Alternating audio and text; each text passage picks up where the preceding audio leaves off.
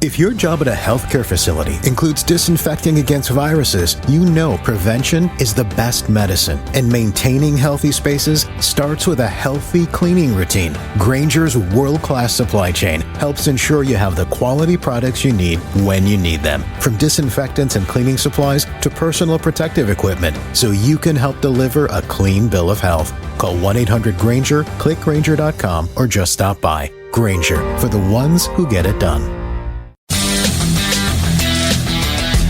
A warm brotherly hello, welcome to lovely Las Vegas for Coast to Coast Hoops with myself, Greg Hoops Peters, and now part of the VSiN Family Podcast. We've got an excellent podcast for you.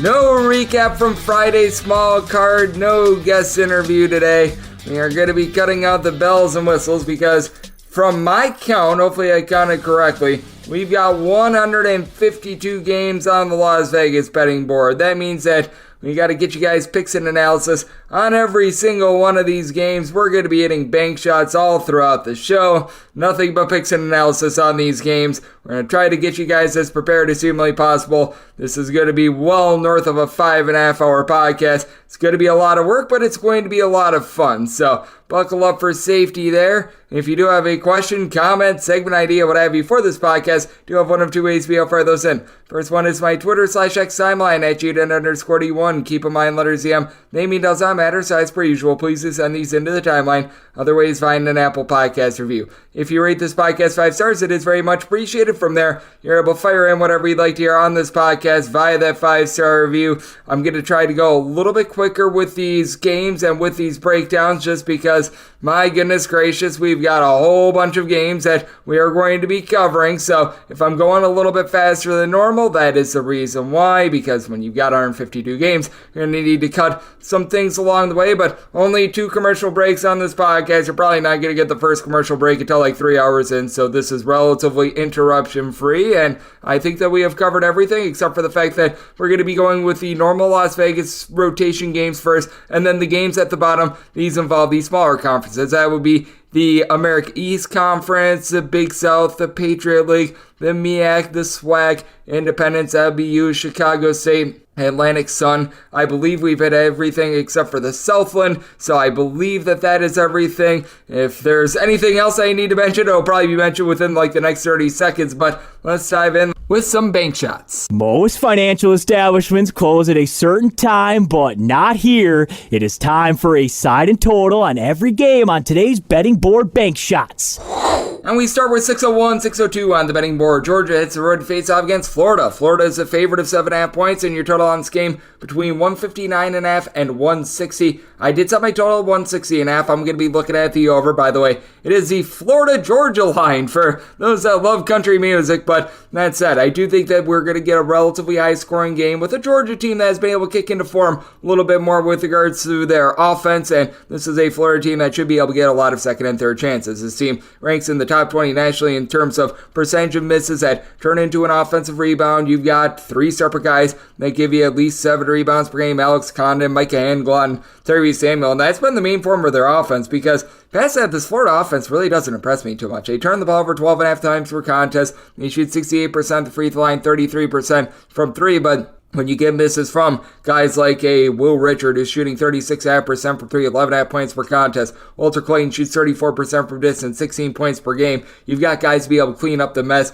but you do have a Georgia team that they themselves have been able to get a lot of production out of Noah Thomason, Elon Jabari, Abdul Rahim. They've been able to combine for about 26 points per contest, with Abdul Rahim shooting about 40.5% from 3-point range. This is a Georgia team that does a relatively solid job of being able to keep things clean with about 11.5 turnovers per game. They're an okay rebounding team. They're not an amazing rebounding team, but they do a solid job by committee, and this is a Florida team that they're going to give up a little bit from the outside. This is a Florida bunch of, with regards to their 3-point shooting defense, 122nd in all of college basketball. I think that there's going to be real regression with their home and road splits. They're allowing opponents to shoot 38.5% from 3, away from home, and 25% at home. I think that the 3-point shooting defense on the road will improve, and it'll suffer a little bit at home. Meanwhile, this is a Georgia team that they're about 66th in the country with regards to opponents' three-point shooting percentage, but this is a Florida team playing at warp speed. They're in the top 60 nationally in terms of total possessions per game, and Georgia's right around about 100th as well. This has been a Georgia team that has been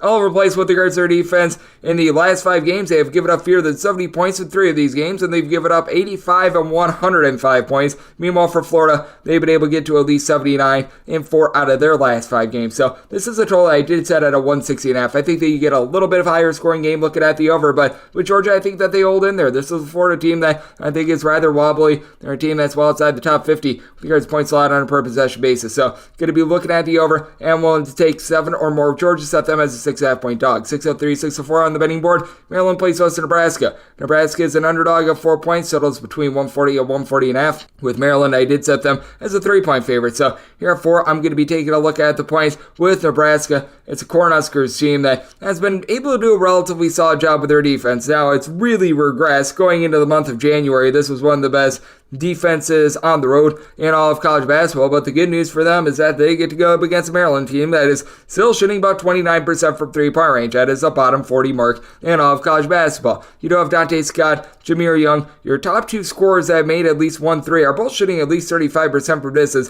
One other guy on the roster shoots north of 32% from 3-point range, and Young is having to do a little bit of everything. 4 assists, 4.5 rebounds, 21 points, steal and a half per contest for a Maryland team that has been tremendous with their defense. They're a top 30 team in terms of points allowed on a per possession basis, and even though Maryland is about 160th with regards to opponents' 3-point shooting percentage, which actually goes up to 37.4% at home, they don't allow a lot of 3-point shots. They run you off the arc. They're a top 10 team in all of college basketball in terms of percentage of shots that come from 3-point range, so they don't allow a lot of those. Meanwhile, it is a Nebraska team that has Casey Shomanaga being able to supply about 14 points per contest. He's been able to shoot about 38% from 3-point range. I do think that Rink Mass going to be able to keep this team very lively. 13.5 points, 8.5 boards, 3 assists, going up against someone in Julian Reese, who's been able to give you about 9 or so rebounds per contest. Dante Scott has a little bit of versatility for Maryland, but thought that he'd be able to give you a little bit more this season, but when it comes to this Nebraska team, it's a pretty well-rounded bunch. With regards to their rebound rate, they've been able to do a nice job on that front. I'm not saying they're supreme, but they're about 81st in all of college basketball. I do think that they're going to be able to get some good facilitation in this one, but able to get about 3 assists per contest out of Bryce Williams, shooting 37.5% from 3-point range. And it's a Maryland team that has been tremendous with their defense. Offense really leaving something to be desired. Going up against a Nebraska team that they have gone to at least 75 points in each of their last 5 games, but this has been a defense that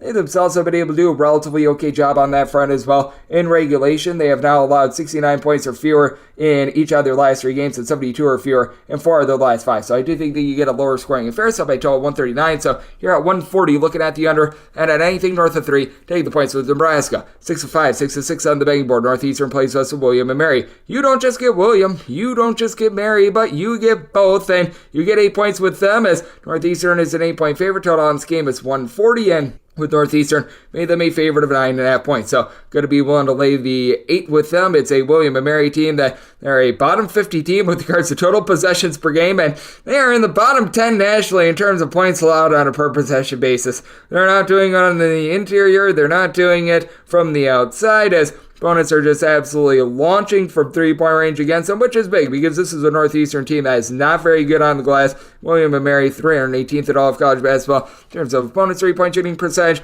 allowing opponents to shoot 39.5% from distance in a roadside shoot-your-corner environment. Though I will say this is a Northeastern team that is outside the top 275 themselves in terms of points allowed on a per possession basis, and for Northeastern, 346th in all of college basketball in terms of their opponents' 3-point shooting percentage, allowing opponents to shoot 38.5% from 3 at home against them. Gabe Dorsey has been solid for William and Mary. He and Trey Moss been able to combine for about 27 points per contest. Dorsey, your main shooter, at 40% from distance. You've also been able to get about 36% 3-point shooting, throwing there about 7.5 points, 2.5 assists out of Charlie Williams. He's been able to step up a little bit for this bunch. William and Mary really doesn't have a lot down low due to the injury to Noah Collier. The team is well outside the top 250 with regards to rebound rate, but Northeastern doesn't have a ton of rebounding either. They had Chris Doherty, but he missed her do it all for the team. 3 assists, 6.5 boards, 12.5 points, tries to pop threes, but only shoots them at a 24% clip. And to the advantage of William & Mary, they face off against a squad in Northeastern that's only shooting about 31% from three-point range, but Northeastern still the far superior team on the glass. They rank 69th in the country with regards to rebound rate, despite the fact that Doherty is the only guy on the roster that gives you north of 5.1 rebounds per game.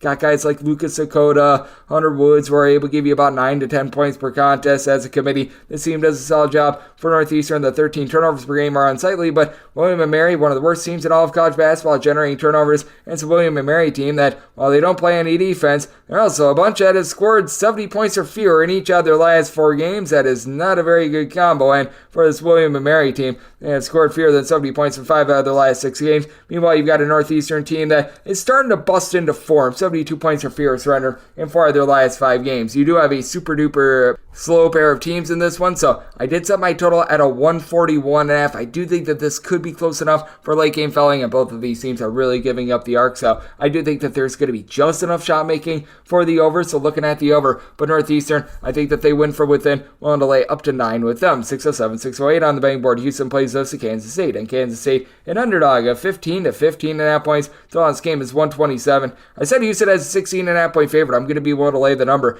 It's a Houston team that's number 1 in all of college basketball in terms of points allowed on a per possession basis. This is an offense that does leave a little bit of something to be desired, but I feel like this Kansas State team is fool's gold. They had to get taken overtime at home against the likes of Oral Roberts, North Alabama. They're just pulling games out of their rear end, and I just don't think that this game is going to be close enough for them to be able to do so. This is a Kansas State team that has been able to get some production out of a pair of guys in Tyler Perry, along with Cam Carter in the backcourt. These 2 guys been able to combine for about 31 points per contest, but they're shooting above 32% from 3. It's a Kansas State team as a whole. They're shooting 31.7% from the outside. They're turning the ball over 15 times per contest, and I do like Arthur Kaluma. He, along with David Ngessen, both give you 7.6 rebounds per game. Kaluma, 15 points on 40% three-point shooting. He's been able to do a rock-solid job, but this is not the same Kansas State team that we've seen in past years on offense. 165th in all of college basketball in terms of points scored on a per possession basis, and Houston, they're giving up more than 25 points fewer per 100 possessions at home rather than in a road/shoot-to-court environment, and you're just getting nothing by Houston from beyond the arc. They're allowing opponents at home to shoot 26.2% from three-point range. Now, to the credit of Kansas State, they have been a much better defensive team this season as well. For Kansas State, they're shooting from three-point range only about 31.5% themselves, but they're allowing opponents to shoot 31.5% from three-point range, including 29.3% in a road/shoot-to-court environment. So they've done a good job of being able to lock down there. They're not allowing a lot of second chances, but this is a Houston team that they'll just come at you with so many waves in the backcourt. You've got LJ Cryer, who's able to give you 18 points per contest, shoots in the high 30s from three-point range. When it comes to Houston, you've got Jamal Shedd as well, who does a tremendous job being the floor general out there. He gives you about 10 or 11 points per game, but he also chips in there north of 4.5 assists. He gives you north of 2 steals. He does a very good job of just calling for whatever the game needs. If he needs a score, he'll score. If he needs a pass, he'll pass. If you need defense, he'll play defense. And then with Houston, they don't commit silly turnovers. 9.1 turnovers per game. In terms of turnovers on a per possession basis, that is a top 20 mark in all of college basketball. You throw in there someone like a Damian Dunn who's able to get her done, give you about 8 points per contest. Jamal Roberts is able to do a solid job down low. And with regards to rebound rate as well, Houston always won the best in all of college basketball and not allowing second chances. You take a look at their overall rebound rate this year, and they're once again towards the top of all of college basketball, clocking in number 15 in the country. And for Kansas State, they've been much better with regards to being with the boards this season. They're right around about 72nd, but they just don't compare in this spot. I do think that for Kansas State, they close results that they've been able to get, those are going to be fading away. They're not going to be able to pull this one out. I did set Houston as a 16.5 point favorite. I think they just maul on the glass, so I'm going to be willing to lay the number in. Did set my total at 127.5. This is a Houston team that, while they pride themselves on defense, this has been a team that's been able to do a better job on offense as well. They've gone to 75 plus points in 2 of their last 3 games, and this is a Kansas State team that they themselves have now been able to get to at least 67 points. Doesn't sound like much in 4 of their last 5 games. I think we went just a touch too low. We're going to have the 127 over and want to lay up to 16 with Houston. 609, 610 on the betting board. Louisville plays those to Virginia. Virginia is a 7.5 point favorite. Your total on this game is 129.5. With Virginia, I did set them as a favorite of 7 points. So here at 7.5, I'm going to be willing to take those points with Louisville. It is a Louisville bunch that has been really rough with regards to their defense. Outside outside the top 200 in terms of points allowed on a per possession basis, but all of a sudden they're getting more out of Mikey James. James has really been able to elevate this offense, shooting 40% from 3-point range, 14 points, 5.5 rebounds per game, and they've got a modicum of rebounding. Louisville is actually the better rebound rate team in this game, as they've got Brandon Huntley-Hatfield, who's able to give you about 8.5 rebounds per game out of their top 4 scorers. 3 of them do supply you with at least 5 rebounds per game, and for Virginia, Ryan Dunn is the only guy getting her done on glass. He's the only guy on the roster that gives you north of 4 rebounds per game. It is a Virginia team that is currently 214th nationally with regards to rebound rate, but it takes a precipitous fall off in a roadside stretch court environment. They are a bottom 10 team in the country with regards to rebound rate when they leave home, and they're just not the same team from 3-point range away from home as well. They're shooting darn near 40% from 3-point range at home, below 33.5% in a roadside stretch court environment. Now, they are a top 20 team with regards to turnovers forced on a per possession basis, going up against a Louisville team that is turning the ball over 12 times per contest. You've got Dunn, who I mentioned before, along with Reese Beekman, providing about 4.1 steals per contest. They combined about 22.8 points between the two of these gentlemen, and Isaac McNeely along Jacob Groves. They're both still shooting north of 42% from 3, but now out of your top 5 scorers, 3 of them are shooting below 31% from distance. That's a little bit of a concern, and outside of your main 4 scorers, you don't have anyone else that gives you north of 5.2 points per contest. Virginia does a good job taking care of the ball in that turnovers per game, and it is still a Louisville team that is currently under not such great coaching, to say the least. That's very, very spirited to say, but that's that for Louisville. I do think that they're going to be able to hold in there on their own floor, and this is a little bit of a revenge spot. These two teams, they hooked up a little bit earlier in the campaign. It was a spot where Virginia won at home by a count of 77-53 in that game. Virginia shot 11 of 26 from 3-point range, and they won the turnover battle 8-3. I think that Louisville does a little bit of a better job on the glass, and they hold in there in a game that I think is going to be a bit of a low-scoring slog, as Virginia, once again, in the bottom 20 with regards to total possessions per game, did set my total at 125 as a result. I'm going to be taking a look at the under. I think that Virginia has a little bit of a rougher time on offense than they did the first time around when they scored north of 75. So, looking at the under, and I'm going to be willing to take 7.5 or more here with Louisville. 6-11, 6-12 on the betting board. Boston College is going to be on the road facing off against Notre Dame, and Notre Dame does find themselves as a underdog of 2 to 3 points. Total on this game between 134.5 and 135. And when it comes to this Boston College bunch, I did set them as a favorite of 2 points. So here at the 3, I'm going to be willing to take the points with Notre Dame. This is a Notre Dame squad that has really been doing a nice job of locking down with their defense. A top 75 team with regards to points allowed on a per possession basis. They allowed north of 70 points for like the second time in their last 10 games when they went up against Miami. I mean, they were able to actually hold in that game relatively well given all the circumstances, as it's a Notre Dame team that's in the top 100 with regards to opponent's 3-point shooting percentage. Just a Notre Dame team that can't hold on to the ball. Right now, in terms of turnovers on a per possession basis, a bottom 75 team in all of college basketball, with Marcus Burton is 4.3 turnovers per game among qualifying Division I players. That leads the country, and that is not a place where you do want to be leading the country. Now, I will say this about Notre Dame. Each of their top 3 scorers are shooting at least 81% of the free throw line. With Burton, he's the main man. He gives you 4 assists, 16 points, steal and a half per contest, and then J.R. Kozensky along with Brandon Shrewsbury.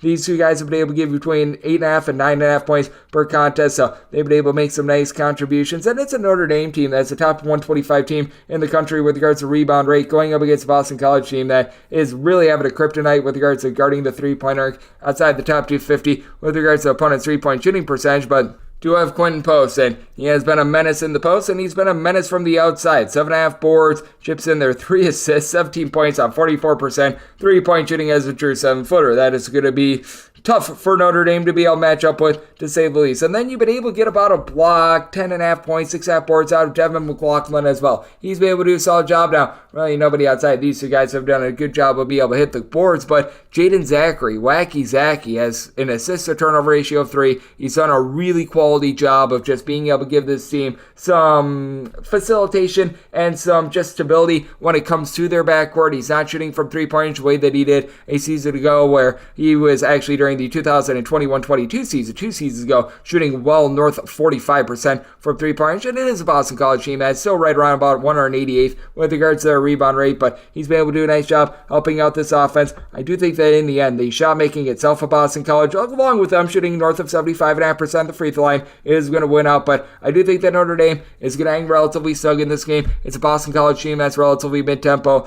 Notre Dame, in terms of total possessions per 40 minutes, they're a bottom 40 team in all of college basketball. So I do think that this is once again going to be a Notre Dame slog, as it's a squad that in regulation, so take out the overtime session, this is a team that has not gotten past a 65-point plateau really since the month of December. I think the last time that they were able to do so, you have to go all the way back to when they played against Western Michigan, and I foresee the same thing here. I think that's a first 62, 63 game wins. I set my total at a 132. Could get some late game fouling to be able to help out with this total, but looking at the under and at north of 2, going to be taking a look at the points with Notre Dame. 6-13, 6-14 on the betting board. Georgetown, it's a road face off against Providence. Providence, an 11 to an 11.5 point favorite. Totals between 142 and 143.5.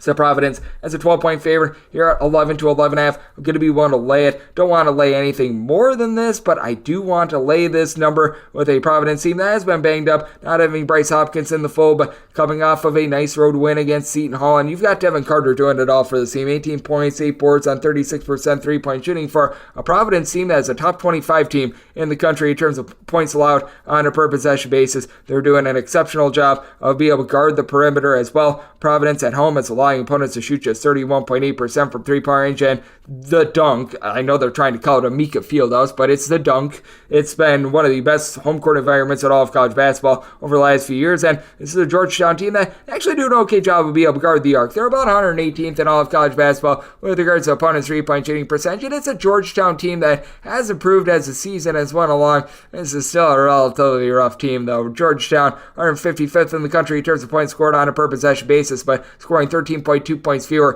per 100 possessions in a roadside shoot-court environment rather than at home. When it comes to their road defensive efficiency, they're well outside the top 200 with that regard as well, so leaves a lot to be desired other than Supreme Cook. Great name. He's been able to give the team right around 8.5 rebounds per game. You just don't have a lot down low. Jaden Epps has carried the offense with 19 points on about 34% three-point shooting, and all in all, it is a Georgetown team that they do shoot about 34.5% from the outside, but Jake Heath, after he was a double-figure scorer last few seasons, he has taken a bit of a fall off. He's now shooting just 33.5% from three-point range, has been very hot and cold, has given the team 9+ points each of the last 4 games, but he's not been reliable this far this season. Rowan Brumba has been able to give you about 2.5 assists, but he turns the ball over a little bit as well. It's Providence team I think is going to once again just do a solid job with regards to their defense. They've now given up 70 points or fewer in 3 of their last 5 games. Offense has been a little bit more of a work in progress for them, but this is also a Georgetown team that has been getting lambasted recently on defense. 80+ points surrendered in each of their last 3 games. The game against DePaul was able to be a nice little slump buster for them, but if you take out that game that they played against DePaul, this team has now given up 70+ points in 7 out of their last 9 games. So I do think that Georgetown really going to be up against it against a Providence team that is so good at home. They are another one of those teams that does have those very demonstrative home and road splits with regards to this Providence defense in terms of points allowed on a per possession basis. They are giving up about 6.5 points fewer per 100 possessions at home rather than in a roadside shoot-court environment. They should be able to lock down on defense with their overall rebounding by committee in a game I think is going to be a little bit lower scoring. I am going to be taking a look at the under in this spot. I did set my total at a 142, and when it comes to Providence, want to lay up to 11.5 with them. 6-15, 6-16 on the betting board. Duquesne is going to be playing us Fordham. Fordham is an underdog of 9 points. Total on this game is 143.5. I did set my total at 145. I'm looking at the over. It's a Fordham team that does rank in the top 100 in terms of total points allowed on a per possession basis. That said, this is a Fordham team that actually plays very quickly. Fordham is in the top 50 with regards to total possessions per game, which I always find to be very befuddling because this is a Fordham team that I feel like they would have much more success if they slowed it down a little bit. You've got someone like an Abdul Sambilia who's able to give you 8.5 rebounds per game. Antrell Charlton doesn't do one thing great, but he does a lot of things solid. He's able to give you right around about 7 points, 3 assists, a few rebounds, a steal per contest. You need him to sell hot dogs at the hot dog stand. He'll do that. And very interestingly with Fordham, they're actually giving up 2.4 points fewer per 100 possessions in a roadside shoot-court environment rather than at home. And they face off against a Duquesne team that is coming off of a nice win against St. Bonaventure. But again, I just don't quite know what this team does well. They rank about 109th in all of college basketball in terms of points allowed on a per possession basis. They're okay, but not great at being able to hit the glass. They're about 220th with regards to total possessions per game. In terms of points scored on a per possession basis, they're not great. They're not terrible. About 202nd, actually scoring about 2.1 points fewer per 100 possessions at home rather than in a roadside shoot-court environment. And I do think that they're going to be a little bit more lively on offense after neither team in their last game got to 55 points, but when it comes to this Duquesne bunch. They do have a nice big two that I do like for this team, as you've been able to have Dede Grant along Jimmy Clark just headline the team with about 34 points per contest. They combined to be able to give you about 5.5 assists with Clark. So they're able to throw in their 2.3 steals per contest as well.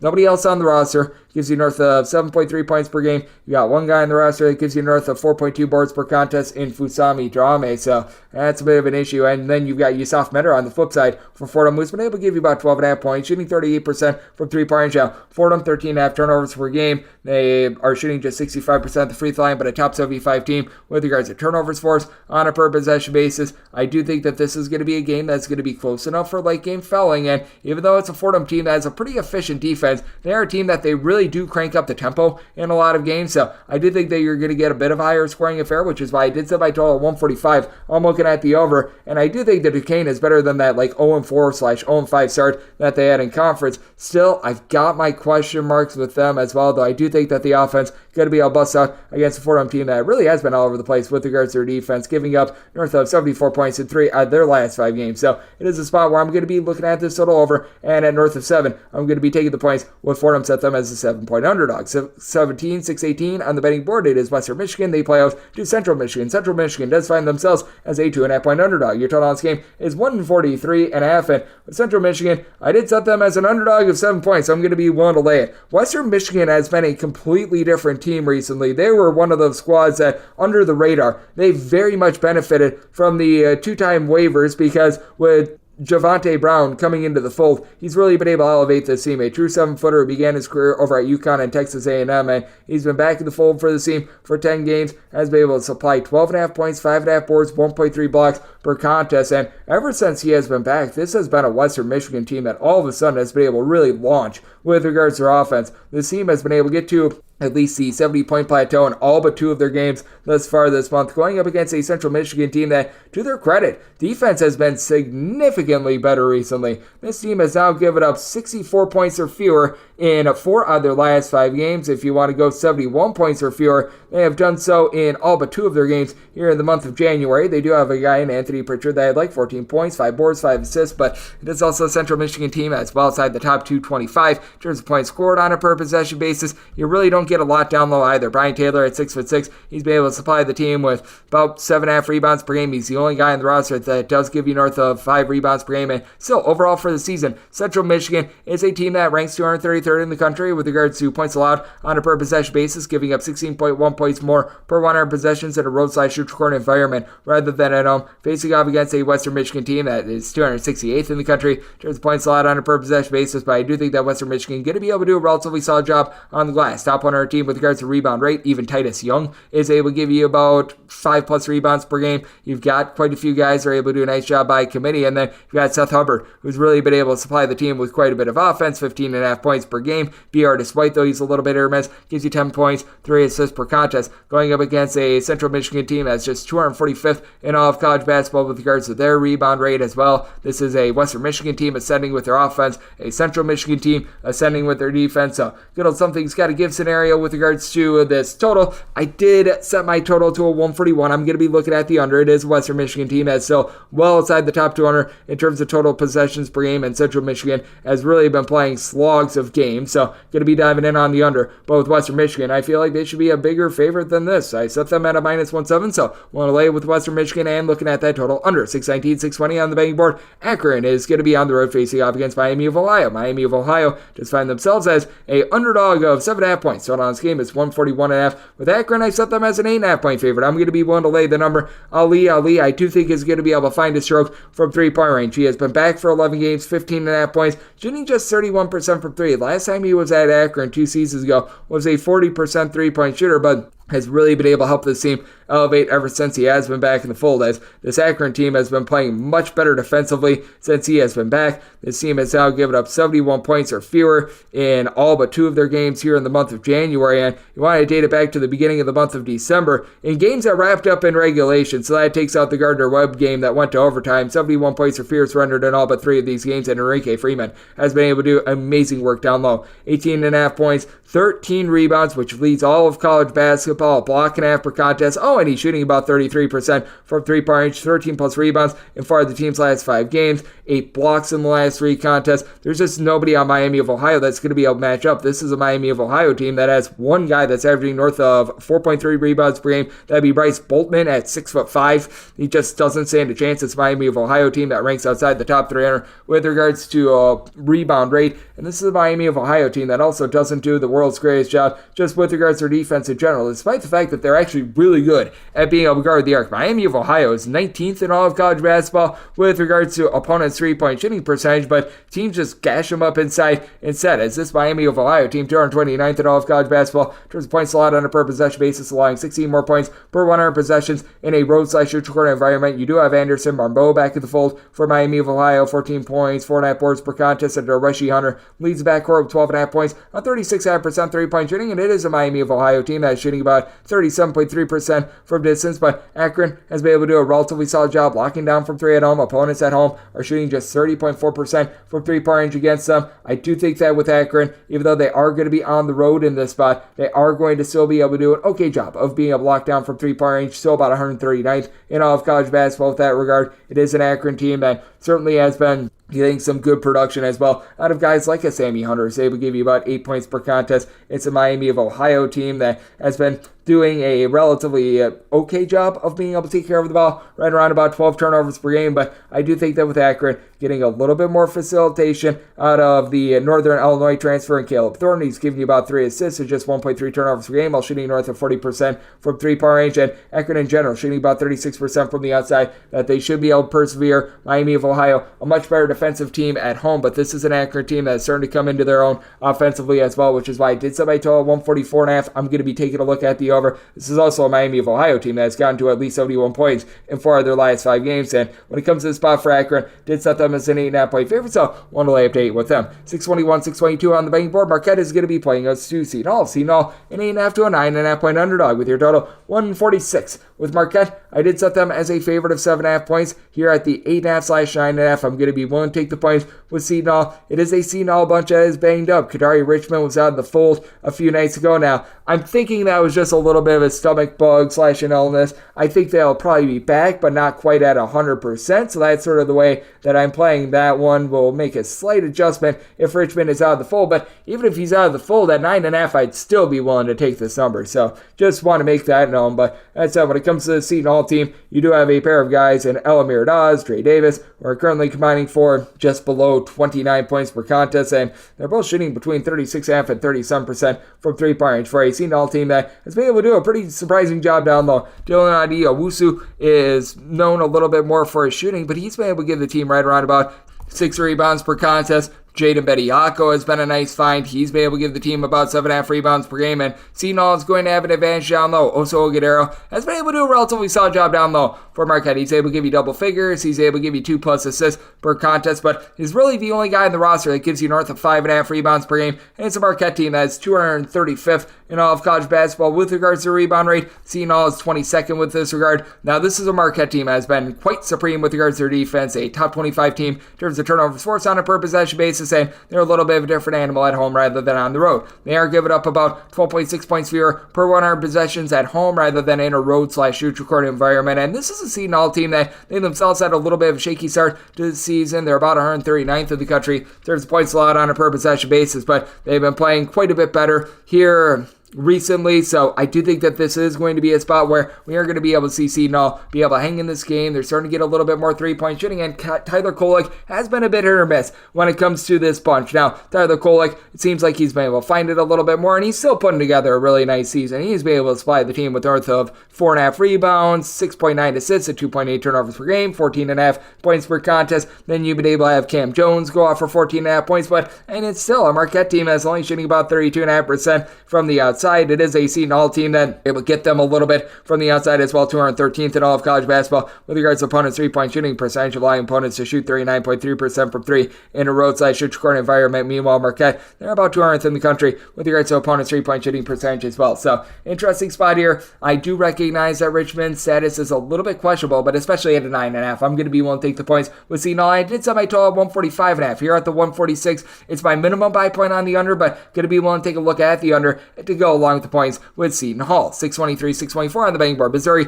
is to face-off against South Carolina, and South Carolina is a 5.5 to a 6.5 point favorite. Your total is between 135.5 and 137, and when it comes to Missouri, I did set them as an underdog of 9 points. I'm going to be willing to lay this number. It's a Missouri team that has just been a mess all season long. This team has been rough with regards to their rebounding, 158th in the country with regards to opponents' 3-point shooting percentage, as well as being outside the top 200 with regards to rebound rate, and they go up against a South Carolina team that they just don't beat themselves. With South Carolina, a top 75 team with regards to points allowed on a per possession basis, they're turning the ball over less than 11 times per contest. They've been able to do a good job of just having everyone know their role as well. Now, this is not a South Carolina team that is going to have that one guy that absolutely lights it up and is going to give you a whole bunch down low, though you do have a nice go-to scorer, Michi Johnson, who's been able to give you about 16 to 17 points per contest, shooting it quite well from 3-point range, but it's just really a whole is greater than the sum of its parts collective for this team to become a top 50 rebound rate team. And for Missouri, they just haven't gotten a lot out of Connor Vanover, and they really haven't given him a lot of minutes.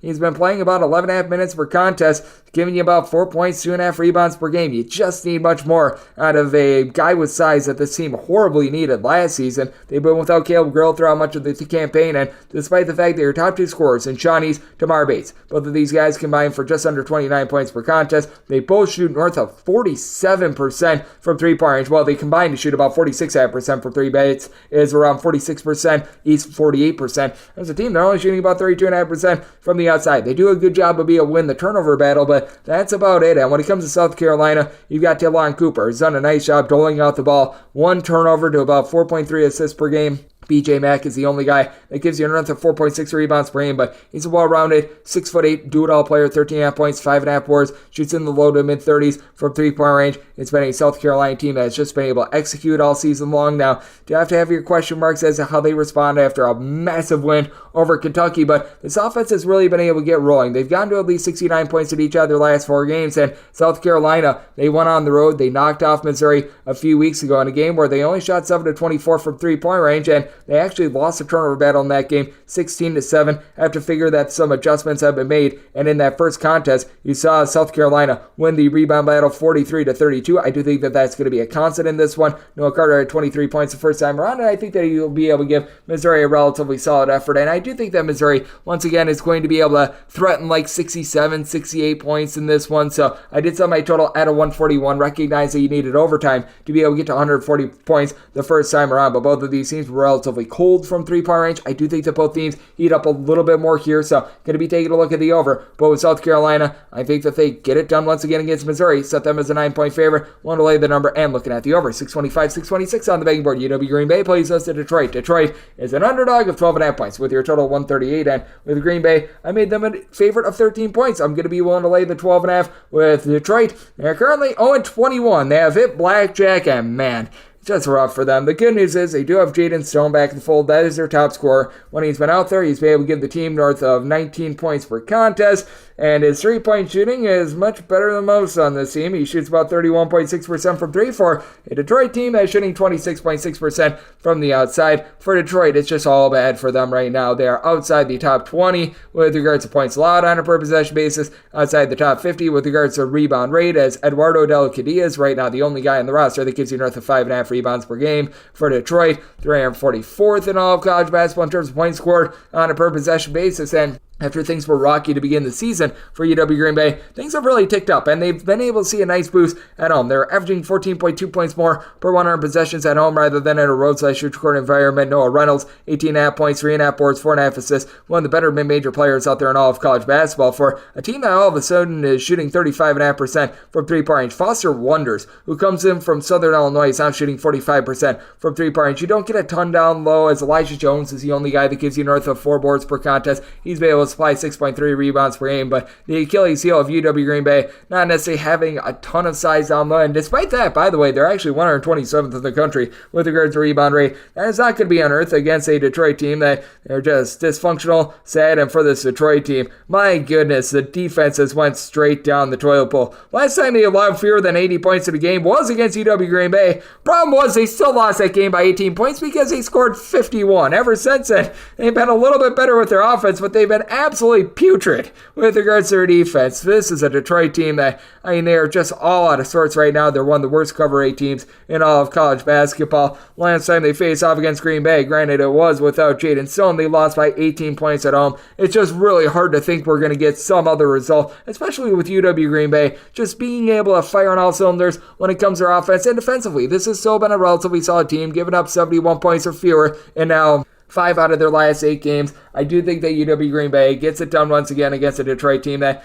at this point is just rudderless, sad, and out of sorts. I did set my total at a 139. I do think that Detroit is going to show a little bit more of a modicum of defense here, but they set this total at 138 on the opener. Was a little bit surprised there. I thought that this was going to certainly be north of 140, but here at the 138, I'm going to be willing to go over with the way that Detroit is playing defense, and with UW Green Bay, a little late to 12.5 with them. 627, 628 on the betting board. It is Kansas. 8th third face-off against Iowa State. Iowa State, a 3.5 to a 4-point favorite. So this game is between 145 and 145.5. I said Iowa State as a 2.5-point favorite. I'm going to be willing to take the points with Kansas State. I'm also very surprised by this 145 total. This is one that I fully expect to be coming down. I set my total at 136.5. This is an Iowa State team that they're not slugs with regards to their tempo, but by no stretch of imagination is this an Iowa State team that's going to be absolutely running in and gunning it. And this is an Iowa State team that is a top 5 team nationally in terms of points allowed on a per possession basis.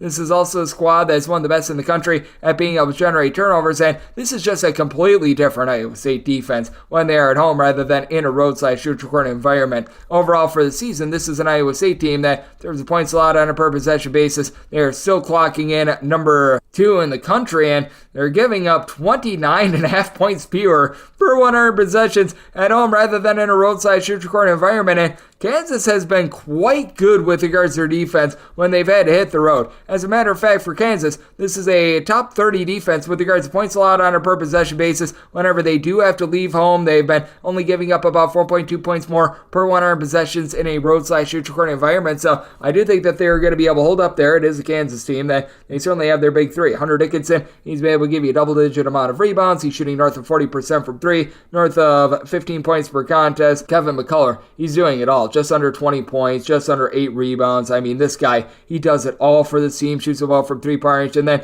DeJuan Harris, he doesn't give you much scoring, but he does a really good job of being able to facilitate. I do think that he's going to allow the team to hold on to the ball better than most opponents against Iowa State. And if there is one place where this Iowa State defense can be had, they're about 159th in all of college basketball with regards to opponents' 3-point shooting percentage. But this is a Kansas team that they're going to do a good job locking down the arc. Opponents are shooting about 32% from 3-point range against them, and this is a Iowa State team that has been dealing with the injuries to Taman Lipsby. So that is something that needs to be factored in a little bit in this spot as well. Now, I do fully expect for you to have a full allotment of guys out there for Iowa State. You saw Lipsby return in the last game, so he should be relatively good to go, but might be more at like 80-85% rather than 100%, as he and Keshawn Gilbert have been able to combine for about 28 points per contest. And Lipsby, well-rounded game, 5.5 boards, 5.5 assists, 3.2 steals, shooting 37% from 3-point range, and it is a team that has Milan Mimosilovic shooting about 40% from 3 with 13.5 points per contest. But when it comes to Iowa State, I do fear how they're going to be able to match up with Hunter Dickinson, because this is a little bit more of a rebound by committee sort of team, and while that's very good for them being number 53 in all of college basketball with regards to rebound rate, just facing off against a 7-footer like that, I do think it's going to be a relatively tough task here. Now, I do think that in the end, Iowa State with Hilton Magic, they're going to be able to get it done, but I do think that this is going to be a nip and tuck game, and I certainly think that this total is too high at a 146. I'm going to be taking a look at the under. I probably should have made this a write-up, in all honesty, but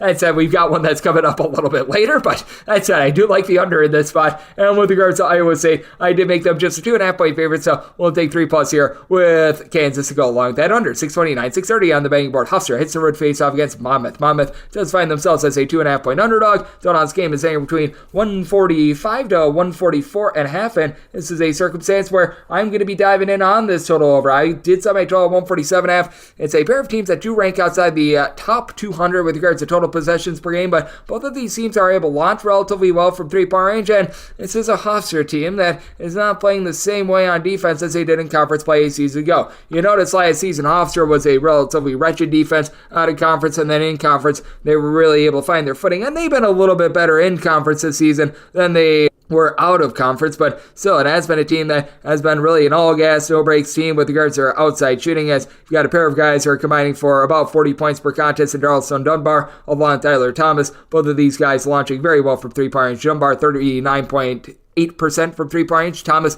more around 35% from the outside. You've been able to have Thomas give you about 5 boards, 3.2 assists per contest, but other than Dunbar and Thomas, you don't really have anyone other than Jakob Fritz that's able to give you a rebound on this team, and I do think that that's going to be a bit of an issue. Not that Monmouth is some sort of an amazing rebound rate team, as they're a team that is clocking in currently about 238th with regards to rebound rate. If you noticed a few seconds ago, yes, I did kick the table. That'll happen when you're breaking down 152 games, but that's when it comes to this Hofstra team, they are a team that ranks as 305th in all of college basketball with regards to their rebound rate. They do a solid job taking care of the ball. Only about 11 turnovers per game, but they don't generate a lot of steals, since Juan Carlos, who's been able to give you about 6.2 assists, 1.6 steals, shoots about 35.5% from three with 11 points per contest, but Carlos, Dunbar, Thomas, they're all double-figure scorers. Nobody else gives you north of 6.1 points per contest. Monmouth, a little bit of a top-heavy team themselves. Xander Rice, 21.5 points, 3 assists on 37% three-point shooting. You've only got two other guys who give you north of 7.5 points per contest, but those guys, Jack Collins, along Nikita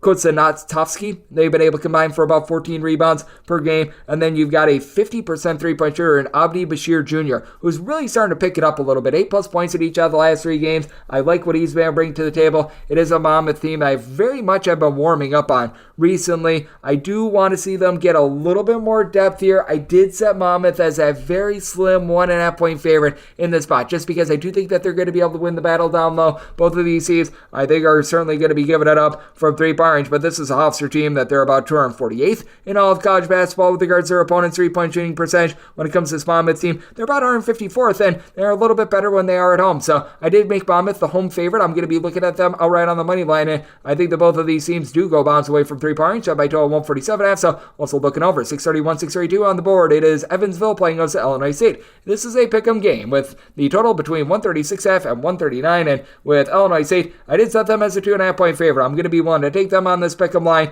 It's an Illinois State team that is relatively solid on defense. The offense is very much a work in progress, and for Illinois State, if you do have bugaboo with this team, they are about 223rd in all of college basketball with regards to opponent's three-point shooting percentage, but this Evansville team just has not been the same without Ben Humoriches. He was really a solid player for the team throughout the beginning part of the season, averaging 16+ points per contest. He was by far their top scorer, and ever since he's been out of the fold, this Evansville team has went straight to mush. You've got Yasan Toomey, who's able to give you about 11 points, 6.5 rebounds per game, doing an okay job down low for an Evansville team that outside of him, you really don't have a lot in the post. Kenny Strawbridge has been able to give you a double-figure amount of points, chips in there about 4 boards per contest, but you can tell that without Humoriches, this is just a completely different team. Evansville also 277th in the country with regards to rebound rate. Not that Illinois State is magical with regards to their rebound rate, but they're about 111th. They do a good job by committee. Miles Foster has been able to give you about 7 boards per contest. It's an Illinois State team that's rough with their three-point shooting percentage. They shoot about 28% from distance, but the good news is Evansville, they're 310th in the country at opponent's three-point shooting percentage defense. So there should be some open looks there. Dalton Banks has been able to give you about 35% three-point shooting, and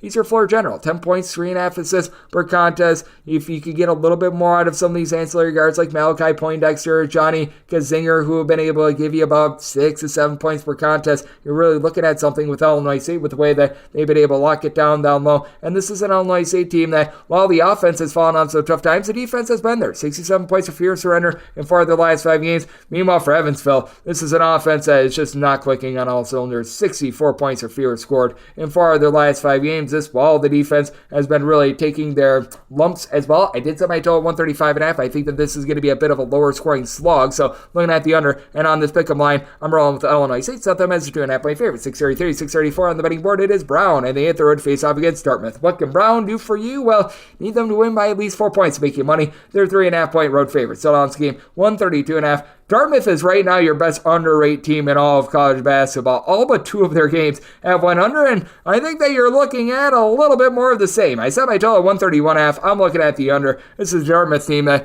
they're just getting absolutely nothing on offense from their backcourt. Ryan Cornish was a double-figure scorer last season. He's now giving you about 7 points per contest. He's sort of been in and out of the fold, and he's been dealing with injuries over the last few weeks. He might not be able to go in this one. Dusan Niskovich, Brandon Mitchell-Day are a pair of guys that have missed 4+ games already this this season. I expect both of these guys to be out there on the floor, but they've both been not necessarily themselves recently as well. You're getting between the two of them about 25 points, 10.5 boards, but for this Dartmouth team, among guys that have been able to give you at least 1 point per game. Yes, I have to use that disclaimer. You've got one guy in the roster shooting north of 32% for three-point range. That'd be the 41.5% three-point shooting of Jaden Williams. He's been able to do a relatively solid job with about 8.5 points per contest, and he just went down with an injury against Princeton about a week and a half ago. So, man, it's not good. Meanwhile, you've got a Brown team that was one of the best mid-major defenses in all of college basketball last year. They're not well outside the top 175 in terms of points allowed on a per-possession basis, but they should dominate down low. Nana, Owusu, Anane, Kalu, Ania, these two guys have been able to combine for about 14 rebounds per game.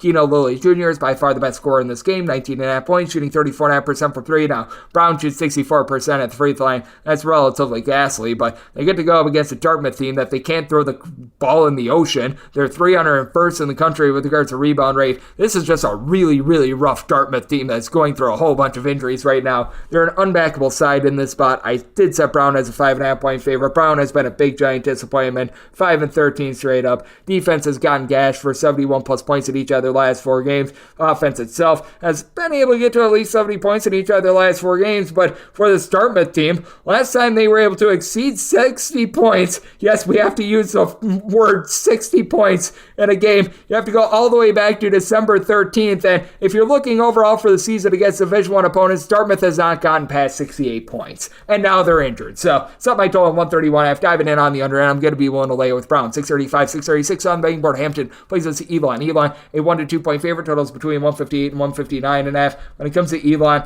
I did have to make them the favorite of 2 points in this spot. So here at a 1, I'm going to be willing to lay the number. It's an Elon team that is wretched on defense. They are well outside the top 300 in terms of points allowed on a per possession basis. And it is an Elon team that's starting to dry up with their 3-point shooting percentage that was so hot towards the beginning part of the season.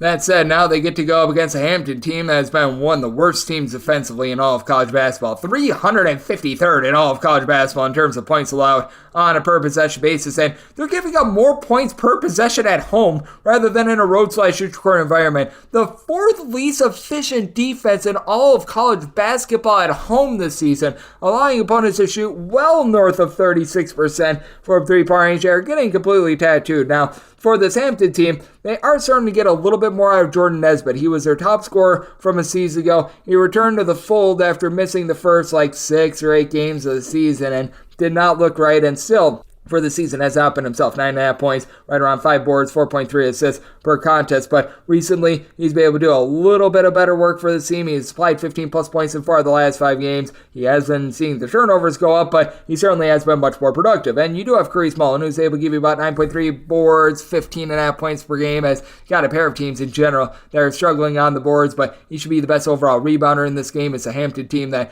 is about 308th in all of college basketball with regards to rebound rate. Elon hovering right around about 256. But for Elon, you do have a big 4 with this team. TK Simpkins, Rob Higgins, Max McKinnon, along with Nick Dorn. They all give between 9.8 and 12.2 points per contest. With McKinnon, Higgins, and Simpkins, they've been able to combine for about 8.5 assists per contest. And McKinnon and Higgins are both shooting north of 38% from three-point range. As a whole, Elon has been able to shoot about 36.5% from the outside with about 11.8 turnovers per game. And it is an Elon team that is just consistently giving up points right now. Elon has allowed at least 78 points in each of their last 5 games. Meanwhile, you've got a Hampton team that they themselves have gotten tattooed for at least 80 in each of their last 4. Both of these offenses, though, are quite struggling, though I will give a little bit of credit to Hampton, despite the fact that overall for the season, the offense has been brutal. They've gotten to at least 75 points in each of their last 4 games. That said, I do think that Elon going to get it done in a game that I think is going to be seeing plenty of scoring in this one. I said Elon as a 2-point favorite, so want to lay the 1. Did some I told 154. I do think that we're going to see a little bit of regression with regards to Elon's 3-point shooting come to the forefront once again, and this is a Hampton team that they themselves, I do think that they're going to have a little bit of a tough time in terms of just being able to get things formulated against an Elon team that has been playing a little bit more slowly. Elon outside the top 200 with regards to total possessions per game. So did some I told 154. Looking at the under, and with Elon, want to lay up to 1.5 with them. 637, 638 on the betting board. It is Bowling Green on the road facing off against Toledo. Toledo does find themselves as a 6-point favorite, and your total is 155.5. With Toledo, I did set them as a favorite of 7 points. So here are the 6 I'm going to be willing to lay it. It's a Bowling Green team that I've been very warm on for really the entire entirety of the season, but I do think that it's a real rubber meets the road sort of scenario. And for Toledo, this defense has actually been a whole heck of a lot better recently than they have been really the last few seasons. Like, the last few seasons, you knew that Toledo was going to give you scoring, but you knew that this defense was going to be absolutely ghastly. How about this for Toledo? They've now given up 73 points or fewer in 4 straight games and 75 points or fewer in 6 straight. Considering they're a relatively up-tempo team, that's actually not too bad. You've got Raheem Moss along Tyler Cochran combining for about 29.5 points, 12 boards. They aren't a team that is going to have necessarily the world's greatest, I guess you'd call it, turnover ratio or anything like that on defense, but on offense, they protect the ball. They only turn the ball over 11 times per contest, and I will say, each of their top 3 scorers have been able to generate at least a steal and a half per contest, as you do have your main three-point shooter in Dante Maddox, who shoots about 40% from 3, generating a steal and a half to go along with his 15.5 points per contest. It's a little bit of a top-heavy team, going up against a Bowling Green team that they have had their issues with regards to being able to stroke it from 3-point range at 31.5% from distance, so you do have Rashawn Agee along with Trey Thomas being able to give you both 12.5 points per contest apiece. AG, 9 boards, both shoot 36+% from 3-point range. Jason Spurgeon, 6 boards, 11.5 points per game. It's a Bowling Green team that I think is going to be able to win the battle down low, a top 125 team with regards to rebound rate, but this is a Toledo team that is far more advanced with regards to their offense, and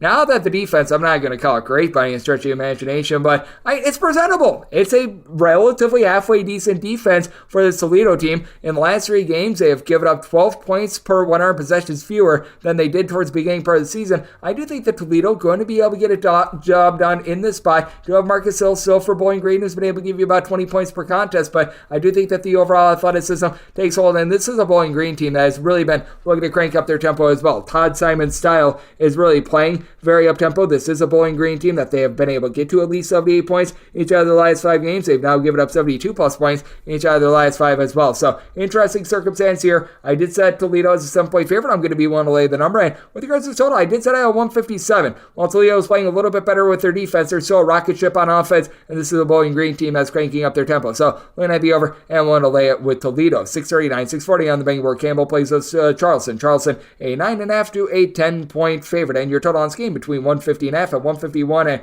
with Charleston, I did set them as a favorite of 8 points. Here between 9.5 and 10, I'm going to be willing to take the points. It is a Campbell team that is going to slow you down and just stick you in the mud. For Campbell, bottom 30 team in the country with regards to total possessions per game, and when it comes to Charleston, they were playing relatively mid-tempo towards the beginning part of the season. They've been speeding up quite a bit recently, though. 82nd now in the country with regards to total possessions per game, and this just isn't the same Charleston team that we've seen in past years. This team is outside the top 150 in terms of points allowed on a per-possession basis. They're really not generating a lot of turnovers. They're about 54th in the country in terms of points scored on a per-possession basis, and to their credit, they travel quite well. They're only scoring 3 points fewer per 100 possessions in a road/neutral environment rather than at home, and if you just take a look at road offensive efficiency, this team is in the top 35 in the country with that regard, but you're just not getting a lot down low other than Ante Brazovic being able to give you about 6 or so rebounds per game, and with this Campbell team, Anthony Deloroso, he's been able to do a really good job just providing everything for this team. 18+ points, 6+ boards. He's able to give you 3 assists, but Laurinaitis Vesterius has now been able to give you about 10 points. He's shooting nearly 40% from 3-point range. It's a Campbell team that's just a whole is greater than some of its parts sort of collective. They're not really going to blow you away with regards to any one statistical category. They're about 271st in the country with regards to their rebound rate. They're a team that in terms of points allowed on a per possession basis, about 167th without really any demonstrative home and road splits. But this is a Campbell team I do think is going to be able to do a good job of just not beating themselves. They turn the ball over about 11.5 turnovers per game. It's a Campbell team that is able to do a relatively solid job of guarding the arc as well, especially at home. They're allowing opponents to shoot just 27.8% from 3-point range. This is a College of Charleston team that they always look to launch from 3-point range, and Charleston is about 239th in the country with regards to their 3-point shooting percentage defense. It is a Charleston team that is very much a holes greater than some of its parts collective as well. You do have Rain Smith, who's been really your main 3-point shooter, 11 points per contest, shooting 36.5% from 3, and of your top 5 scorers for Charleston,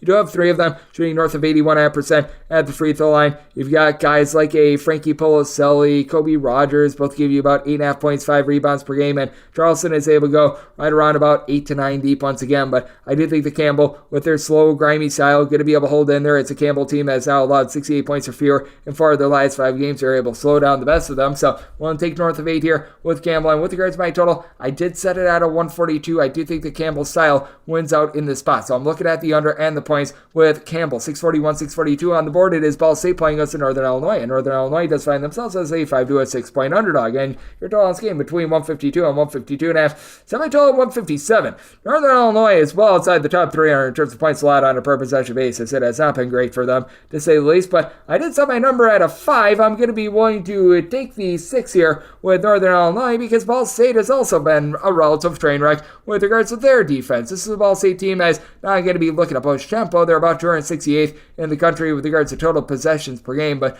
Ball State 247th in the country in terms of points allowed on a per possession basis, and Ball State getting completely gashed from beyond the arc, 279th in the country with regards to opponent's 3-point shooting percentage. Now, you've got a Northern Illinois team that is dealing with a few injuries, and you've got a Ball State team that has been able to have Bashir Jihad really just going to takeover mode. 19 points, 7.5 boards from 3-point range. He's hitting 39% from the outside. Ball State as a whole, they're shooting 37.3% from distance. Each of their top 5 scorers shoot at least 35.7% from 3-point range, as you've been able to have Jalen Anderson along with Davion Bailey be able to combine for, in that neighborhood, about 27.5 points per contest. And for Bailey, he was dealing with a little bit of an injury. He's come back and he's looked better than ever, but Ball State also well outside the top 200 with regards to rebound rate. It's a Northern Illinois team that currently is dealing with an injury to Yannick Conan Niederhauser, though. He has been dealing with quite a few ailments. Just returned in that last game against Toledo. 4 points, 3 rebounds, but did have 4 blocks. That was very good. I expect him to be out there, but not necessarily at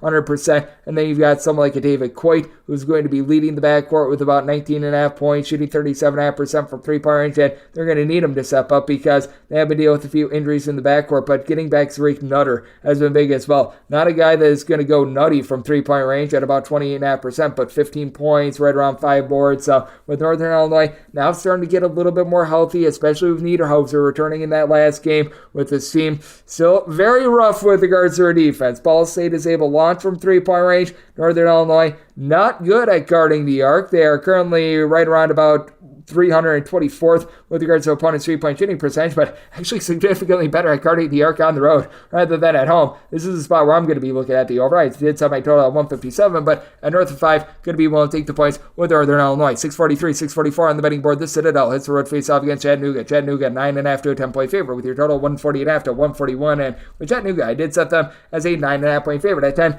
That is going to be my buy point on the Citadel. Citadel has really slowed things down. Duggar Backham used to just run it and gun it. Now the Citadel well outside the top 275 with regards to total possessions per game, and it's a Citadel team that has a relatively respectable defense. On the road, they're allowing opponents to shoot just 32.9% from 3-point range, and that's a real lifeblood of Chattanooga, though I will say for Chattanooga, not bad at guarding the 3-point arc themselves, but aren't 60th with that regard. You've got a bunch of guys that were formerly at VMI with their coach Dan Earl that have come over and have really been able to have a second lease on life and have really been able to ascend in this conference, as Hunter Huff along with Trey Bonham, they've been able to combine for about 28 points per contest. These two guys combined to shoot well north of 40% from 3-point range, and ever since Bonham has become eligible, missed the first 9 or so games of the season, is shooting 48% from 3-point range, and you should be able to have Sam Alexis be the best overall rebounder in this game, 11.5 points, 9.5 rebounds per game, but he's got a stiff test having to go up against Quinn Melora Brown. It is a Citadel team that's in the top 80 with regards to rebound rate. Melora Brown is a big reason why. Comes in for Vanderbilt. He's been able to give you about 9.5 rebounds per game. Doesn't have quite the versatility of Alexis, but does a good job just down in the post with about a block and a half per game. And then your backcourt big two of the Citadel and Elijah Morgan, AJ Smith, they've been able to combine for about 30.6 points per contest. Smith shoots 36% from 3. Morgan, 43.5% from the outside. This is not a Citadel team that's really going to give you a whole bunch of turnovers or anything like that, but they've done a relatively solid job with regards to their interior defense, and this is a Chattanooga team that just year in and year out, they always do have their warts on defense, especially when it comes to guarding the interior. Now, they're a much better defensive team at home rather than on the road. They're giving up about 17 points fewer per 100 possessions at home rather than in a road/neutral environment. But interestingly, Citadel is about 206th in the country with regards to points allowed on a per possession basis, but they're giving up 2 points fewer in a road/neutral environment rather than at home. They're a top 125 defense with regards to points allowed on a per possession basis away from home. So I do think that the Citadel going to be able to remain somewhat lively in this game. I did, as a result, set my line at a 9.5. So here at the 10, I'm going to be taking a look at the points and did set my total at a 141.5. You do have a Citadel team that's able to launch from 3-point range, and Chattanooga does have their issues on defense, while offensively they've been able to do a relatively solid job being able to get to at least 74 points in 4 of their last 5 games. So looking at the 141 or less over and looking at 10 plus here with the Citadel. 645, 646 on the betting board. Towson, it's a road face off against Delaware. Delaware, a 2.5 point favorite. Your total is 132.5 to 133.5. Delaware, I did set as a favorite of 5.5 points. I'm going to be willing to lay the number. Towson coming off a massive win against Drexel to hand them their first Coastal Conference loss. That said, I do think that this is a little bit of a rough spot against a Delaware team where they just have a whole greater than some of its parts approach with having a good main rebounder, Christian Ray, that's able to give you 9 points, 8.5 boards, right around about 3 assists per game. They have to go up against a Towson team that's in the top 25 nationally with regards to rebound rate, but where you're able to get this Towson team is from the outside. When it comes to guarding the 3-point arc, it's a Towson bunch. It's allowing opponents to shoot about 32.5% from 3 away from home. That compares to about 30% at home, so they're a little bit more vulnerable with that regard. It is a Delaware team that has Elon Trent doing a nice job doling out the ball. 3.8 assists, 9.5 points per contest. Doesn't necessarily shoot it well from 3, but it is a Delaware team that they value the ball. Only about 10.3 turnovers per contest. It is a Towson team that they still have their warts offensively, but they've now been able to get to at least 70 points in 4 out of their last 5 games. It has been a game changer that they've got Nen Tark now in the fold. 11.5 points, 4.5 boards, shooting 35% from 3-point range, and when it comes to having Christian May give you 12 points, 4.5 boards, that's big. Your main rebounder is actually Charles Thompson, who's able to give you about 8 boards, a block and a half, 9 points per game. Absolutely love his overall game, but this is a Towson team that they do have a bugaboo. It is the fact that they turn the ball over 12.5 times per contest, which doesn't sound bad, but consider Towson being in the bottom 30 with regards to total possessions per game. That's not necessarily great efficiency. And then Jair Davis, 18.5 points, 7 boards, 3 assists, a steal per contest. Just a really nice stat sheet suffer for a Delaware team that they themselves have been able to do quite a bit of a better job defensively, as they've now given up 71 points or fewer in 3 of their last 5 games. They've been able to do a nice job of being able to neutralize a lot of teams. And when it comes to Delaware, they're actually giving up more points per possession at home rather than in a road/neutral court environment. But this is a team that they do see a pretty sizable bump with regards to their offensive efficiency when they are at home as well. In a road/neutral court environment, they're scoring about 12 points fewer per 100 possessions rather than at home. So I do think that this is a little bit of a rough spot for Towson. I did set Delaware as a favorite of 5.5 points in this spot, so I'm going to be one to lay it in. Did set my total 127.5. This is still a Towson team as one of the slowest teams in all of college basketball in terms of total possessions per game. Nen Tark has been able to give this offense some life, but I do think that this is going to be a little bit of a slow grinder of a game. So I'm going to be looking at the under, and I'm going to be one to lay it with Delaware. 647, 648 on the betting board. It is Penn, and they're going to be hitting the road face off against Columbia, and Columbia is finding themselves as an underdog of a 1.5 total on this game. It is between 145.5 and 147, and with Columbia, I did set them as a underdog of 2 points. Here at 1.5, it's really the max I'm willing to lay with Penn, but I'm going to be one to lay it with Penn. This has been a bunch in the Quakers have been able to do a really good job of being able to replace Jordan Dingle because they've been doing it by committee. Clark Slager has become that main man for this team, being able to supply about 17.5 points, 3 assists per contest on 43.5% 3-point shooting. And you've got a pair of teams in this game that both are shooting north of 37.5% from the outside. And the question becomes, which of these teams is going to be able to guard better from beyond the arc? This has been a Columbia team that actually has been able to do a halfway decent job with their defense. I'm not going to call it amazing by any stretch, but you know what? In a road/neutral environment, they allow opponents to shoot 35% from 3. This comes down to about 28.5% from distance at home. And this is a Penn team that they do get gashed from 3-point range, giving up about 36.5% 3-point shooting in a road/neutral court environment. And for Columbia, what I think is very intriguing is that you really don't have a lot of rebounding down low, so I do think that it's going to be hard for them to match up with Nick Spinoso, who's been a little bit of a do-it-all player. North of 3 assists, 7.5 rebounds, 10 points per contest. Really doesn't supply a lot of three-point shooting. That's more Tony Perkins. Shoots 35% from 3, 14 points, right around about 5.5 boards per contest. But despite that, this is a Columbia team that they haven't been terrible with regards to their rebound rate. I'm not calling them amazing by any stretch of the imagination, as this is a bunch that they're clocking in right in the neighborhood of about 185th with regards to their rebound rate. But for Penn, they're really going to need to have Spinoso be able to win the battle down the line. I do think that he's going to be able to do so. It is a Penn team that they themselves have been a little bit up and down with regards to their rebounding in terms of rebound rate this far this season. They're about 90th in all of college basketball, but also for this Penn team, being able to win the turnover battle is going to be big. They turn the ball over themselves about 12.5 times per contest. For Columbia, more around 12.1 times per contest. And with Columbia, I do like their floor general, Geronimo Rubio de la Rosa. He's been able to give you about 13.5 points, 3 assists, shooting 36% from three-point range. Was dealing with a little bit of injury, came back in the team's last game against Princeton, looked like himself, so should be all good to go here. And Blair Thomas, I know, is dealing with a little bit of injury as well. He's back in the fold. He's all good to go as well. But I do think that for Columbia, just really not having that size to be able to match up with Spinoza, and Blair Thomas being the only guy in the roster giving you north of 6 rebounds per game, is going to be an issue. Now, it is a Penn team that they themselves have fallen on some tough times with regards to their offense. 68 points or fewer in 4 out of their last 5 games, but they have faced off against some good competition. Auburn and Houston was thrown in there, and this is a Columbia team that they themselves, against C1 competition, 70 points or fewer scored in each out of their last 2 games, so it's been a little bit rough for them, and they've been getting roughed up on defense, giving up 70 plus in each out of their last 4 games against D1 teams. So it is a situation of something's got to give. Both of these teams haven't played a lot of games since Christmas, but I do think that Penn, they just have a little bit more depth. I think that they're going to do a better job down low that allow them to win a relative nip and tuck game. I did set my line at 2. I'm going to be willing to lay 1 to 1.5 with Penn. Set my total 148. I do think that both of these teams going to be able to hit some shots. I do think that Columbia sees some regression with their home 3-point shooting defense. So looking at the over and looking at Penn, 649, 650 on the betting board. Cornell plays us Princeton. Princeton is a favorite of 3 points. Your total is 159. Did set my total at 160.5. You've got a Cornell team that they are looking to book it, run it, and gun it, while this is a Princeton team that has one of the slowest teams in all of college basketball. So it is a good old case of something's got to give. Cornell, 41st in the country with regards to total possessions per game. Princeton outside of the top 340, but with this Princeton team, they're just so gosh darn efficient. They turn the ball over less than 10 times per contest. They do a really good job of being able to knock down their shots in general, as the floor spacing, the way that they're able to find open looks is just second to none. They shoot about 37% from 3, nearly 80% at the free throw line. As a matter of fact, out of your top 4 scorers, 3 of them shoot 86.5% or better from the free throw line, with Xavion Lee really leading the way. 18 points, 5 boards, 3.5 assists, shooting 37.5% from 3, and Matt Loco has been able to shoot 49% from 3, while Zach Martini shoots about 46% from the outside. It's not necessarily a deep Princeton team, but they do a good job of avoiding fouls. Now they go up against a Cornell team that the whole is greater than the sum of its parts. They average 85.5 points per game without a single guy that averages north of 11.5 points per contest. Reason why? They've got 6 different guys that give you between 9.2 and 11.5 points per contest.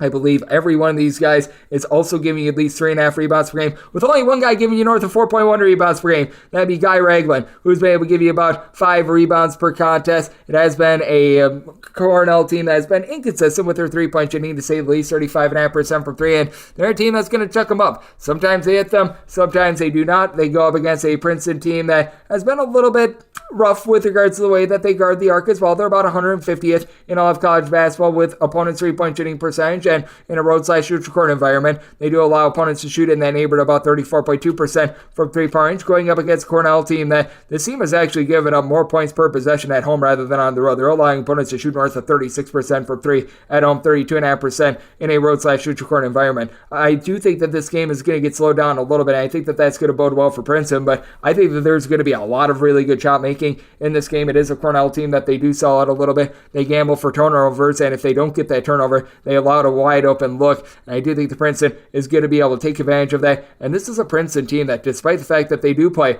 relatively slow, you just take a look at the way that this team has been able to roll up points. It has been incredible. This team has been held to fewer than 70 points once this year, and that was their opening night win, 68-61 against Rutgers. And we all know about Rutgers. Meanwhile, Cornell has gotten to at least 77 points in each out of their last last 5 games. That includes the game against Baylor. They themselves have given up at least 79 points in 3 of these games as well. I do think that you're going to get a game that is going to be a little bit more slowed down, more at Princeton's pace, which is why I do think that they get the job done. This has been a relatively good rebound rate team, but I think you get a lot of shot making. I think that this is close enough for late game felling. So looking at the overside, my total 160.5, and with Princeton, one to lay up to 4 with them. 651, 652 on the betting board. Coastal Carolina plays those to Georgia State. Georgia State is a 4-point road favorite. Your total between 153.5 and 154. Made Georgia State the 5.5-point favorite, going to be willing to lay the number. It's a Georgia State team that has done a really good job of being able to lessen the turnovers. They are turning the ball over only about 11 times per contest, and DeJuan Odom has done a really nice job of being a do-it-all guy. 4.6 assists, 1.6 turnovers per game, shooting 37.5% from the outside, 11.5 points, 4.5 assists to go along with 5 boards per contest. And for Coastal Carolina, you just don't have that main trigger man. John Sanders has been able to give you about 2.5 assists, 8.5 points per contest, but it's just been a team that's been all over the place. They're turning the ball over 13.2 turnovers per contest. They really didn't leave their home confines out of conference, and even when they've been at home, they've really struggled in terms of points allowed on a per possession basis. Coastal Carolina is outside the top 275, and they haven't gotten much of a boost from being at home. As a matter of fact, they're giving up 6 points more per 100 possessions at home rather than in a road/neutral corner environment. And it does help that they have Gianna Ojiako, who down low has been able to give you a little bit over a block, 13 points, 10.5 rebounds per game. But it's not like this team is doing anything tremendous with regards to their rebound rate. They're currently clocking in about 163rd. And Georgia State, I do think, is going to be able to hang in there with Jaden Turner down for giving you about 9.5 rebounds per game. It's a Georgia State team that is 177th in all of college basketball. With this regard, Georgia State, not a great three-point shooting team. They shoot only about 32% from three-point range, but Lucas Taylor is able to give you about 14.5 points per contest, and bigger than that, you get to go up against the Coastal Carolina team that they've had their issues being able to guard the three-point arc, as for Coastal Carolina, they're allowing opponents to shoot from three-point range right around about 34.2% at home. They're about 180th in all of college basketball in this regard. It is the Georgia State team that they themselves have been able to do a really good job of locking down from three-point range. They're in the top 50 with this regard. It's a Coastal Carolina team that it just feels like they're a bunch of misfit parts. The 13 turnovers per game has been rather unsightly, and for Coastal Carolina, they have given up at least 73 points in each of their last 4 games, and the offense has really went dry. 70 points or fewer in 4 of their last 5 games. Now, Georgia State, they themselves have given up 75 plus in each of their last 3 games, but they have at the very least been able to get to 68 points in each of their last 5 games. I do think they take it to a Coastal Carolina team that, despite the fact that they've had so many games at home, it really hasn't benefited them too much. I did set my number at 5.5, want to lay the number. Did set my total 151.5 as well, with the way that Coastal Carolina has struggled to put the ball in the basket. Looking at the under, and want to lay with Georgia State. 653, 654 on the betting board. Yale hits the road face-off against Harvard. The smart kids of Harvard are 5.5-point home underdogs. Total on this game is between 142 and 143. Say Yale's a 7.5-point favorite. Going to be one to lay the number. This was a Yale defense that was one of the best in all of college basketball last season, and they really had their issues towards the beginning part of the season. It feels like it's starting to come back to them. If you take a look at regulation and regulation only, because the game that they played against Howard went to overtime, in their last 8 games, they have allowed north of 70 points in regulation once. And the game in which they did, that was against Kansas, where they gave up 75 points. So even though Yale's still outside the top 100 in terms of points allowed on a per possession basis, they're playing like a revamped team. You've had Danny Wolf do a nice job down low with about 10 boards, 14.5 points per game, a block, a steal and a half per contest for a Yale team that has done a nice job of being able to take care of the ball as well. Only about 10 turnovers per contest. John Polidikis is shooting 45.5% from 3, while August Mahoney is shooting about 40% from the outside. Nice ancillary scores. And the good news for Harvard is that they have gotten a bit more healthy, as Malik Mack, I know that he was out due to illness towards the back half of December. He's been able to return for the last few games for this team, but even with them back in the fold, this has been a team that has been having a rough go of it on offense. With Mack in the fold, so these are games specifically that he's played in, they have still scored 72 points or fewer in each of their last 5, even though Mack has been able to give the team 16 plus points in now 3 of the last 4 games. But turnovers have been the issue for them, 3 plus turnovers in 4 of the last 5 games. As a team, it still feels like they're pressing with Justice Ejiofor dealing with a little bit of injury. He's been able to come back for the team's last 2 games, but you can tell that he wasn't 100%. A combined 9 points, 4 fouls, 5 rebounds in these 2 games. So while they're getting him back, they're getting a very much muted version of him. So that means that Chisholm Opara, who's been able to give you about 5 boards, 18.5 points per game, he has to turn into a little bit of a do-it-all sort of player for a Harvard team that they've been playing a little bit better defensively. They've now given up 74 points or fewer in 4 of their last 5 games, but I do think that this is a Yale team that's going to be able to take it to them. This is a Harvard bunch that, when it comes to their three-point shooting defense, they were getting very fortunate towards the beginning part of the season. We've seen regression take hold. They're still about 30.5% with regards to opponent's three-point shooting percentage, but it's been going up and up and up as the season goes along, and this is a Yale team that probably saw some bad fortune with regards to their opponent's three-point shooting percentage at 35.1% overall for the season, but last 3 games that's gone down to 31.4%. They've actually done a better job of defending the 3 on the road rather than at home. So did say Yale is a 7.5 point favorite. I'm going to be willing to lay the number, and did set my total at a 139.5. So going to be willing to lay the number with Yale and going to be looking at the under 655, 656 on the betting board.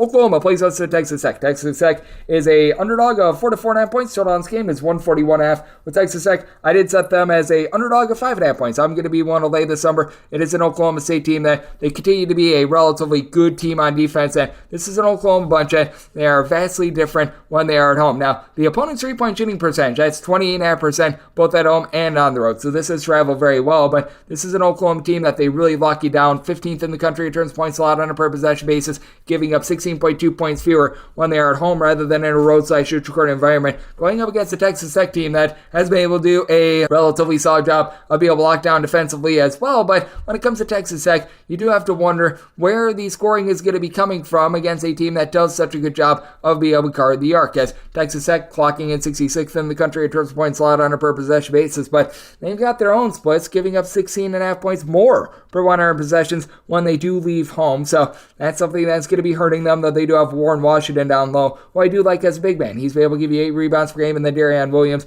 he's been able to do a solid job being able to contribute about 9.5 points, 7 boards, about a steal per contest for a team that is collective. They're shooting 36.5% from 3 with 10.5 turnovers per game. Pops Isaacs has been that main go-to guy, giving you 17 points per contest. He and Joe Toussaint combined for about 7 assists per game, but with the way that Oklahoma has been able to really bomb it from 3-point range, they shoot as a collective only about 34% from 3, but your top guys, each of your top 4 scorers, shoot at least 36% from 3. That's big for them. And for Oklahoma, despite the fact that you don't have anyone that gives you north of 6 rebounds per game, Jalon Moore gives you 9.7 points, 6 rebounds per game. This has been a top 50 team with regards to rebound rate. JV McCollum, along with Otega Owe, these 2 guys, they've been tremendous at being able to give you about 20.5 points per contest, and Owe has continued to shoot 56.5% from 3-point. It's been relatively ridiculous for Oklahoma. They do need to cut down on the 12.5 turnovers per game, but this is not a Texas Tech team that's done an amazing job of being able to generate those turnovers, and it's a Texas Tech team that's been all or nothing on offense. Last 5 games, they have scored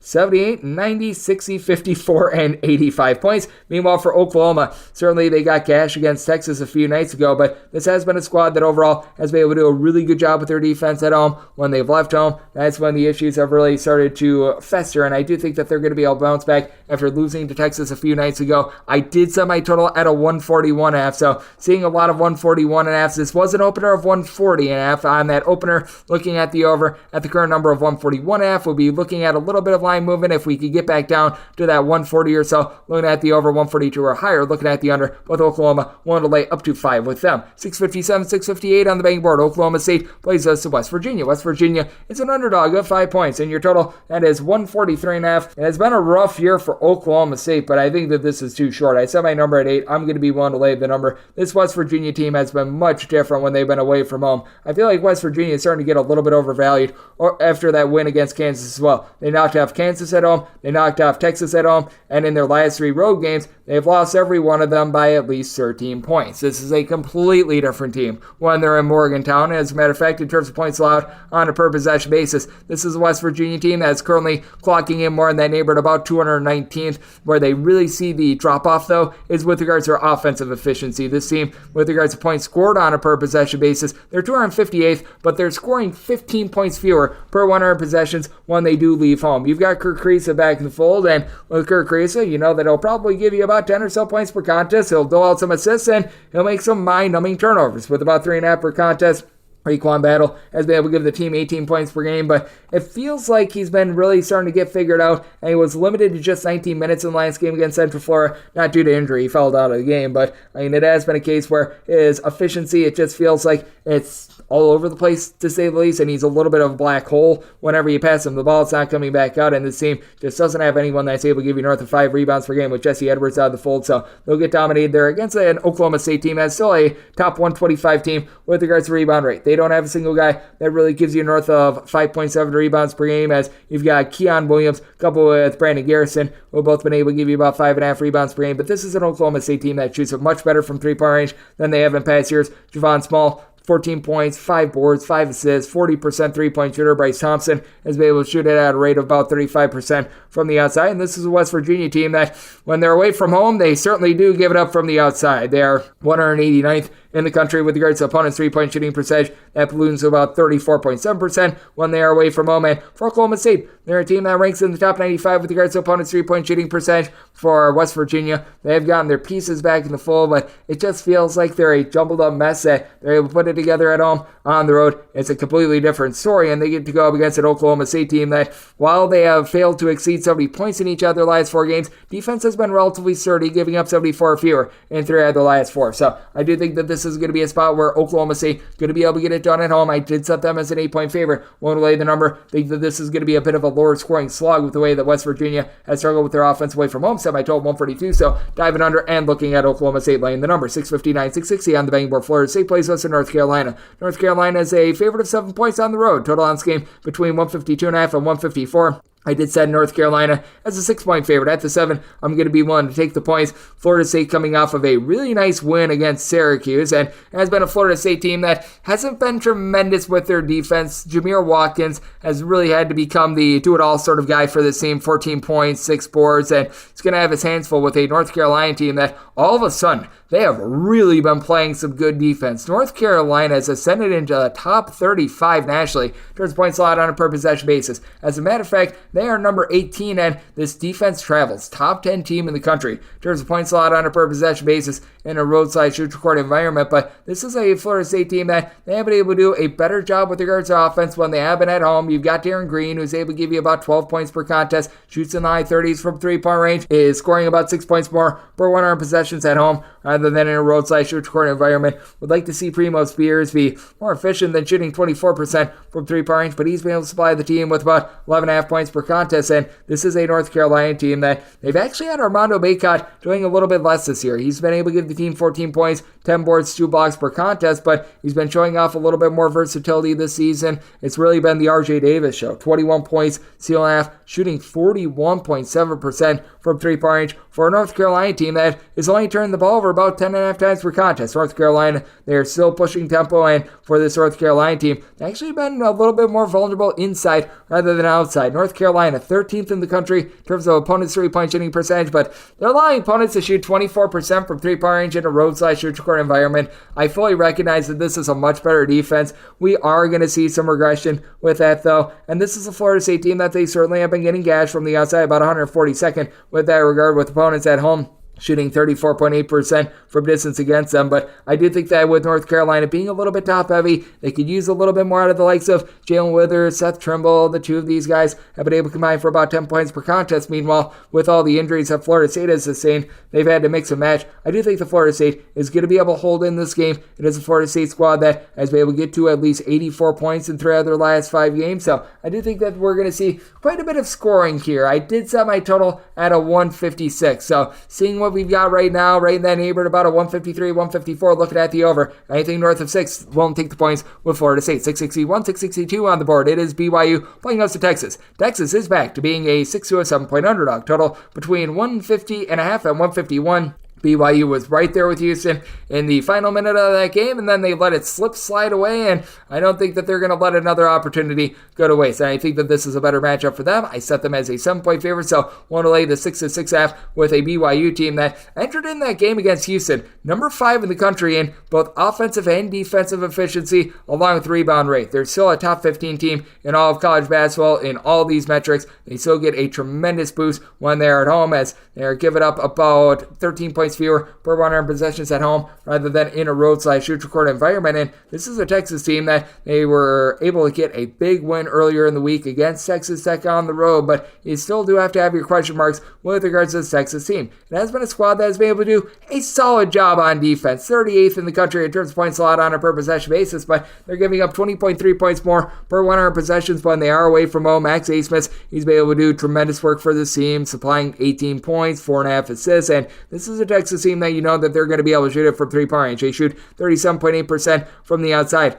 The question is being able to match up down low. It's BYU. They've done a good job of being a rebound by committee. Meanwhile, Dylan Mitchell for Texas is the only guy in the roster that gives you north of 4.5 rebounds per game, 10.5 points, 8.8 rebounds per game, and they've been able to have Dylan DeSue, Caden Shudrick all be able to give you at least a block per contest, but this is a BYU team that is not afraid to get down and dirty as well. Out of their top 5 scorers, you've got 4 of them giving you at least 4 rebounds per game, and then Jackson Robinson, he's able to stroke it at 36% from distance, 13.5 points per game. They go up against a Texas team that they certainly aren't a disaster with regards to their three-point shooting defense, but not like they're amazing by any stretch of the imagination, and in the road/shoot-record environment, they do allow opponents to shoot 38.5% from the outside. BYU has really been able to lock it down with regards to their perimeter defense, being able to get back into the fold. Ali Khalif and having him firing all cylinders. He only gives you about 6 points, but 4 boards, 4 assists for a versatile big man. I think that that's going to be very difficult for Texas to match up with, even with Dylan DeSue giving the team what he's given the team. And for the Texas team, they have scored between 71 and 75 points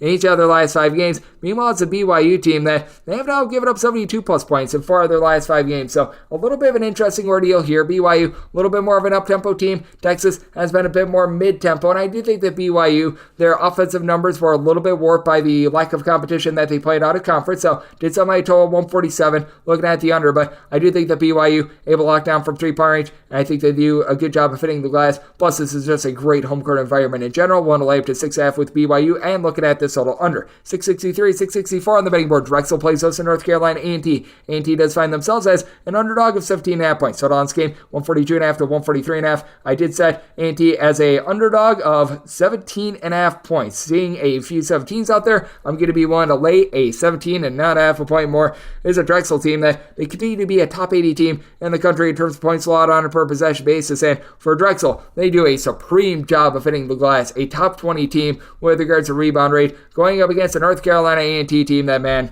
it's just really not been too tremendous for them in terms of their rebound rate. They're in the bottom 50 in all of college basketball, and more importantly, this team just has not been able to guard a soul all season long outside the top 340 in terms of points allowed on a per possession basis. I will say things have been a little bit better for them recently. Landon Glasper has still had to be Mr. Do-It-All for this bunch, as he's been able to supply the team with north of 20 points per contest, and Kamon Shell, he's been able to give you about 4.5 assists per contest, so like what he's able to bring to the table. But Amari Williams is going to be able to take over the game down low. He's been able to register about 9 points, 8 rebounds per game, and then Justin Moore, no relation to the gentleman from Villanova, he's been quite superb for this team as well, as he's been able to deliver for the team right in that neighborhood of about 12, 13 points per contest, and a Drexel team that they were failing to get to 70 points all throughout non-conference play. All of a sudden, their offense has been able to crank it up quite a bit. They were held to 67 points in that game against Towson, but other than that game, in the month of January, this is a Drexel team that they've gone to at least 70 in all but one of their other games. That game was, ironically enough, their game that they played previously against North Carolina A&T, where they went just 2 of 12 from three-point range. A&T went just 4 of 16 from the outside. Now for A&T in that game, you were able to get a little bit out of Evan Joyner, who was able to give you 5 rebounds, and you had 9 rebounds out of Jason Murphy.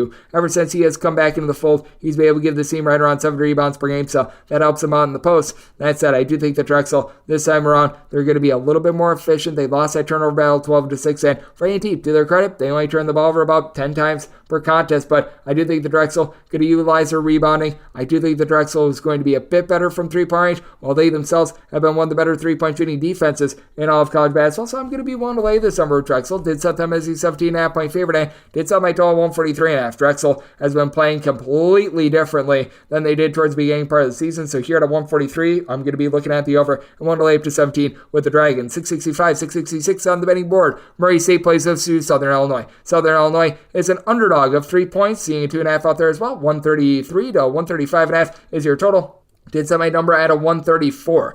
mostly seeing 133 out there. Personally, I would rather have a 135.5 under rather than a 133 over. This is a Morehead St team that has been outside the top 275 with regards to total possessions per game, and for Morehead St, it has been still a rough defense. This team is clocking in well outside the top 240 with regards to points allowed on a per possession basis, but it's been improvement for this team going up against the Southern Illinois team that I've been thoroughly impressed by them. Top 95 team in the country in terms of points allowed on a per possession basis. While they do allow a little bit more than 9 points more per 100 possessions when they are away from home, this team does have Xavier Brown, who's been able to do a nice job of just being able to give this team absolutely everything. He's a top 3 player nationally with regards to points per game, being able to log north of 24 points. He's doling out 6.1 assists to 3.5 turnovers per game, shooting from 3-point range 41%, which balloons to 42.9% in a road/stretch court environment. This guy's just been absolutely superb, and that's why I feel like Southern Illinois should be the favorite. I did set them as a 2-point favorite,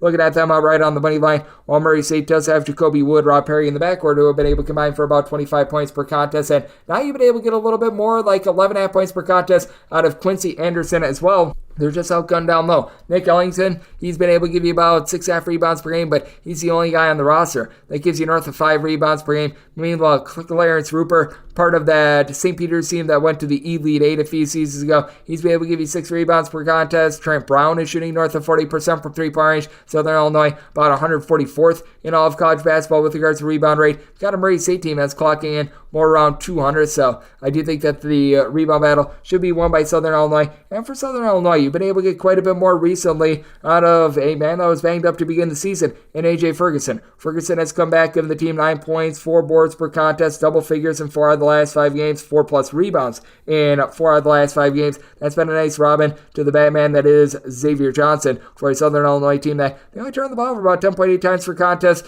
The offense has been a little bit hit or miss for Southern Illinois, but the defense, it has been there. This has been a squad that has given up 70 points or fewer in all but 1 out of their last 12 games. Meanwhile, for Morehead St, offense has been on the fritz quite a bit. They've scored 63 points or fewer in 3 out of the last 4 games. Now, credit to the defense, 72 points or fewer surrendered in each of their last 5 games, and one of those games was against Indiana State, which is why I would rather have like a 135, 135.5 under rather than a 133 or so over. I did somebody tell a 134, but I feel like Southern Illinois should be the favorite in the spot. So looking at Southern Illinois outright on the money line and taking a look at the 135 plus under. 667, 668 on the betting board. Pittsburgh is for a face-off against Miami. Miami is a 5.5 to a 6-point favorite. Total is 150, and with Miami, set them as a 5.5 point favorite. Now we're getting to 6, which is my buy point on Pittsburgh. Pittsburgh has had quite a few struggles in step-up games this season, but it does feel like that Duke game was able to be a little bit of a turnaround and a little bit of a bust-through game for them. You've got Carlton Carrington, who does a tremendous job of being so versatile out there on the floor. He had a triple-double to begin the season and has been Mr. Do-It-All for the team. He's able to give you about 4.5 assists, throws in there about 5 rebounds, a double-figure amount of points, and that's going to be big against a Miami team that they don't do a ton great defensively, but they do ball hawk. They're able to give you about 8 steals per game, and I will say this about Miami as well. This is low-key one of the best 3-point shooting defenses in all of college basketball, especially when they're at home. 16th in the country with regards to opponents' 3-point shooting percentage, allowing opponents to shoot just 27.6% from 3-point range when they are at home, and this has been a Pittsburgh bunch, and they've been able to do a relatively solid job of locking down the arc this season as well, but much of that did come against outgunned competition. They're allowing opponents to shoot 28.8% from 3-point range away from home. I think that there's going to be quite a bit of regression there, especially against the Miami team, that they just shoot it the way that they do. Each of their top 6 scorers shooting at least 35.7% from 3, and the man that's shooting 35.7% is no Chad Omier. 18 points, 9.5 rebounds per game. Going to be fascinating to see what happens down low in this game, because other than Omier, you don't necessarily have a ton down low with regards to this bunch. Meanwhile, you've got a Pittsburgh team that got someone like a Frederico, who's able to give you 4 boards. He's able to give you a block. Zach Austin, who comes in from the Big South, he's been able to do a relatively solid job as well. The Diaz-Graham brothers have been solid but not great, but this is a Pittsburgh team that they do rank about 35th in all of college basketball with regards to the rebound rate. This is a Miami bunch that they're clocking in more in the neighborhood about 95th. They do a solid job being able to grab some second and third chances, but this is also a Miami team that they do turn the ball over about 13 times per contest. They have a few more turnovers in order to be able to get those good looks from 3-point range, and for Pittsburgh, each of your top 5 scorers have been able to give you at least 4.5 rebounds per game, one of the best marks in college basketball that you're going to find, and they do take care of the ball with about 10 turnovers per game. Even though Pittsburgh not going to go into flamethrower mode from 3 the way that Miami does,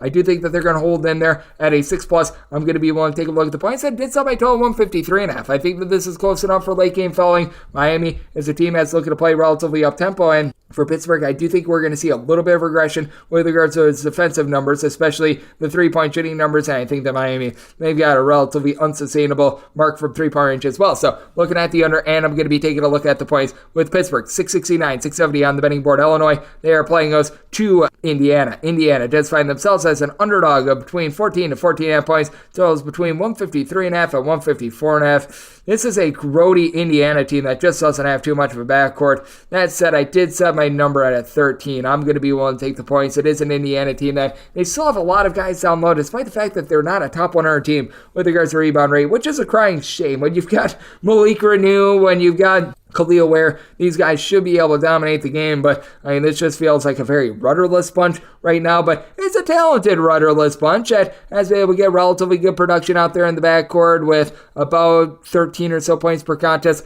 out of Trey Galloway. Now, for Galloway, he was a really good three-point shooter for them a season ago, and we have seen a massive fall-off thus far this season. He's only been able to shoot about 30% from the outside, but we've seen Mackenzie Mogbo finally be able to step up for this team. He's been able to give the team 13+ points each of the last 4 games. I apologize for saying his last name incorrectly, but Mackenzie's able to shoot about 34% from 3, and then for Ware and Renew, they're giving you about 15.5 rebounds per game. Now, the problem is Illinois is a top 25 team with regards to rebound rate, and every one of their top 5 scorers have been able to give you at least 4.1 rebounds per game, including the versatile Coleman Hawkins, 12 points, 6.5 boards, 2 steals, shoots 36.5% from 3, and it's an Illinois team that's really went into inferno mode recently with their offense. This team has been able to get past the 80-point plateau in each of their last 3 games, and for Illinois, they had a little bit of a rough stretch against Maryland along with Michigan State, but I mean, really stands out. This has been a team that has scored at least 75 points, and I believe now 6 out of their last 8 games, 74+ points in all but 2 of their games ever since the beginning of the month of December, and this is an Indiana team that they are well outside the top 175 in terms of points allowed on a per possession basis. It's been an all over the place Indiana team, though. They have given up 87 and 91 in their last 2 games, but prior to that, they had given up 65 points or fewer in each of their previous 3 games. I do think that you're either going to get a really, really good or really, really bad Indiana effort. There's really not a lot of in between, but I mean, this is an Illinois team that they themselves are in the top 35 nationally with regards to points allowed on a per possession basis. They very much do benefit from being at home. This is an Illinois team that on the road, they certainly have been getting gashed, but at home, this is an Illinois team that I do think is going to be able to do a good job of locking down and doing just enough for the under, as in terms of points allowed on a per possession basis. They're giving up about 20.8 points fewer when they are at home, and strangely enough, this is an Indiana team that they actually don't see a big, giant drop-off with regards to their offense when they do go away from home. This is a team that's only scoring about 5.3 points fewer per 100 possessions when they're away from home, but they're about 163rd in the country with regards to points scored on a per possession basis. Though Xavier Johnson looking a little bit better recently. That is heartening for an Indiana team. I think he's going to do a solid job down low and do just enough to hold in there. Set my line at 13, so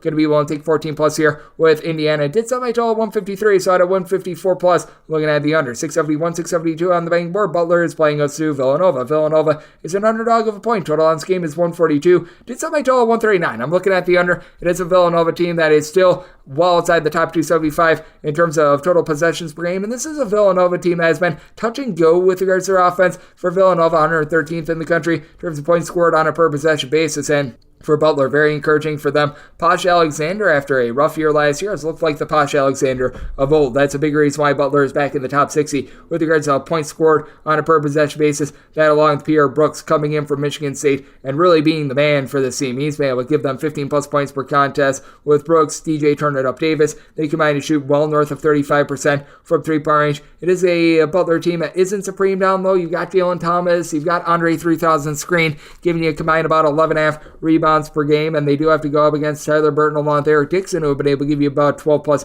rebounds per game. But this has been a Villanova team that they've had a rough time executing late. We did see that in their loss against UConn about a week or so ago. This has been an offense that has been a little bit ghastly recently. 65 points or fewer in each of their previous 2 games. Now, I will say it's been an all-or-nothing defensive effort as well. Last 5 games, they have given up 81, 69, 87, 66, and 70 points. So it has been very much up and down, yo-yoing for them, and it's a Butler team that has gotten past 70 points in each of their last 4 games. But this has been a Butler team that has been able to step up a little bit more defensively as well. For Butler, they do a nice job taking care of the ball with only about 10.5 turnovers per game. And while Villanova is the better free throw shooting team in this one, it's not like Butler is that much worse. If you do get into a free throw shooting expose, it's relatively even up as Butler does shoot nearly 79% of the free throw line. Villanova, top 5 team in the country with that regard at 81.6%, with DJ Bamba stepping up, giving you about 9.5 points per contest. But it's a Villanova team that is shooting only about 32.5% from 3, and in recent years,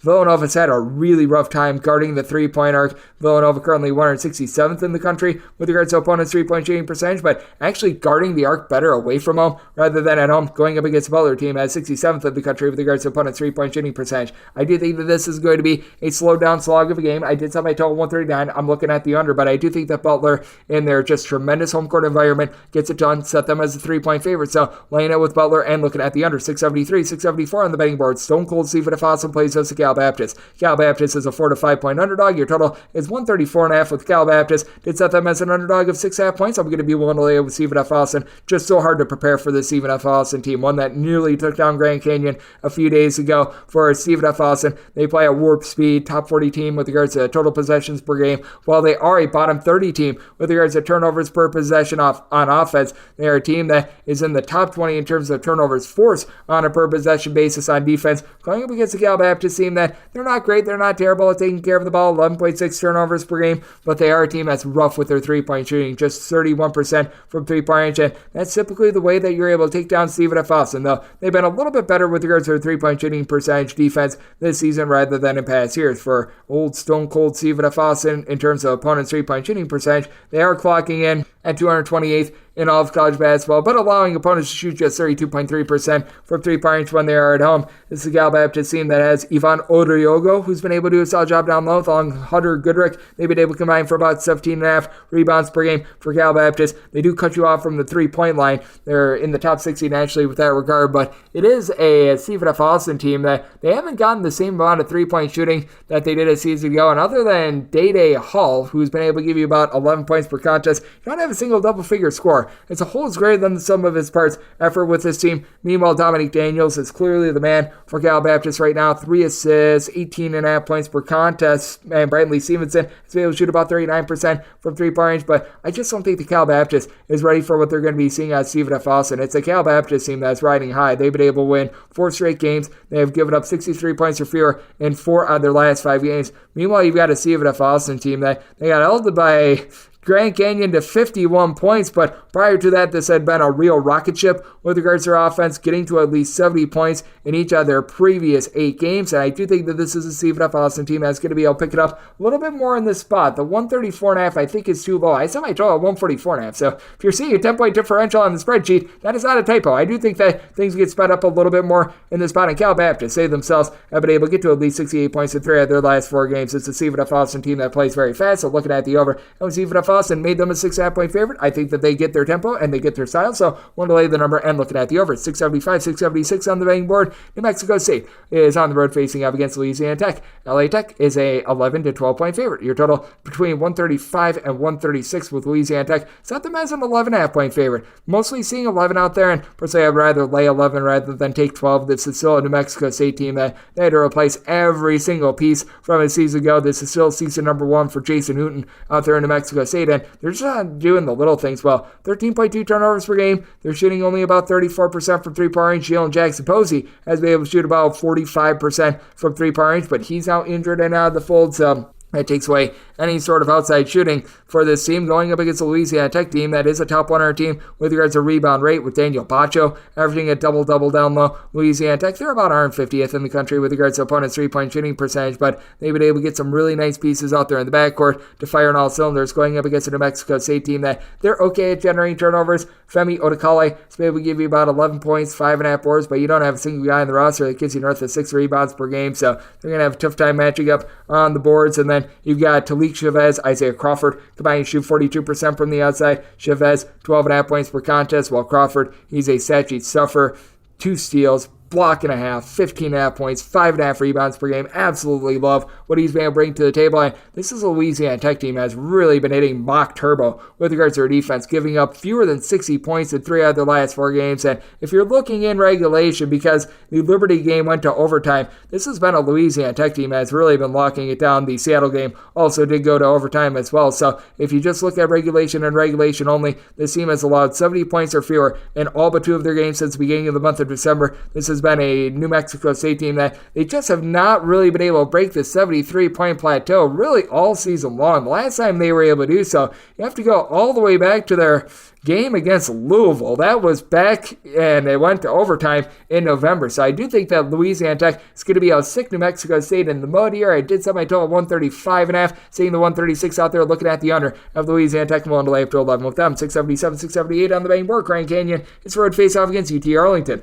Arlington is an underdog of 6 points. Their last game is 148.5 with UT Arlington. I did set them as an underdog of 6 points. So we're going to be looking at a little bit of line movement here. We were seeing a little bit earlier on. This number was at 5. It was at 5 very, very briefly. But if we could get back down there, I would be willing to lay this number. It is a Grand Canyon team that they just barely got by Stephen F. Austin a few days ago. And going against UT Arlington should be a breath of fresh air. A UT Arlington team that, while they've been much better on the glass, you've got a pair of guys that are able to give you north of 8 rebounds per game. And Shamir Wilson along with DeJuan Gordon. This has been a team that has been outside the top 325 in terms of ball security, even with Philip Russell getting eligibility after missing the first 12 games of the season, giving you 15.5 points, 4 assists per contest. He turns the ball over 3 times per contest. It's a average 3-point shooting team at 33.9%, and this is the Grand Canyon team that's just been a completely different animal on defense than a season ago. Typically, Bryce Drew teams are very good on defense. Last year was just clearly an outlier for the team. Ty and Grant Foster has become one of the most versatile mid-major players in all of college basketball. I mean, he does it all. He's a matrix because every single column of the stat sheet is filled up. Block and a half, steal and a half, 5.5 rebounds, 19.5 points on 33% 3-point shooting. He just does winning things for this Grand Canyon team. And then this is a Grand Canyon team that's in the top 50 with regards to their rebound rate, as you've got your main rebounder, Campbell McLaughlin, giving you 7.5 rebounds per game, but Duke Brennan at 6'10", he chips in there 6.5 rebounds per game.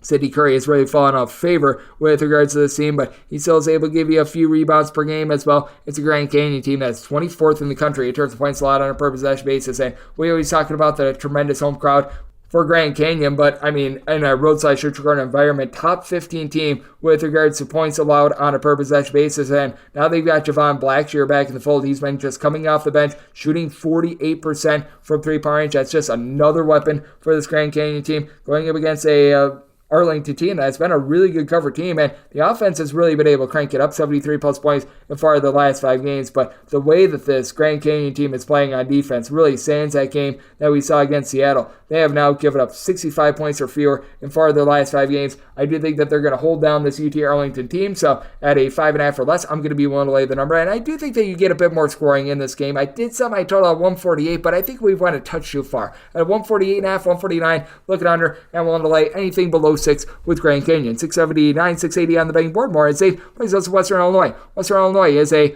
underdog of 10 to 10.5 points. Total on this game between 131.5 and 132, and I said Morehead St is a 7.5 point favorite. Western Illinois, I feel like, is getting short shrift for the tremendous work that they've been able to do on defense. They have to undergo a coaching regime change after Rob Jeter heads on over to Southern Utah. This team, they've really slowed it down. They're outside the top 275 with regards to total possessions per game, and for Western Illinois, they've got one of the best rebounders in all of college basketball, which has took them to the top 135 with regards to points allowed on a per possession basis. I'm going to be looking at the points. The rebounder I'm talking about is Drew Cisse, 3rd in the country with regards to total rebounds per game. He's been able to supply the team with 8.5 points, right around 11.8 rebounds per game. And then the transfer that comes in from Iona in Ryan Myers to be able to supply the team with 46.5% 3-point shooting, 13.5 points per game. Now, the issue that you do have with Western Illinois, turnovers. They turn the ball over 13.8 times per contest, and typically that's an issue with Morehead St, and it's still a bit of an ancillary issue. They've been turning the ball over about 12.5 times per contest, but they haven't been as bad on that front this season. This is a Morehead St team that also does a really good job of locking it down from 3, but very interesting split here. They're allowing opponents to shoot 28.9% from 3-point range at home, 37.2% in a road/neutral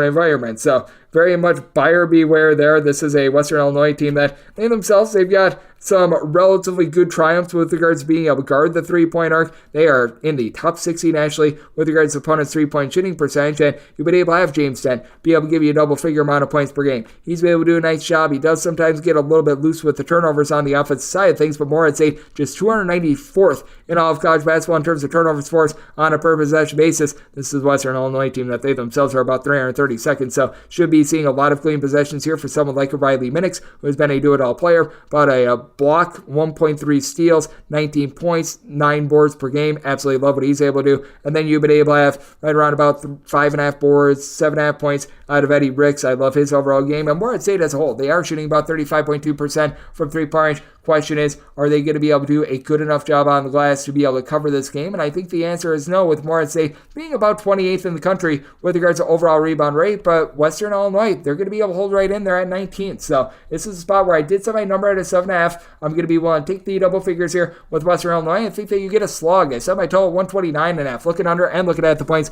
with Western Illinois. 681, 682 on the betting board. Arkansas State and Louisiana Monroe is postponed. Arkansas State had to play yesterday. This is going to be a game that we're going to be seeing down the line. 683, 684 on the betting board. Buffalo, it's the road they're facing off against Eastern Michigan. Eastern Michigan, a 3 to 3.5 point favorite. Your total is 141. Set Eastern Michigan as a 3.5 point favorite. The 3 is the max I'm willing to lay, but I'm going to be willing to lay it with two teams that are very sorry out there in the back. I mean, man, Eastern Michigan, they've been relying upon Ty Acuff to do everything for the team, and for Buffalo, it's been a case where they've been relying much more on the post for everything of theirs. As you've got Janavius Smith, who's able to give you 9 points, 9 boards, and does shoot north of 40% from three-point range. But the issue that you've got for Buffalo, turnovers. They are turning the ball over north of 16 times per contest. Not like this Eastern Michigan team, one that is outside the top 275 in terms of total possessions per game, is doing anything tremendous as well. They only shoot 30% from 3, 68% at the free throw line, but Acuff is by far the best scorer in this game. 22 points, 2.8 assists, only shoots about 29% from 3 points, but now you're getting Orlando Lovejoy to be able to give you about 9.5 points per contest. Yusuf Jihad has been able to shoot north of 40% from distance, so a few pieces are starting to come to the forefront. And Quan Bolden Jr. on the flip side for this Buffalo team. He's been able to do a solid job with the steal, 7.5 points, shoots about 35.5% from 3, but for Buffalo, 26.1% three-point shooting team.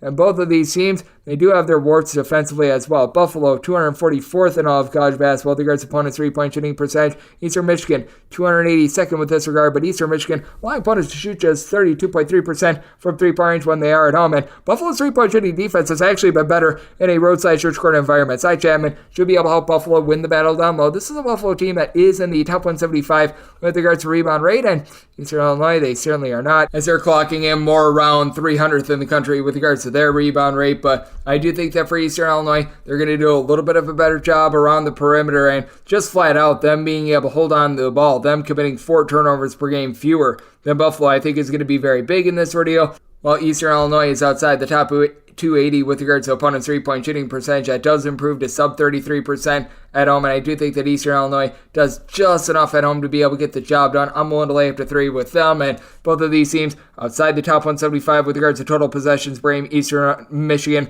playing quite a bit more slowly, and both of these teams have just been really rough with their offense. Set my total 137.5, looking at the under, and I'm going to be willing to lay up to 3 with Eastern Michigan. 685, 686 on the betting board. Mississippi State plays with Auburn, and Auburn is a favorite of between 2.5 to 3 points. So on this game, between 145.5 and 147. I set Mississippi State as a favorite of 2 points. I'm going to be looking at them outright on the money line. Auburn coming off of a rough loss in the Iron Bowl, but just hitting the road in the SEC is a completely different animal. I remember 2 years ago, we saw some pretty dramatic home and road splits with Auburn. And keep in mind, Auburn has already lost on the road to Appalachian State. Granted, a good Appalachian State team, but not quite what Mississippi State is. Mississippi State still a top 35 team in the country with regards to rebound rate in terms of points allowed on a per possession basis, and now they've gotten Tolu Smith back in the fold, who's giving you 18 points, 8 rebounds per game, going up against an Auburn squad that they themselves are a very complete team. Auburn is in the top 30 nationally in terms of both points scored and points allowed on a per possession basis, and they do have G&I Broom doing a nice job of cleaning up down low. He's been able to do good work with regards to giving this Auburn team a boost, with them being 40th in the country with regards to rebound rate overall. But if you look at them in a roadside-church court environment, they are in the top 15 nationally with this regard. It is an Auburn team that they're better from three-point range than they were a season ago. Really, both of these teams are. Both of these teams were a wreck a season ago. Now Chad Baker-Mazara shoots 38% from 3 with about 9.5 points per contest, For Auburn, you've been able to have Jalen Williams give you about 12.5 points, 5.5 boards on 42% three-point shooting, and Aiden Holloway. The numbers aren't like demonstrative, 3.5 assists, 9.5 points, but he's really helped flow some very efficient offense. Meanwhile, it's been all about Josh Hubbard in the backcourt for this Mississippi State team. Nearly 15 points on 36% three-point shooting. He has been massive for the team at Mississippi State. They still do a really nice job being able to generate turnovers. They're able to get about 8.5 per contest. They go up against an Auburn team that, with regards to the three-point shooting defense, they have been very supreme. They are 22nd in all of college basketball with this regard. But Mississippi State, they continue to do a really good job of locking down the three-point arc. Number 4 in all of college basketball. I think that this is going to be a tremendous display from really both of these teams. It's all going to come down to which strength wins out. Auburn should be able to win the turnover battle. They're a top 60 team in terms of turnovers forced on a per possession basis, and they hold on to it themselves. But Mississippi State, they're so south down low. I do default to the home court advantage, and I do default to the rebounding. I did set Mississippi State as a 2-point favorite. I'm going to be looking at them outright in the money line, and did set my total 142. I think that both of these teams are going to be able to play some good defense. First to 70 wins, in my opinion. I'm looking at the under and Mississippi State on the money line. 687, 688 on the betting board. Valparaiso plays host to Missouri State. Missouri State is a favorite of between 3 and 3.5 points. Total on this game is 140.5 with Missouri State. I did set them as a favorite of 7 points. I'm going to be willing to lay this number. It's a Valparaiso team that has been able to improve quite a bit on defense. They just still don't really have a lot of rebounding. Jerome Palm was looking very solid at the beginning part of the season, but he's just fallen out of favor with the team. And for Valparaiso, they're allowing opponents to shoot 35% from three-point range at home. They are outside the top 235 with regards to opponents' three-point shooting percentage, and they do go up against a Missouri State team that they've been wobbly with their offense. There's no question about it, but they have top flight guys. They're able to put the ball in the bucket, as Alston Mason has been your main guy. 18 points, 3.5 assists on 36.5% three-point shooting. Now for Missouri State, they should have collected about 31% from the outside, but this is a Missouri State team that, even though they're playing much more up-tempo this season, in terms of the overall defensive efficiency, it really hasn't slipped up from where it was a season ago when they were one of the best mid-major defenses in all of college basketball. They're still about 110th in the country with regards to points allowed on a per-possession basis, allowing only 0.7 points more per 100 possessions than they did a season ago. Still have N.J. Benson, who's been able to give you 7+ rebounds per game down low with Donovan Clay, Chance Moore, combining for about 24.5 points per contest. And then flip side for Valparaiso, not a lot of outside shooting outside of what you're able to get out of Cooper Schweiger, who's been tremendous with about 11.5 points, 6 boards, shoots 37% for 3 for a team that overall they shoot about 32.5% from the outside. Now, Jahari Williamson has really stepped up recently. He's shooting 41% from 3, 7+ points in each of the last 4 games, but he's very much an all-or-nothing player. He doesn't really give you anything outside of outside shooting, and I do like Davius DiViero, 8 points, 5 assists, steal per contest, shoots in the low 30s from three-point range. But again, this team not really getting a ton down low outside of really Cooper Schweiger giving you about 6 rebounds per game. That's a little bit of an issue. Missouri State, I think, is going to be able to do a relatively solid job down low. And with Missouri State, the team has been very solid at being able to guard the three-point arc in recent years as well. For Missouri State, they're allowing opponents to shoot in the neighborhood of about 30.5% from three-point range. That's a top 35 mark in all of college basketball. I think that Missouri State is going to be able to win out with their defense. They're playing a little bit more up-tempo, but I do think that this is going to be a slog with Valparaiso improving very much on defense recently. Offense, still averaging about 68 points per contest. They're still having a rough go of it there, so I do think that this is going to be a lower scoring slog. Going to be looking at the under of Missouri State, willing to lay up to 6.5 points with them. 689, 690 on the betting board. East NC State plays host to Samford. Samford is a 6.5 point favorite. Your total between 156.5 and 157. Set Samford as a favorite of 7 points. Here at the 6.5, it's max I'm willing to lay, but I'm going to be willing to lay. Samford has been all over the place in harebrained. They got held down by Furman a few days ago, but all in all, this has been a bunch that has been looking to run it and gun it and just absolutely rip it down your throat. This Samford team is very efficient as well, despite the fact that they do have some turnovers with them. They do turn the ball over about 14 times per contest. That's not due to Rylan Jones, though. Jones, 5.5 assists and 1.3 turnovers per game for Samford. You've also had Anchor do a really good job down low. He's been able to give you in that neighborhood about 6 boards, 15.5 to 16 points per game. He's got really good versatility, and you get to go up against an ETSU team that they themselves have been able to do a nice job of cleaning up the glass. They're about 180th in all of college basketball with regards to their rebound rate. Karen Boyd, Jaden Seymour have been able to combine for about 13.5 rebounds per game, but where you want to hurt the Samford team is from the outside, and they shoot about 29.5% from three-point range. That is going to be an almighty issue, as for Samford, they are 268th in all of college basketball with regards to opponents' three-point shooting percentage. Ibi Asamoah has been able to shoot about 33% 40% from the outside. He's been able to chip in there about 15 points, 4 boards per contest. And for ETSU, by committee, they've been able to do a relatively solid job of being able to hit the glass. It's the Sanford team that they've been dealing with the injury to Jermaine Marshall for quite some time, but AJ St. McCray, he's able to come up with nearly 2 steals per contest. And this is a Sanford team that if you're having a tough time holding on to the ball, which ETSU, about 12 turnovers per contest, they're not great, they're not terrible, but this can turn into a very, very long night for you. This is a Sanford team that they just get things out of control. Harebrained, top 25 team in all of college basketball. They guys are turnovers force on a per possession basis, and I just don't think that's something ETSU is accustomed to, and I do think that they're going to get thrown sort of out of their style, which is why I think that Sanford gets the job done. I did set my total 157. You're at the 156 half. I'm going to be one to lay the number Sanford in the top 30 with regards to total possessions per game, and set my line at 7. I'm going to be one to lay 6.5 with Sam Amford. 691, 692 on the betting board. Utah State is on the road facing off against Boise State. Boise State at 3 to 3.5 point favorite, totals between 145.5 and 146. And I did set my total at 142. I'm going to be taking a look at the under. Boise State, not an up-tempo team at all. They are once again outside the top 240 in terms of total possessions per game. And both of these teams have been able to do a nice job with their defense. Boise State, they've got a really nice home court advantage. It's tough to get out there to Boise, Idaho. So that is going to take it out of this Utah State team quite a bit. And for Boise State, 58th in the country in terms of points allowed on a per possession basis, giving up 8.7 points fewer per 100 possessions when they're at home rather than in a road/neutral court environment. But this Utah State team has stepped up to the plate.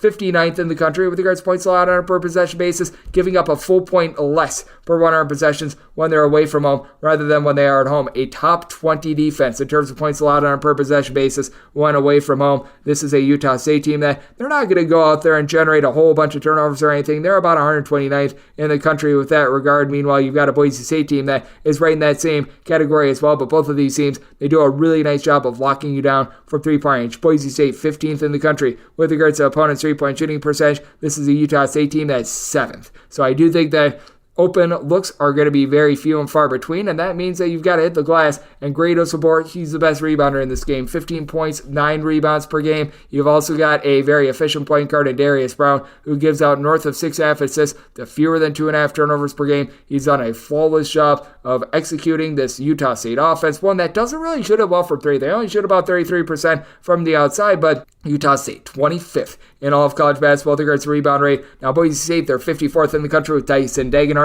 doing a solid job, giving you about 6 rebounds per game. And the best three-point shooter in this game is going to be Chibuzo Egbo. He's able to give you 12-plus points per contest, shooting north of 40% from three-point range for this Boise State bunch. But I do think that for Boise State, even though I do think that they get the job done outright on their home floor, I think that it's just such a tough place to travel. I think that this is going to be nip and tuck. I think for Utah State, this is going to be very, very similar to that game that they somehow won against UNLV. I don't know how they won that game, but I think it's going to be like a one-possession game coming down to the closing seconds. Utah State, 83-plus points in 3 of their last 4 games, but the defense is really starting to lock down for Boise State. This team, the last time they gave up more than 68 points in a contest, I should say 69 points in a contest, because they gave up San Jose State to 69 points against a D1 team. You have to go all the way back to November. They actually gave up 70 points to Western Oregon, but they scored north of 100 points themselves. So I do think that this is going to be a lower scoring game. Semi-total 142, looking at the under, and anything north of 2, looking at the points with Utah State. 693, 694 on the betting board. Stony Brook plays us to UNC Wilmington.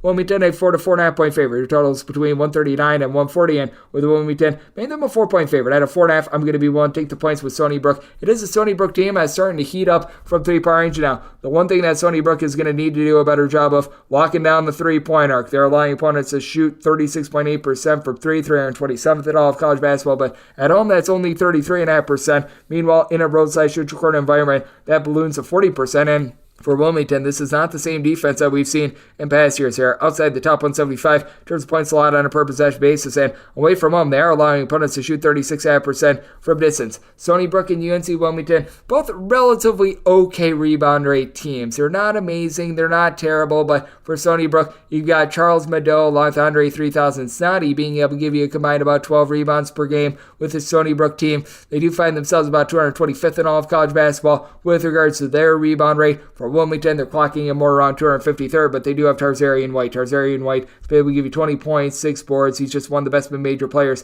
they're able to find in all of college basketball. And for Wilmington, they don't hurt themselves. They're in the top 8 nationally in terms of turnovers on a per-possession basis. Shaquem Phillips, KJ Jenkins have been able to combine for about 25.5 points per contest. Jenkins shooting about 40% from three-point range, but for Stony Brook, you've gotten Tyler Stevenson more going, 14.5 points per contest on 39% three-point shooting. Keenan Fitzmaurice at 7 feet tall is able to give you 10 points on north of 36% three-point shooting. So even though UNC Wilmington has gotten hot, they've won 5 straight games, and they've allowed 70 points or fewer in 4 of their last 5 games. I do think that they're going to have a tough time with the Stony Brook team. That defense has been a little bit hit or miss for them, but in regulation, because the Towson game that they played, that went to overtime, they've been able to do a little bit better job. They have given up now fewer than 70 points in regulation in 5 out of their last 8 games. So I do think that things are going to be a little bit more buttoned up here, and I do think that this is going to be relatively nip and tuck. It's semi-total 144 here at the 139 after 140. I do think we've went a little bit too low, as I do think that both of these teams are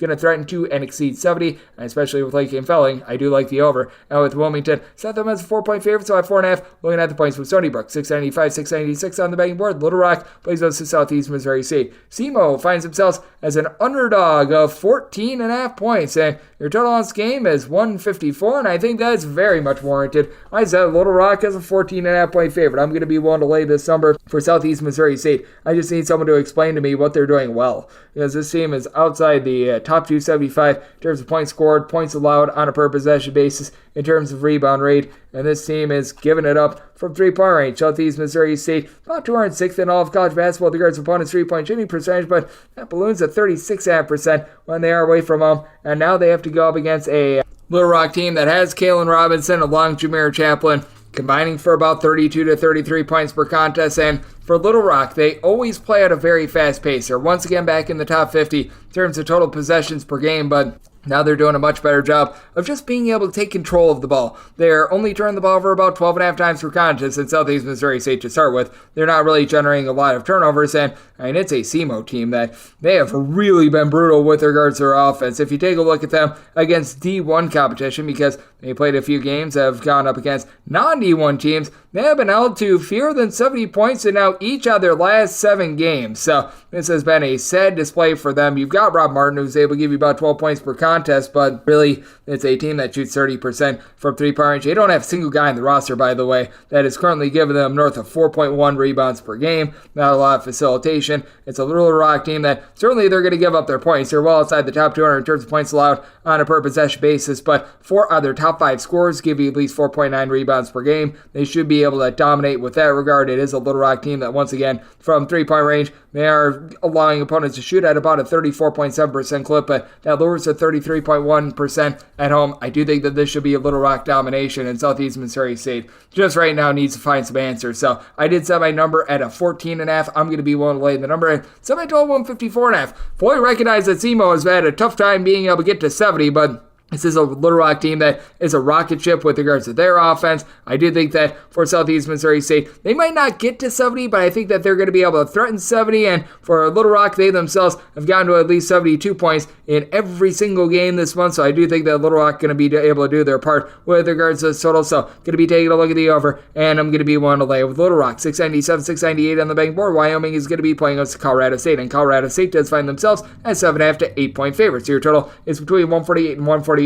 With Wyoming, I did set them as an underdog of 5.5 points, so I'm going to be willing to take the points. Always have to award more for home court advantage in that Wyoming elevation, with the Wyoming team that has been able to shoot very well from three-point range. They're a top 20 team in all of college basketball with regards to three-point shooting percentage, and this is a Colorado State team that they are 247th in the country with regards to opponents' three-point shooting percentage. That actually improves to 33.1% away from home, but again, I do think that the elevation factor does need to be taken into account, and this is a Wyoming team that has actually been much more sorry with regards to their defense at home rather than on the road. Their offense is really elevated when they're at home. Their defense is actually giving up about 1.6 points more per 100 possessions when when they're at home rather than in a roadside shoot your current environment. Wyoming, as a matter of fact, they're about 298th of college basketball in terms of points allowed on a per possession basis. So we should see both of these teams hitting a lot of shots. You do have along with Isaiah Stevens, who's been amazing for Colorado State. 7.5 assists, 16.5 points. Shoots north of 40% from three-point range. Patrick Cartier, he's 6'8". He gives you about 12 points. He's shooting 43.5% from the outside. It's a Colorado State team that only turns the ball over 10.5 times per contest. They're better on the glass thanks to Joel Scott coming in from D2 Black Hills State.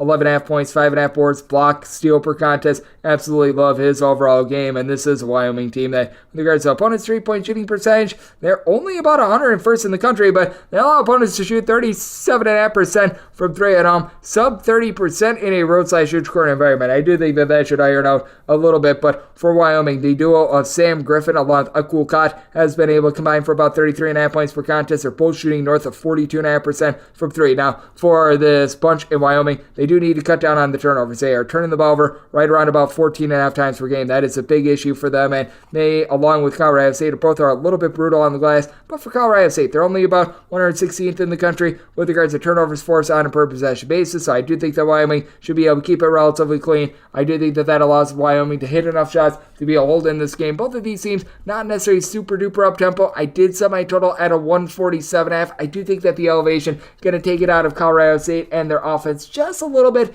in this one. So looking at the under and at north of 6, looking at the points with Wyoming. 699, 700 on the betting board. George Mason is going to be playing us to Rhode Island. Rhode Island does find themselves as an underdog of 10 points. Totals between 144 and 144.5. Semi-line at 9.5, so at the 10, that is my buy point on Rhode Island. Rhode Island has been a different team ever since David Green has been able to come into the fold. He's been able to register double figures. He's given this team right around about 5 rebounds per game, so he's been able to do a nice job of upping their production. That helps out the likes of Zeke Montgomery along Jaden House in the backcourt. These two guys, they've been able to do a solid job of being able to combine for about 20 points per contest. You've got House currently shooting 37.5% from three-point range. For Green, he's also shot 47.5% from the outside. This is still a relatively slow Rhode Island team that is well outside the top 200 in terms of points allowed on a per possession basis, but in terms of the offensive efficiency of Rhode Island with/without Green, it certainly has been elevated. Now for Rhode Island, last few games they've been falling on some tough times. They have failed to break the 70-point plateau in each of their last 3 games, and now they do have to go up against a George Mason team that does rank in the top 25 with regards to points allowed on a per possession basis, and I like what Keyshawn Hall is able to do for this team. 15-plus points, 9-plus rebounds per game. It's a George Mason team that overall is 41st in the country with regards to rebound rate, while Rhode Island is actually 75th. This despite the fact that really nobody other than David Futris has been able to give you north of 6 rebounds per game. For George Mason, they do shoot about 35% from three-point range. You've been able to get about 45% three-point shooting out of Amari Kelly, who's been able to give you about 12.5 points per contest. And then Darius Maddox has been able to give you about 13 points. He shoots 38.5% from the outside. So it is very incumbent upon Rhode Island to be able to lock it down a little bit more from three-point range, which has been a struggle for them all season long. 328th in all of college basketball with this aspect, and they allow opponents in a roadside shoot current environment to shoot north of 40% for three. I think there's been a little bit of bad variance there. And George Mason, they themselves about 208th in the country with regards to opponents' three-point shooting percentage. They've got a pair of teams that are well outside the top 250, though, in terms of total possessions per game. So it's a good old situation of something's got to give, and I do think that Rhode Island is starting to get figured out a little bit more with the offense now having Green back in the fold. Meanwhile, it's a George Mason team that they themselves have had a really rough go of it on offense. 70 points or fewer in each of their last 4 games. So this is a circumstance where I did set my total 139.5. I'm looking at the under and being able to get 10 plus, looking at the points with Rhode Island. 701, 702 on the betting board. It is Charlotte. They're facing off against Tulane. Tulane is a 3 to 3.5 point favorite with your total between 149.5 and 150. And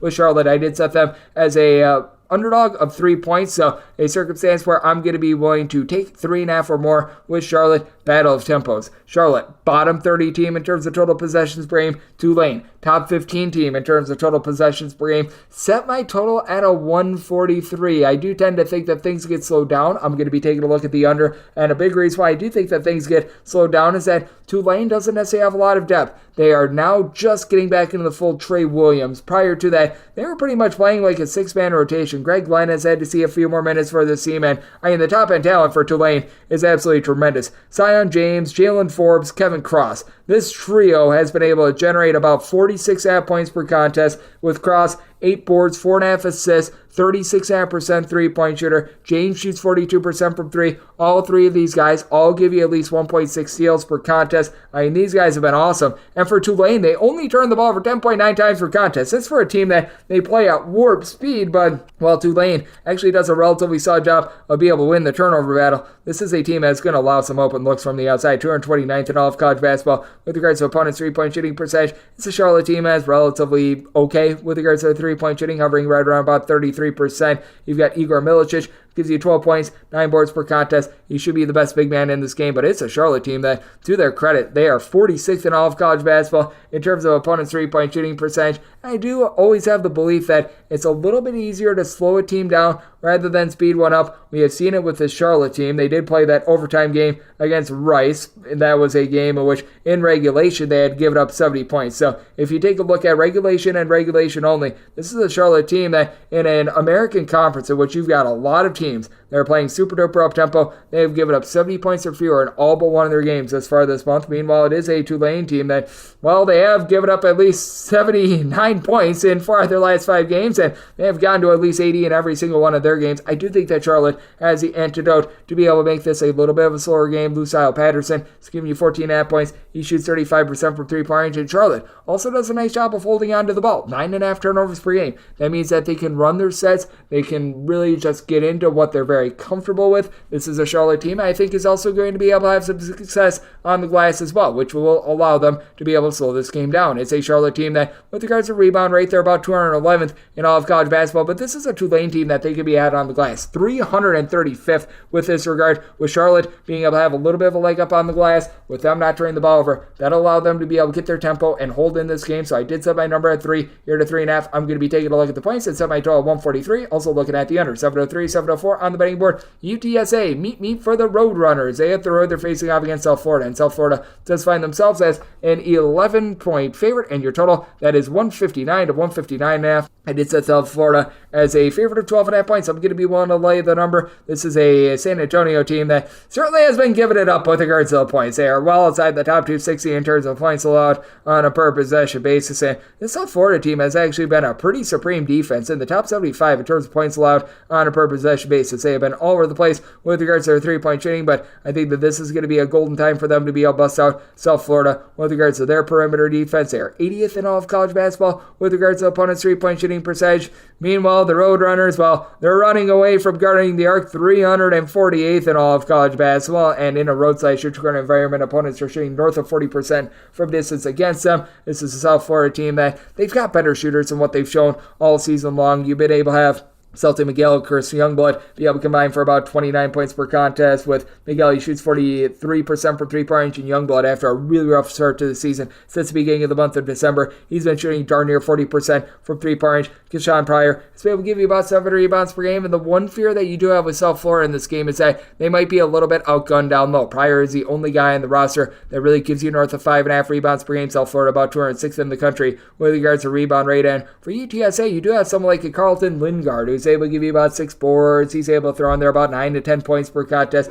Jordan Ivy Curry has really been able to elevate the offense. 18 points, 6 boards, 4 assists, 37% three-point shooter for a UTSA team that, despite the fact that they're in the top 40 with regards to possessions per game, they only turn the ball over about 11.8 times per game. They're about 145th with regards to their rebound rate. Dre Fuller, 10 points, 4.5 to 5 rebounds per game, and then you've also been able to get 5.5 assists, 13 points per game out of Christian Tucker, and despite the fact that Ivy Curry has come back in the fold, he's actually seen his assists per game elevate. So UTSA working in tandem very well there. I do think that even though South Florida has been a really good under team, that this is a game in which it just turns harebrained and just absolutely insane. This UTSA team has just been almightily gashed with regards to their defense. They have given up at least 76 points and now 7 out of their last 8 games. Meanwhile, you've got a South Florida team that they themselves have been able to get to at least 71 points in each of their last 5. They themselves have given up at least 68 points in each of their last 5. I think that you get an up-tempo, airbrain game. I set my total 160.5, looking at the over. And with South Florida, I'm going to be willing to lay up to 12 with them. 705, 706 on the betting board. UW Milwaukee plays also Oakland. Oakland does find themselves as 1 to 1.5 point favorites. Your total is 156. With this Oakland team, it has been rough for them on defense. defense to say the least, but they've actually been able to play relatively well on the road, so I set them as a 2-point favorite. I'm going to be willing to lay the number. Neither of these teams are necessarily playing super up-tempo. UW Milwaukee this season has been a relatively mid-tempo team in terms of total possessions per game, 127th, but we have seen ever since B.J. Freeman has returned to the fold, the tempo has been going up and up and up in Oakland, 335th in the country with regards to total possessions per game. But my goodness gracious, this is an Oakland team that is giving it up, 323rd in the country in terms of points allowed on a per possession basis, but giving up 12.5 points fewer per 100 possessions on the road rather than at home. I'm pretty sure that's the biggest split in all of college basketball as of right now. And right now, Oakland is just really giving it up from three-point range. Oakland, they've always been a rough three-point shooting defense team, and that has translated to this year. They're allowing opponents to shoot 36.4% from three-point range. And for UW Milwaukee, they're in the bottom 30 with regards to opponents' three-point shooting percentage. At home, allowing opponents to shoot 39.4% from three-point range. And UW Milwaukee, one of your lowest teams in all of college basketball in terms of points allowed on a per possession basis as well, 340th. With this regard, B.J. Freeman has been able to give you 18.5 points. Only guy in the roster giving you north of 5.5 rebounds per game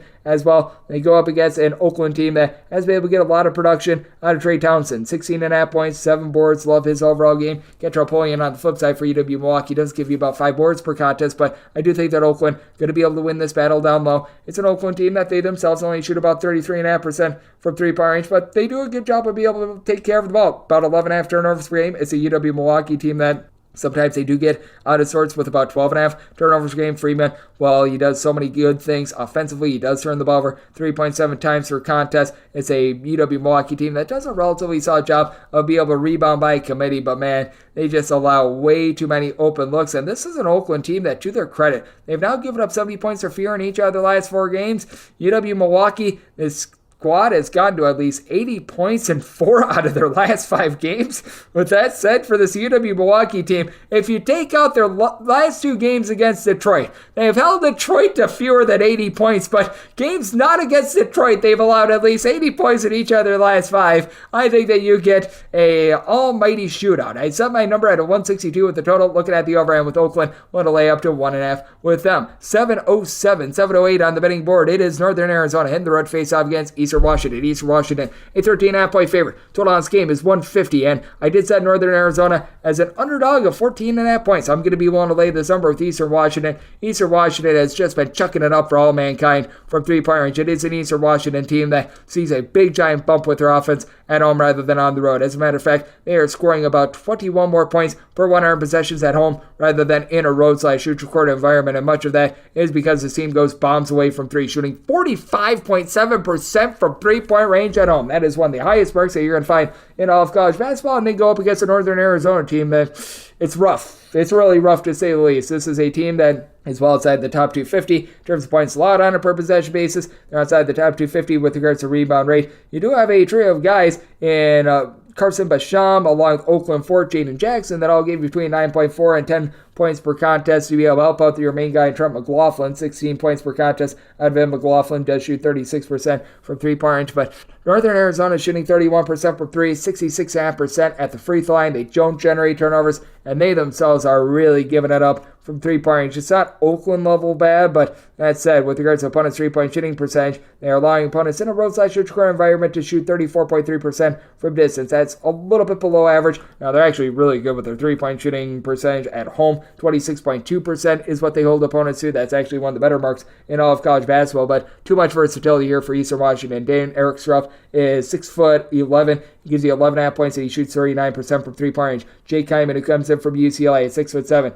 He's giving you 10 points on 42% three-point shooting. Cedric Howard stands right around 6'6", 6'7". He's been able to give you 12 plus points per contest. He's shooting 40% from three-point range. Now, Eastern Washington, while they do such amazing work on the offensive side of things, they certainly get gashed defensively. 288th in all of college basketball with regards to opponents' three-point shooting percentage, but that three-point shooting percentage dips to 32.6% when they're at home. That's more like 36.5% in a road/shoot record environment, and Eastern Washington certainly getting gashed with regards to their defense as well. 267th in the country in terms of points allowed on a per possession basis. That does fall by about 11 points per 100 possessions when they're away from home. And got a Northern Arizona team that they're not really looking to play super duper fast. 195th in the country with regards to total possessions per game. Eastern Washington clocking in more around 158th, but Lots of inefficiency on defense. I do think that there's going to be a lot of made shots in this one, and I do think that Eastern Washington continues to excel at home. I did set Eastern Washington as a 14.5-point favorite. Willing to lay the 13.5, and set my total 150.5. So 150 or less, looking at the over to go along with Eastern Washington. 709, 710 on the betting board. It is Denver playing host to Omaha. Omaha finds themselves as 4.5 to 5-point underdogs. So on this game, and between 159 and 159.5. Set my total at 160. So anything below 160, I'm going to be taking a look at the over on. It's an Omaha team that has slowed down their tempo significantly. They're outside the top 300 with regards to total possessions per game, but this is a Nebraska Omaha team that certainly has had a tough time guarding the three-point arc. They're outside the top 200 with that regard. Meanwhile, you've got a bunch in Denver that they have been so tremendous with their offense. Top 30 nationally in terms of points scored on a per possession basis, coming off of that harebrained double/triple overtime game that we saw a few days ago. And for Denver, 334th in the country in terms of opponents' three-point shooting percentage. They are allowing opponents to shoot north of 38% from distance when they are at home, but they've got the man that's able to be the elixir to all that, Tommy Bruner. He leads all of college basketball in scoring, 26.3 points, 4.5 assists, shooting 42% from three. In that crazy double overtime game against South Dakota, he had a 49 spot, and this man has been able to get to at least 26 points in now all but one of his last 7 games, and for that matter, he has scored at least 20 points in now 10 straight games. It has been ridiculous. Frankie Fiddler on the flip side has been relatively solid for Omaha, 18.5 points, 5.5 boards, shooting 38.5% from three. And for Omaha, they're a relatively crisp team. 10 turnovers per contest. They shoot in the mid-30s from three-point range. Each of your top 3 scorers give you at least 5.3 rebounds per game, including Marquette Sutton being able to give you about 6 rebounds per contest, but Toki Tanamo being able to supply for Denver about 8 rebounds per contest, and Jackson Brenchley being a nice Robin out there in the backcourt, 3 assists, about 5 boards, 10 plus points per contest. That's very helpful. It's a Denver team that has been able to do a relatively solid job on the glass. 138th in the country with regards to their rebound rate. For Omaha, they're clocking in right around 261st with this regard. It is a Denver team that also has been able to get some really nice ancillary scoring out of Isaiah, Ado, and Correa. Hopefully I said that correctly. Shooting 42.5% from 3, 7.5 points per contest for a Denver team that, despite going super up-tempo, fewer than 10 turnovers per contest, and this is a Omaha defense that has been getting very much exposed recently. They have given up at least 74 points in each of their last 4 games. For Denver, this is a defense that has been getting almightily torched, as they have given up at least 80 points in all but one of their last, I believe now, 10 games against Division I opponents. Meanwhile, they've gotten at least 80 in all but one of them as well. So I do think that you're going to get plenty of scoring here. Anything below 160, I'm looking at the over. Now with Denver, I think that the offense wins out. I'm willing to lay up to 5.5 points with them. 7-11, 7-12 is going to be the DK Network Corrida pick. This is TCU on the road facing off against Baylor. Baylor does find themselves as a 5-point favorite. And your total on this game, it was a 155.5 when I wrote this up, and I made sure to beam this out as quickly as possible. We are now at a 151 to a 152, and I had the feeling that this was going to just dive way, way down. I still see a nice differential with regards to this write-up, so if you're listening a bit late, you didn't see the Twitter/X post,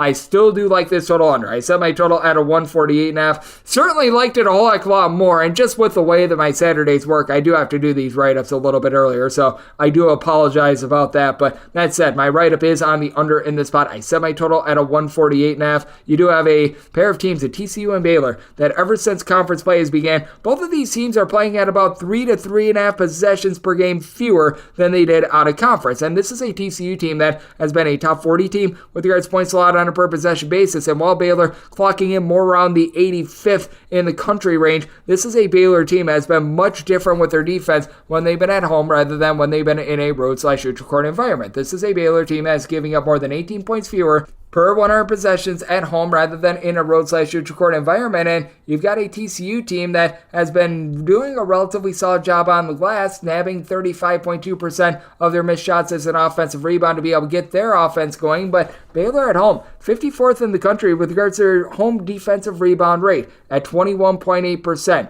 Now, you've got for TCU, a lot of guys are able to throw the ball in the bucket. You've got 5 different guys that give you at least 9.4 points per contest, 6 different guys that give you at least 9 points per game, including Trey Tennyson, who's been able to shoot 45% from three-point range. But this isn't any sort of an amazing three-point shooting team for TCU. They shoot about 34% as a collective. It is a TCU team that also has been turning the ball over a little bit north of 13 times per contest. So that does have to have you a little bit concerned. This is a Baylor team that they've done a much better job of being able to take care of the ball. They bring in Ray J. Dennis. He's been able to give you north of 6 assists per contest, and it's been the Jacoby Walter show, being able to shoot it really well from three-point range, north of 40%, and for Baylor, his team is in the top 5 nationally with regards to their overall three-point shooting percentage. As a matter of fact, if you look at games only against Division I opponents, they're number 1 in the country, shooting 45.5% from three-point range at home. I seem to think that there's going to be some regression here, especially against a TCU team that is holding opponents to shooting 31.2% from three-point range. Now, if you do have trepidation with this is a TCU team that, in terms of points allowed on a per-possession basis, that does rise by north of 16 when they're in a road/neutral court environment. And for Baylor, I do think that they're going to have a little bit of a tough time going up against a TCU team that has 4 different guys that give you at least 2.8 assists per contest. Micah Peavy, Jameer Nelson Jr., they both give you a combined about 6 assists, 21 points per contest, but both of these guys have also shot sub 30% from three-point range. I do think that the home court environment for Baylor is going to be able to win out. They've been able to do a little bit of a better job down low with Yves Massey being able to give you about 6 rebounds per game. You've been able to get Langston Love to shoot 47.5% for 3, which I think is going to see regression, but all in all, I do think that you're going to get a little bit of a lower scoring slog. This is a Baylor team that has been slowing down with regards to their offense ever since conference play has began. They've been held down to 75 points or fewer in 4 out of their last 5 games, and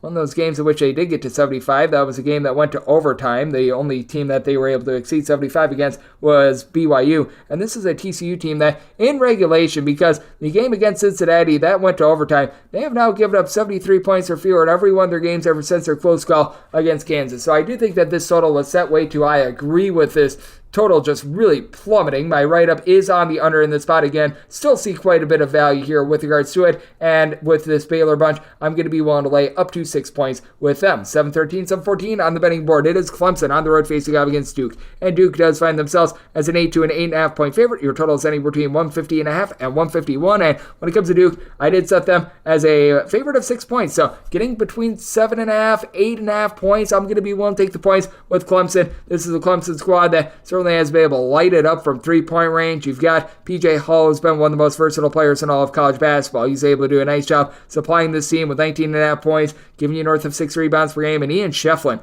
has been able to give you 9.5 rebounds per game as well. This is a Clemson team that overall, they shoot 36% from 3. Not an up-tempo team, and they're well outside the top 100 in terms of points allowed on a per-possession basis, but even though I think they lose the battle down low, this is a Duke team that's about 52nd in the country with regards to rebound rate. I do think that they'll hold their own on the glass. And as a matter of fact, they're actually having a better rebound rate this season at 33rd. Meanwhile, it is a Duke team that has Kyle Filipowski, who's just turned into an absolute menace. 18.5 points, 9 boards, a steal, 2 blocks per contest on 40% three-point shooting. And then Jeremy Roach, he's been able to shoot 35.5% from three-point range. He's been tremendous for a Duke team that now has 4 different guys to give you at least 12 points per contest. And for Duke, they've really been efficient with their offense. This team is outside the top 200 with regards to total possessions per game, but yet they're getting all sorts of good production. Heck, Ryan Young, even though he doesn't give you much scoring, he does a solid job down low for this team. And you've got Tyrese Proctor. While he hasn't done a great job scoring, he gives you 4 assists. They're right around about 1.2 turnovers per game, but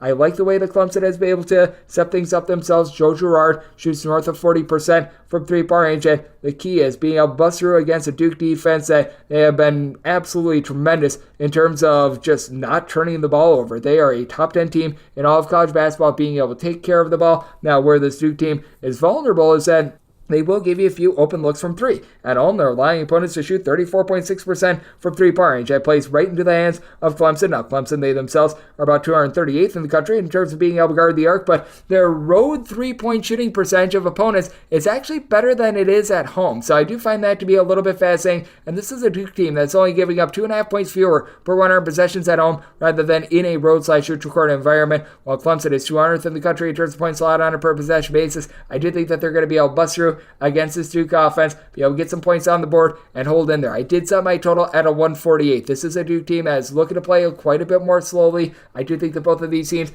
going to be able to bulk up just a little bit more with regards to their defense. It has been a Clemson team that has been quite harebrained recently, and this is a Duke team that they themselves have now given up fewer than 70 points in 3 of their last 5 games, so I'm going to be looking at the under. Now, Duke could only make them a 6-point favorite, so I'm also going to be taking a look at the points to go along with the under. 7-15, 7-16 on the betting board. Long Beach 8 hits the road face off against UC Riverside, where UC Riverside finds themselves as an underdog of a point, and your total on this game, it is 154 to 154.5, and with Long Beach State, I did set them as favorites of 3.5 points, so I'm going to be willing to lay the one. With Long Beach State, you've got Traore Square as Lucina Traore. He's been able to give you about 10 boards, 11 points per contest, and Abakar Traore, he's able to give you just over 10 points, but also chips in there like 7 boards, 4 assists, just a very versatile player for a Long Beach State team that they don't shoot it well from 3. They're hardly shooting above 30% from distance. That's been an issue, and UC Riverside doesn't shoot it well from distance either. 31.2% from 3, just 39.3% is what they're shooting from the floor, but Riverside does a good job taking care of the ball with about 9.5 turnovers per game. Long Beach State does have an issue taking care of the ball, but with UC Riverside, this is also a team that ranks well outside the top 250 in terms of points allowed on a per possession basis, and 325th in the country in terms of opponents' three-point shooting percentage, allowing opponents to shoot 40.2% from three-point range at home. Meanwhile, for Long Beach State, not saying they're amazing on defense, but they're a top 200 team. There's points allowed on a per possession basis now. They allow opponents to shoot 37% from distance when away from home, and you've got Brandon Hardress along with Isaiah Moses combining for about 24 points, 8.5 assists, 2 steals per contest, and this duo has been able to combine to shoot about 35.5% from 3, and then you've got Kyle Owens along with Brandon Garaki, who have been able to give you about 8 to 9 points per contest, and both shoot 39.7% from three-point range, but his team has their ancillary pieces being quite cold with regards to their three-point shooting percentage. I do think that Long Beach State is going to take the fight to a UC Riverside team that I just don't think that they're going to be able to hold up down low. With Owens, he's the only guy in the roster that gives you north of 4 rebounds per game, and he's giving you like 4.8 boards per contest. With UC Riverside, it's been a relatively brutal rebound rate for them, about 197th in all of college basketball, and this is a Long Beach State team with Traore squared. They're about 160th in the country with regards to rebound rate. It's actually better on the road rather than at home. I do think that Long Beach State wins from within. I did set Long Beach 8 as a 3.5 point favorite. I'm going to be willing to lay the number, and for the UC Riverside team, it has been a little bit of a just up and down team. They've been able to do a better job defensively, giving up 66 points or fewer in 4 of their last 5 games, and to the credit of Long Beach State, they have allowed fewer than 72 points in each of their previous 2 games. It's been an offense that has been held to fewer than 77 points in 4 out of their last 6 games as well, so this is a spot where I'm going to be looking at the under, set my total 151.5, and want to lay it with Long Beach 8, 7-17, 7-18 on the betting board. Marshall plays host to Southern Miss. Southern Miss does find themselves as underdogs with 3 to 3.5 points. Total on this game is 149.5. With Southern Miss, did set them as an underdog of 5 points. I'm going to be willing to lay it with Marshall. This is a Marshall squad that has been not quite the same 3-point shooting team that they were a season ago, but with Marshall, you do have nice versatility with Obiana Onchele Killian. He's been able to do a tremendous job at right around 6'8", supplying 6.5 boards, 16.5 points, shooting 36.5% from three-point range, going up against the Southern Miss team that they're dealing with the injury to Andre Curbelo. He was in the fold, he was out of the fold, and now he's back out of the fold, dealing with a back issue, so that's a little bit less than tremendous. So for the Southern Miss team, they do a solid job of being able to generate some turnovers. Each of their top 3 scorers are able to give you at least 1 steal per game, including Victor Hart being able to chip in there, a block, 2 steals, about 13.5 points, 6.5 rebounds per game. Now this is a Southern Miss team that they have really been brutal with their defense. They're well outside the top 250 in terms of points allowed on a per possession basis, 333rd in all of college basketball with regards to opponents' three-point shooting percentage, so you do have your massive issues there, and not like this team is necessarily doing a great job on the glass. They're well outside the top 200 with regards to rebound rate as well, but for Southern Miss, they're about 112th in all of college basketball with regards to turnovers forced on a per possession basis, and Marshall, typically a really good team at being able to force turnovers. They're about 255th in all of college basketball. This is a Marshall team, though, that now has Camden Kerfman, who's able to give you double figures, heating up from three-point range. He was a mid to high 30s three-point shooter 8 seasons ago. It is a Marshall team that in a roadside shoot corner environment, they actually guard the arc better than they do at home. At home, 34.5% is what opponents shoot from three-point range.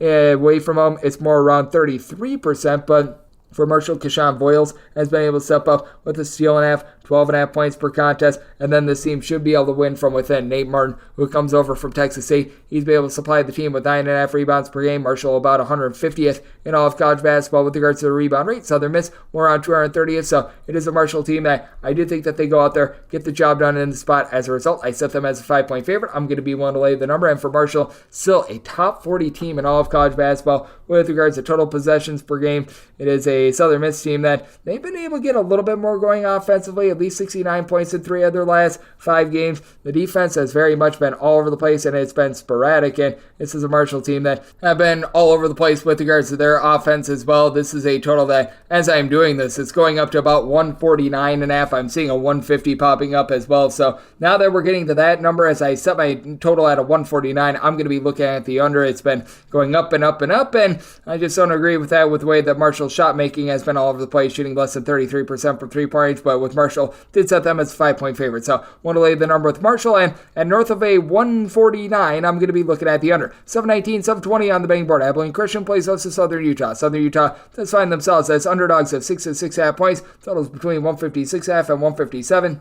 I did set this Abilene Christian team as a favorite of 7.5 points. I'm going to be willing to lay the number. It's a Southern Utah team that actually shouldn't match up the world's worst against them, because Southern Utah has done a nice job of being able to protect the ball, and they go up against a bunch that just is looking to swarm and be able to generate turnovers. Abilene Christian in the top 35 nationally in terms of turnovers forced on a per possession basis, while Southern Utah about 11.4 turnovers per game.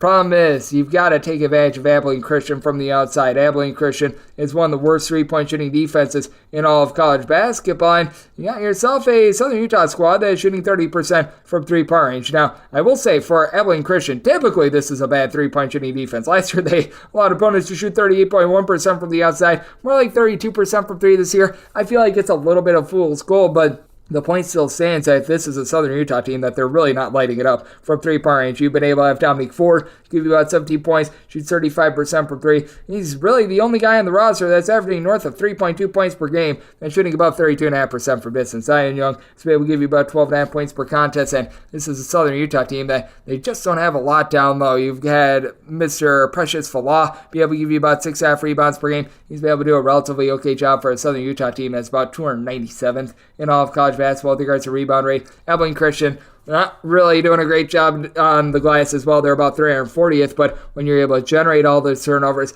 and when you've got really balanced scoring with this team, Ali Abdul-Diba along with Arion Simmons have been your main two guys with about 29 points, 11 boards between the two of them, but Hunter Jack Madden is shooting 44% from 3, 12.5 points per contest. It's a team that they just really utilize so many different guys. They have 9 different guys. They'll be able to register at least 11.5 minutes per contest. They generate so many turnovers. They themselves have turned the ball over about 13.5 times per contest, but with having just the plethora of different options, shooting about 73.5% at the free throw line, coming at teams at waves, I do think that it makes it very difficult for the Southern Utah team that has been very sporadic and not so great with regards to their defense. They're well outside the top 225 in terms of points allowed on a per possession basis. Southern Utah has actually done a really good job of being able to lock it down from 3-point range. They're a top 75 team with regards to opponents' 3-point shooting percentage, but that is very far from the forte of this Abilene Christian team with regards to Southern Utah. This team can really get gashed inside, so even though this Abilene Christian team doesn't necessarily do a great job with regards to rebound rate, I do think that a Southern Utah defense that enters into this 300th in the country in terms of points allowed on a per possession basis,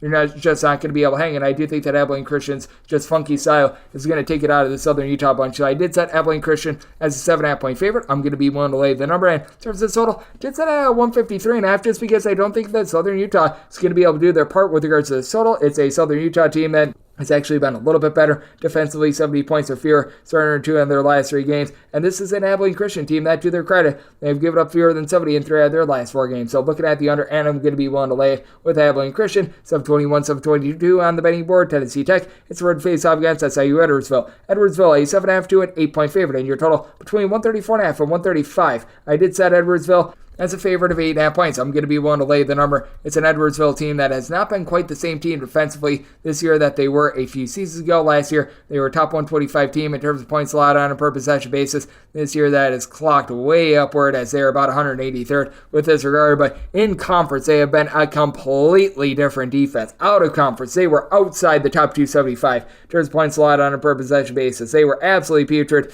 I think much of it speaks to how the Ohio Valley Conference is this season, but that's said, for the Southern Illinois Edwardsville team, they have now given up fewer than 64 points in each of their last 4 games. They're just absolutely bearing down on opponents. And you've got the Wright brothers and Shamar and Lamar Wright who have been able to give you some nice production. Lamar Wright, 9.5 points on 35% three-point shooting in a block per contest. Shamar Wright, your main scorer with 15 points, shoots about 35.5% for 3. And despite the fact that DeMarco Minor is only 6 feet tall, he has been major. 8.5 boards, 2.5 assists, 14 points per contest. It's a top-heavy Southern Illinois Edwardsville team, but a relatively solid one. And for Tennessee Tech, this team just has not been able to get a lot going, really on offense or on defense. For Tennessee Tech, they are 312th in the country in terms of points allowed on a per-possession basis, and their offensive efficiency is a little bit better than that, but it's been all over the place, as well as you've got Javius Harvey, who's been able to give you about 15.5 points per contest. He's shooting 34% from three-point range. It's a Tennessee Tech team that's about 316th in the country in terms of points scored on a per-possession basis.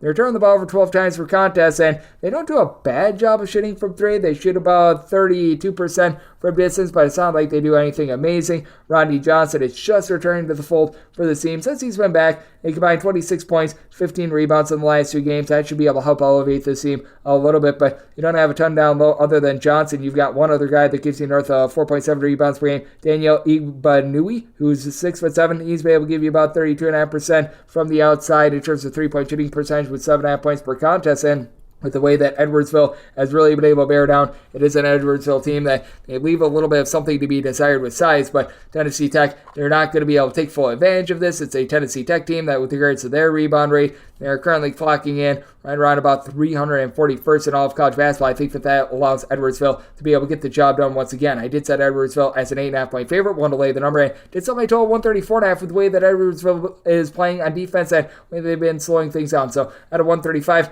looking under and willing to lay up to 8 with Edwardsville. 7:23, 7:24 on the betting board. It is a Lindenwood in the road face off against UT Martin, and UT Martin is an 11.5 to a 12 point favorite. Total on this game is 153.5 to 154. Set my total at 153, so I'm looking under, but set UT Martin as a 15 point favorite. I'm going to be willing to lay this number. Martin is a top 15 team nationally in terms of total possessions per game, and the reason why I like the under is just because this Lindenwood team has absolutely nothing going for them on offense. The last time this team scored north of 68 points in a game is when they played against Southeast Missouri State. They were able to get to 74 there, and if you toss out games against Division I competition, this is a bunch that they have been able to exceed the 71-point plateau 3 times thus far this season. As Keaton Cole, he gives you 19 points, 6 boards per contest, but you've got a team that shoots 28.5% from three-point range. You don't have a single guy on the roster that's able to give you north of 2.2 assists per game.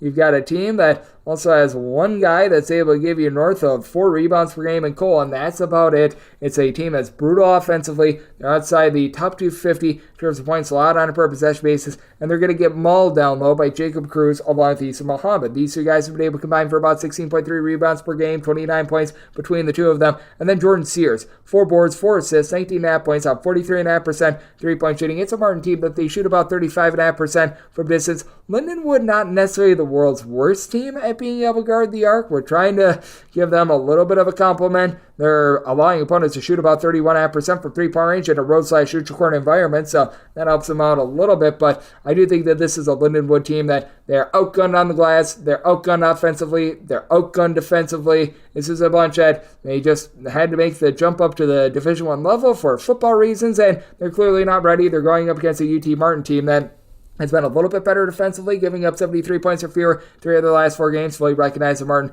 outside the top 200 in terms of points allowed on a per-possession basis. But against this really rough Lindenwood team, I do think that they're going to be able to get it done and cover this number, while I think Lindenwood doesn't do their part with this total. So semi-total 153, diving under, and with UT Martin willing to lay up to 14.5 with them. 725, 726 on the main board. Tennessee State hits the road. They're facing off against Eastern Illinois. Eastern Illinois does find themselves as a 1-point underdog in your total between 137 and 138. I agree with this. I set Tennessee State as a 2.5 point favorite. I'm going to be willing to lay the small number. Eastern Illinois has been good with regards to being able to generate turnovers. That thanks to Tiger Booker. He missed the first few games of the season. In the 16 games that he's been out there for, 15 points, 2.8 assists, 2.3 steals per contest for an Eastern Illinois team that they're playing very slowly, outside the top 250 in terms of total possessions per game, but they do a really nice job of being able to give you some nice production with shooting 34% from three, not turning the ball over, 10.2 turnovers per contest, but this is also an Eastern Illinois team that, while they do a solid job of being able to win the turnover battle, they lose from beyond the arc. They are 351st in all of college basketball with regards to opponents' three-point shooting percentage,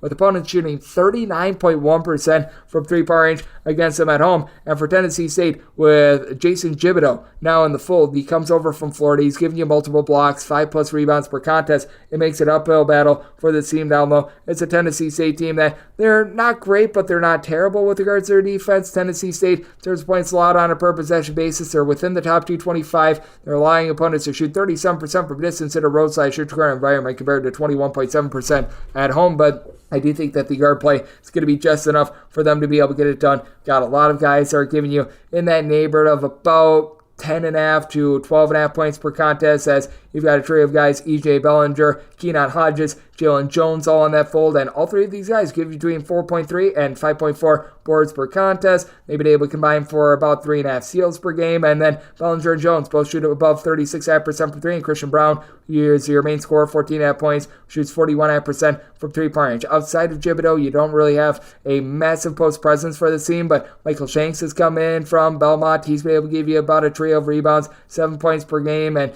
he's a guy with 6'6" guys that is able to pop it from three. Doesn't necessarily do so overly efficiently, but he's able to give you a little bit of versatility. And this has been a Tennessee State team that has been very good with their defense recently, giving up fewer than 70 points in 4 of their last 5 games. Eastern Illinois, their defense has been just fine. They have given up fewer than 70 points in each of their last 3 games.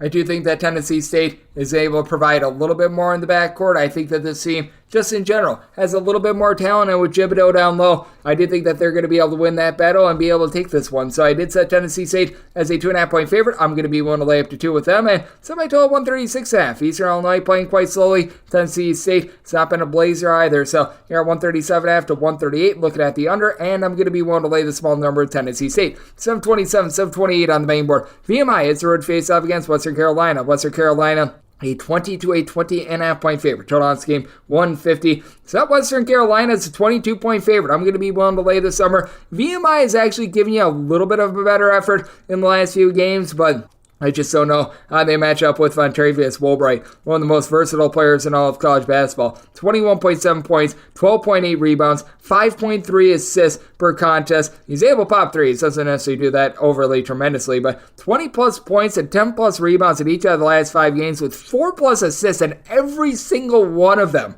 This is for a VMI team that is well outside the top 275 in terms of points allowed on a per possession basis. Now, they've got a good rebounder of their own, and Tayshaun Jackson is able to give you 8.5 points, 10.5 rebounds per game. It does shoot 36.5% from 3, and as a whole, VMI, they do shoot 34.7% from the outside. That's relatively solid.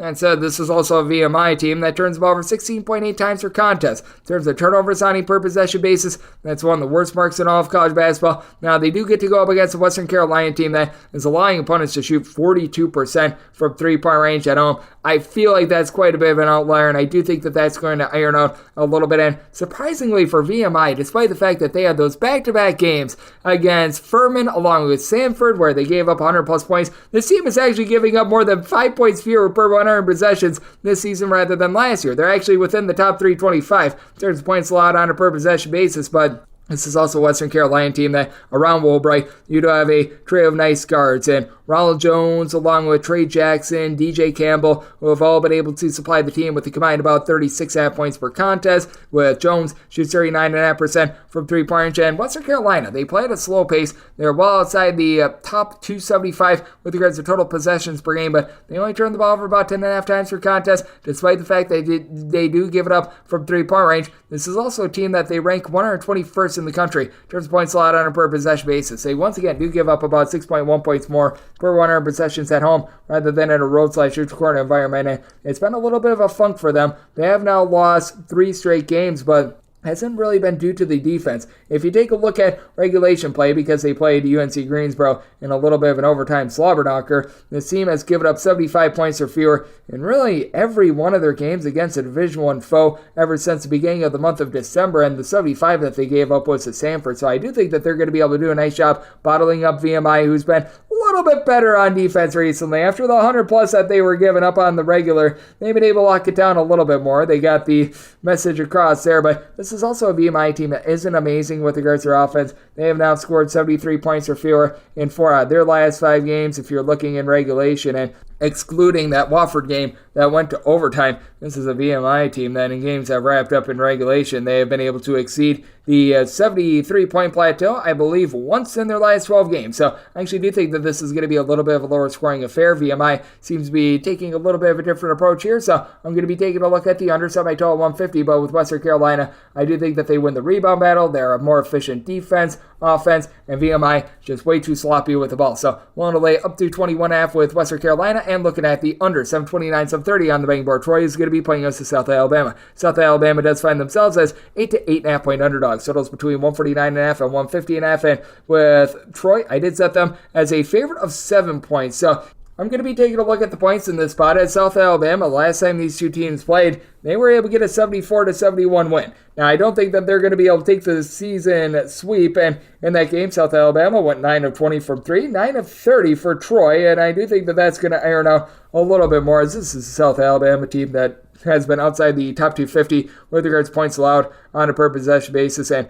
when it comes to South Alabama, they are a bottom 100 team with regards to their rebound rate. They're halfway decent at being able to guard the arc, and they actually hold opponents to shooting 30.3% from 3-point range in a road/shoot-record environment, which is a big reason why I did set my total at a 147. So this is going to be one of these ordeals where I do take a look at the under, but when it comes to Troy, they themselves have been able to play some relatively solid defense. You got Tristan Eugene, along with Titan Conaway, who have been able to combine for about 28, 29 points per contest. Now, Troy, they allow opponents to shoot about 35.5% from 3-point range overall this season, but that goes down to about 32.1% from 3-point range when they're at home. And for South Alabama, Isaiah Gator has been very rock solid for the team. He's been able to give you about 16 or so points per contest in the last game that these two teams played. He was able to register 13, but this is a Troy team that I think should be able to win the battle down low, as well as South Alabama just has absolutely nothing going with regards to the rebounding. And for Troy, even though right now you don't have anyone other than Thomas Dowd that really gives you north of 5.2 rebounds per game,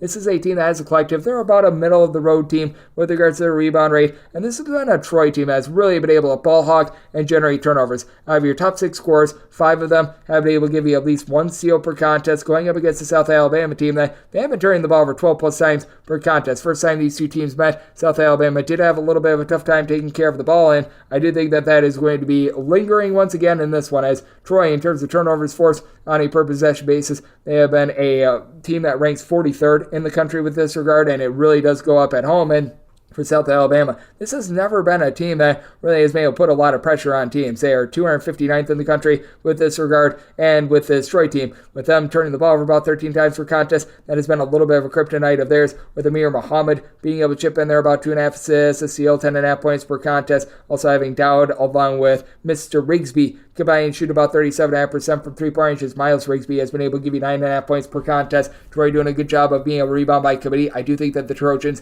get their revenge, but I do think that this has went a little bit too far. Typically, South Alabama has been a little bit better with their defense than they have been this season, and it has been a relatively rough year in general for South Alabama, but this is also a Troy team that they themselves, they've been all over the place with regards to their offense, so I do think that this might be just a little bit of a bad matchup in general for Troy. I did set my line at a 7, so going to be willing to take the points with South Alabama. Made my total a 147, so also going under. 731, 732 on the betting board. UC Davis plays us to UC San Diego. UC San Diego just find themselves as an underdog of 2 points. Total on this game is 140, and with San Diego, set them as an underdog of 2 points. So we're going to wait and see on a little bit of movement. Right now, I'm seeing circa going to a 2.5, and if we can get those 2.5s across the board, that'll be my buy point on UC San Diego, a team that does rank in the top 125 in terms of points scored on a per possession basis. And for San Diego, it's all about firing all cylinders down low. Emmanuel Shaminga has been a little bit in and out of the fold, but when he's been in, he's been able to give you about 6 rebounds per game. This for a UC San Diego team that, in terms of their rebound rate,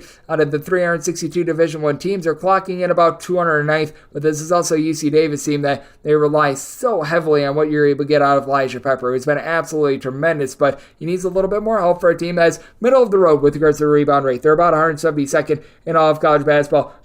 Peppering in there 21.5 points, 5 boards, shoots 40% from 3. For a team as a whole, they shoot 35.5% from distance, and this is a solid UC Davis team. I'm not going to call it amazing by any stretch of the imagination, but in terms of points allowed on a per possession basis, UC Davis is a top 100 team. As a matter of fact, they're a top 50 team. They're a team that they only give up 4.1 points more per 100 possessions when they leave home as well, so they've been relatively consistent with that regard. Ty Johnson, 16 points, 4 assists. He's been the main helper for Elijah Pepper, but outside of Pepper, Johnson, along Kane Milling, who's able to give you 10 points per contest, nobody else gives you north of 6.5 points per game. Got a little bit more balance with UC San Diego, despite having a go-to scorer in Bryce Pope, who's able to give you 18.5 points per contest. You've got Tyler McGee, Francis Nworke, who are combining for 26 points per contest. McGee missed about half the season since he's returned, shooting 42.5% from three-point range, and he's really been able to elevate the defense, even though he delivers a lot on the offensive side of things for McGee. In the last 4 games that he's been out there for this team, because he's been banged up, he's been in and out of the fold, they have given up 65 points or fewer in 3 of them. And if you want to go back a little bit further, since he's been able to get into the fold, this team has given up north of 72 points just twice. That was to UC Irvine, and that was to an up-tempo Long Beach State team. So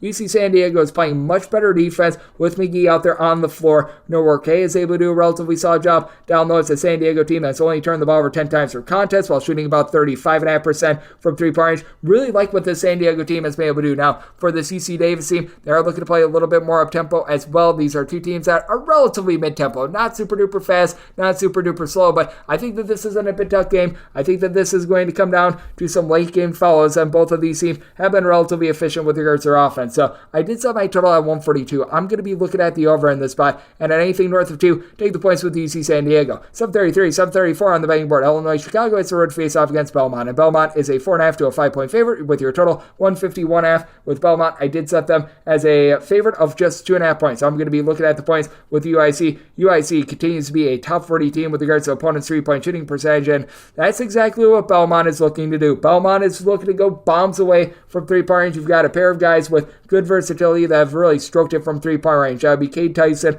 along with Malik Dia. They are combining for about 34.6 points per contest. They both give you between 5 and 5.5 rebounds per game, and for Tyson, he shoots 43.5% from 3. Dia, 36.5% from distance. And all in all, it is a Belmont team that they do shoot 37.2% from 3-point range. But UIC has been able to do a tremendous job holding up on that front. Now, with this Illinois-Chicago team, offense has been suspect, to say the least. They are 253rd in all of college basketball in terms of points scored on a per-possession basis. But your big 2, and Toby Okani, Isaiah Rivera, they're combining for about 25.5 points per contest. Rivera shooting 41% from 3-point range. And it is a UCI team that is shooting about 37% from 3. The 64.5% free throw shooting is a little bit less than terrific, but now they get a Belmont team that's outside the top 250 with regards to points allowed on a per possession basis, and Belmont can really get gashed from 3-point range themselves. 249th in the country with regards to opponents' 3-point shooting percentage, so they allow opponents to shoot 38.2% from distance. Away from home, just 29.4% at home. I buy into UIC's defense a little bit more than I do the Belmont defense, so I do think that both of these teams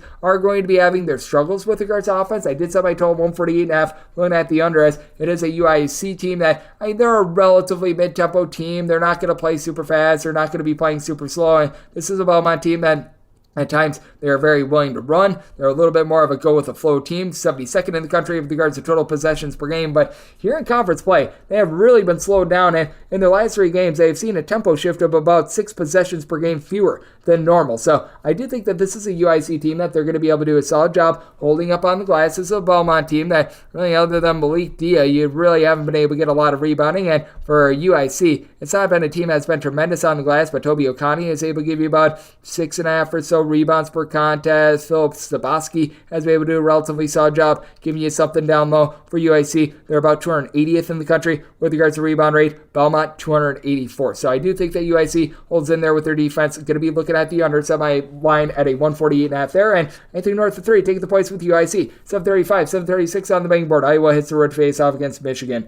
This is a pick'em game with your total between 162 and 163, and I set Michigan as a 2-point favorite. I'm going to be willing to lay this small number. Keep in mind, Doug McDaniel, he is active for this game. The suspension is only on road games. Why that is, I have absolutely no idea. I went to school for radio, TV, film, not for these specifics, but that's it. When it comes to this Iowa team, they just are such a different team with regards to offense in a road/neutral court environment rather than at home. And even at home, the offense has failed to get past 75 points in each of their last 2 games. For this Iowa team, they're still 28th in the country in terms of points scored on a per possession basis, but they're averaging 15.2 points fewer per 100 possessions when they leave home. Ben Krikke has been rock solid for the team, 16 points, 5 boards, shooting 38.5% from three-point range. But this is an Iowa team that, despite the fact that they take care of the ball, they only turn the ball over 10 times per contest. It is a team that from time to time they can be a little bit inefficient with regards to what they're able to get from beyond the arc. So that's something that you always need to be mindful of. And it's an Iowa team that has been a little bit better with regards to being able to glass. You've got 4 separate guys. They're able to give you at least 4 rebounds per game, though. Olivier Kamwa for Michigan, 15 plus points, 7 plus boards, shoots it well from three-point range. This is an Iowa team that's currently clocking in 183rd in all of college basketball with regards to their rebound rate. Michigan, they're about 116th. But for Michigan, man, this defense is rough. Outside the top 200 in terms of points allowed on a per possession basis, and really both of these defenses are a mess. It's not even necessarily that these offenses are tremendous. I recognize that Iowa is 28th in the country in terms of points scored on a per possession basis. That's fool's gold. They played against absolutely nobody out of conference, but that said, Iowa 168th in the country in terms of points allowed on a per possession basis, giving up 16.7 points more per 100 possessions when they leave home. Michigan 293rd in the country in terms of points allowed on a per possession basis. Just absolutely brutal, but got a Michigan team shooting 37.5% from three-point range. The 12.5 turnovers per game, not tremendous, but this is an Iowa team that they really don't generate a lot of turnovers. You've been able to get about 12.5 points, 4.5 boards, and 43% three-point shooting out of Terrence Williams. Nabari Burnett, when he's on his game, he's actually really on his game. He's averaging about 9.5 points per contest, but you just don't know what you're going to be able to get night in, night out of him. Iowa actually a halfway decent three-point shooting defense, allowing opponents to shoot 28.8% from three-point range in a road/neutral court environment, but they get completely tattooed down low. Meanwhile, for Michigan, they allow opponents to shoot only about 32.5% from three at home, 38% when they're away from home. I do think that Iowa, just them being outside the cover Hawkeye Arena, not going to bode well for them, so I did set Michigan as a 2-point favorite. I'm going to be willing to lay the number, and I think that both of these defenses really give it up. Set my total of 164, looking at the over, and I'm willing to take Michigan on this pick'em line. 737, 738 on the betting board. Northern Colorado, it's the road they're facing off against Idaho. Idaho does find themselves as a underdog of 5.5 to 6 points. So it's between 150.5 and 151. And with Idaho, I did set them as an underdog of 3 points. I'm going to be willing to take the points. With Northern Colorado, this has been a rocket ship up on offense. 80 plus points scored in now 6 out of their last 9 games, but also 343rd in all of college basketball with regards to opponents' three-point shooting percentage. Meanwhile, this is an Idaho team that they have really been getting gashed with regards to their three-point shooting defense, allowing opponents to shoot 37.3% from three-point range at home. So I do think that you're getting plenty of points up on the board in this one. I set my total at 153, despite the fact that you do have an Idaho team that's well outside the top 250 in terms of total possessions per game. So I am going to be taking a look at this total over. It is a Northern Colorado team that is going to have by far the best player out there on the floor, and that would be Mr. St. Thomas. St. Thomas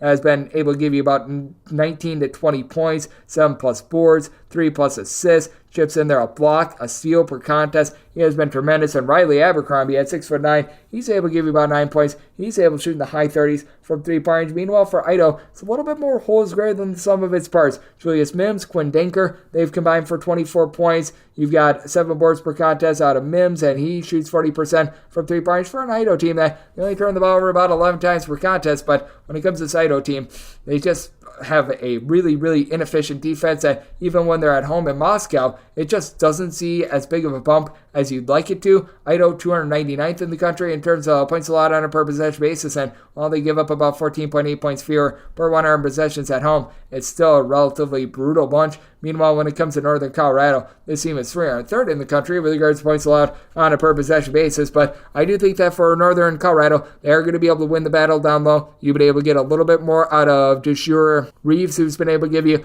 about 14 points per contest, and this Idaho team, other than Mims, you don't have a single guy in the roster that gives you north of 4.5 rebounds per game. You were expecting a little bit more of Taryn Frank. He just really hasn't developed for this team after coming over from TCU and Vanderbilt. Idaho 316th in the country with regards to rebound rate. Not to say that Northern Colorado is anything amazing, but they're clocking in more around 208. So this is a spot where I do think that Northern Colorado should be able to get it done, but once again, it's a funky travel spot. Idaho has been a bit better with regards to their defense when they have been at home, and both of these these teams really do give it up. So I did set my total at a 153. I'm going to be looking at the over, and anything north of 3, take the points with Idaho. 739, 740 on the betting board. Liberty hits the road face-off against Jacksonville St. Jacksonville St is an underdog of 5 to 5.5 points. So all this game is anywhere between 130.5 and 131. I made Liberty a 4.5 point favorite, so 5 or more, I'm willing to take the points in this ordeal because you've got a Liberty team that has already lost to Jacksonville St, and Jacksonville St is really able to take away what Liberty does well. Liberty is looking to bomb it from three-point range.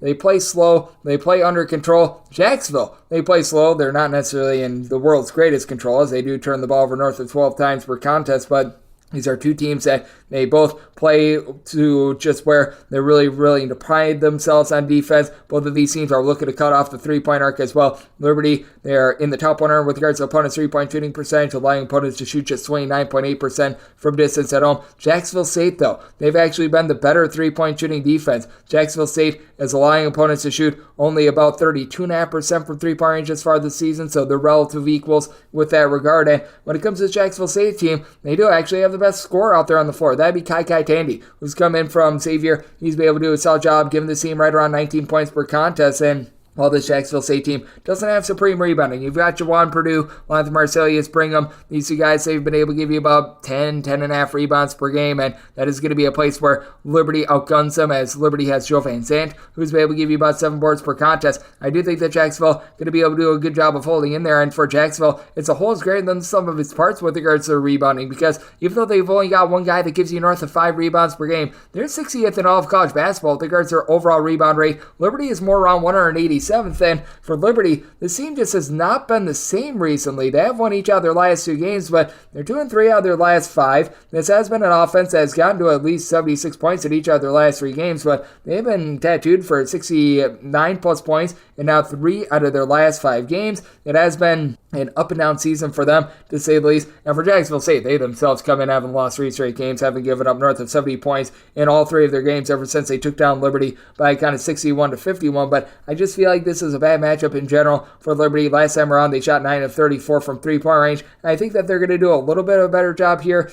I think that Liberty is going to be able to get their revenge, but I do think that this is going to be a relatively close game against 2 teams that really do mirror each other. So set my line at 4.5. Here at the 5, I'm going to be willing to take the points. Neither team got past 62 the first time around. I think we see a little bit more offense, but I set my total 128.5. Both of these teams outside the top 250 with regards to total possessions per game. So looking at the under, and I'm going to be willing to take the points with Jacksonville. 741, 742 on the betting board. Mount St. Mary's is playing us a Rider. Rider does find themselves as an underdog of 4.5 to 5 points. Total on this game between 143.5 and 144.5. With Rider, I did set this as a 6-point line for them being an underdog. So here at 4.5 to 5, I'm going to be willing to lay with Mount St. Mary's. Mount St. Mary's has had a tough time taking care of the ball. They are outside the top 325 in terms of turnovers on a per possession basis, but feels like it's gotten better for them recently, as for Mount St. Mary's, you've been able to get good production out of Dakota LaFew in the backcourt. The biggest issue for him was that he was turning the ball over very much towards the beginning part of the season. It's still 15 turnovers per contest for this Mount St. Mary's team, but Udell is improving a little bit. He and Deontay Montgomery have been able to combine for about 3.6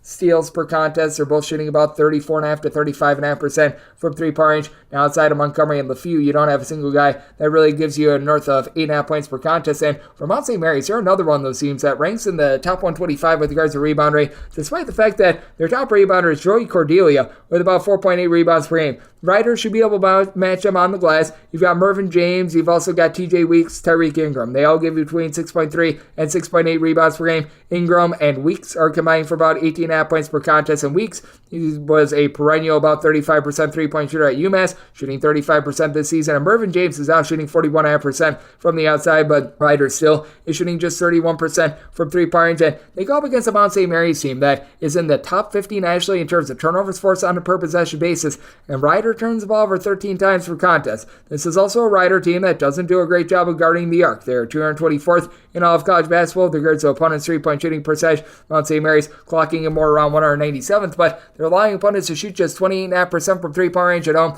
north of 34.5% in a roadside shoot-to-court environment. I do think that this is a little bit of a rough matchup for Rider with the way that they don't really take care of the ball. And with Mount St. Mary's, it's It's been an up and down year for them, but they seem to be rounding into form. They seem to be figuring things out without Jalen Benjamin in the fold. So I did set my line at 6. I'm going to be willing to lay the number, and I'm right in the middle with regards to the total. I set my total at 144. We're seeing as low as a 143.5 out there, as high as a 144.5. Personally, I would rather take the 143.5 over rather than the 144.5 under, because I do think that there's a case to be made for some late game felling. So at this current number, we'll be looking at the over on 143.5 and willing to lay it with Mount St. Mary. 743, 744 on the betting board. Utah Tech gets a road face-off against Tarleton State. Tarleton State, a 7.5 to an 8-point favorite. And your total, that is 139.5 with Tarleton State. I did set them as a favorite of 8 points. So here at 7.5, it's a maximum willing to lay, but I'm going to be willing to lay it. Tarleton State does rank in the top 40 nationally in terms of turnovers forced on a per possession basis, and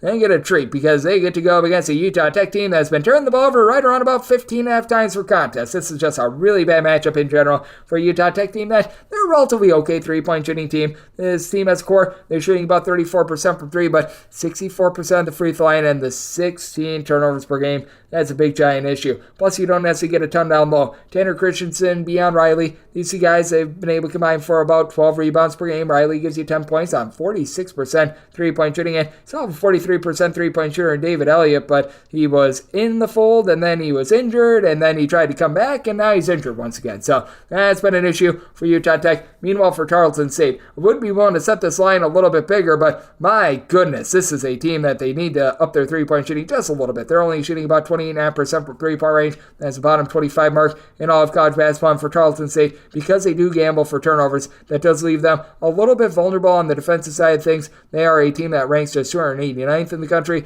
with regards to opponents' 3-point shooting percentage, but we have been able to have quite a bit of production out of Ja'Cory Smith, who's been able to do a good job supplying about a steal and a half per contest, 14.5 points per game, and this is another by committee, just sort of generate turnovers sort of team, as your top 5 scorers, all but one of them, have been able to generate at least 1.3 steals per contest. The only exception is Keandre Gaddy, who is a 6'6", really good rebounder for this team, who's able to give you about 7.5 boards per contest. And Tarleton State, while they are always going to have a little bit of a deficiency on the glass, just because that's the way that works with a lot of these teams, that they sell out for turnovers and they play the style like Tarleton State, Abilene Christian does. They haven't been able to do the world's worst job on the glass. They're about 217th in the country with regards to rebound rate. Utah Tech is 287. So here in the spot, I did make it to where I'm going to be willing to lay this number. Don't want to be going anything further than a 7.5, but I'm going to be willing to lay the 7.5. Did set my total 146 as well. I think that Utah Tech, a team that's well outside the top 250 with regards to points allowed on a per possession basis, and it's given up 75 plus in 4 of their last 5. Going to get gashed by a Tarleton State team has gotten to at least 70 in each of their last 3 games, and Tarleton State themselves has allowed north of 70 points in each of their last 5 games. So looking over and going to be willing to lay over Tarleton State. 745, 746 on the betting board. Georgia Tech is hitting the road face-off against Virginia Tech. Virginia Tech an 8.5 to a 9-point favorite. In your total, that is between 145.5 and 147. With Georgia Tech, set them as an underdog of 8 points. So here at the 8.5 to 9, I'm going to be willing to take those points. It is a Virginia Tech team that, after a little bit of a rough start to the season, they've gotten back into the top 100 with regards to points allowed on a per possession basis, and they're doing a halfway decent job down low. Certainly not one of the best rebound rate teams in all of college basketball, but Lynn Kidd has been able to give you 6.5 boards, 14 points per game. I do think that they're going to be up against it a little bit with a Georgia Tech team that, in terms of percentage of missed shots that resulted in an offensive rebound, this team is in the top 45 nationally. Bay Anongo has been very tremendous with this regard. 13 points, 8.5 boards, shoots 37.5% from 3-point range, and the guy that has really been able to elevate this Georgia Tech team is Nathan George. He was a bit of an afterthought towards the beginning part of the season, but ever since he has really been starting to get more quality minutes, this team has been able to elevate more and more. He's been able to give the team double figure amount of points in each of the last 4 games, and in each of the last 6 games that he has played, he has given the team at least 4 assists, and he's had 1 turnover or fewer in all but 2 of these games as well. So he's not turning the ball over a lot. It helps out a Georgia Tech team that still has some liabilities with their offense. They shoot 32% from 3, 67% at the free throw line, going up against a Virginia Tech team that is a relatively solid team at being able to guard the arc. They're a top 95 team with regards to opponents' 3-point shooting percentage, and for Georgia Tech, their perimeter defense has really been all over the place this season. At times it's tremendous, at times it's absolutely awful. They're currently 97th in the country with regards to opponents' 3-point shooting percentage, so they should be able to do a relatively solid job here, though you do have Sean Padula, who continues to give you 16 plus points, 4 plus assists per contest. Hunter Couture has been able to shoot it well from 3-point range at north of 40% once again this season, and this is a Virginia Tech team that, while they aren't hitting the same on offense as they have in past years, it's still a relatively efficient bunch, 115th in the country in terms of points scored on a per possession basis, and they get a bump of about 19.1 points more per 100 possessions at home rather than in a road/neutral environment. But I do think that Georgia Tech going to be able to go on the road, hold in there, as both of these teams aren't necessarily super duper slow. Neither of these teams are super up tempo. Set my total at 144, so I'm going to be looking at the under of Virginia Tech. Made them an 8-point favorite, so you're at 8.5 to 9. Going to be looking at Georgia Tech with the points. 747, 748 on the betting board. Washington State plays host to Colorado. Colorado, a 1 to 1.5 point favorite, and your total is between 144.5 to 145.5. So Washington State as a favorite of 2 points. So I'm going to be looking at them outright on the money line. Colorado was really able to erupt a few nights ago against Washington, much to the delight of our DK Network Right pick. That said, this has been a Colorado team that has not been the same team defensively when they've been away from home rather than when they have been at home. This is a Colorado bunch that all of a sudden reinforcements are coming in for this team, and that has been able to help them out offensively, as now you're getting about 15.5 points per game out of Cody Williams. He's able to shoot 52% for three, and I think we're going to see a fall off there. And with this Colorado team, they have been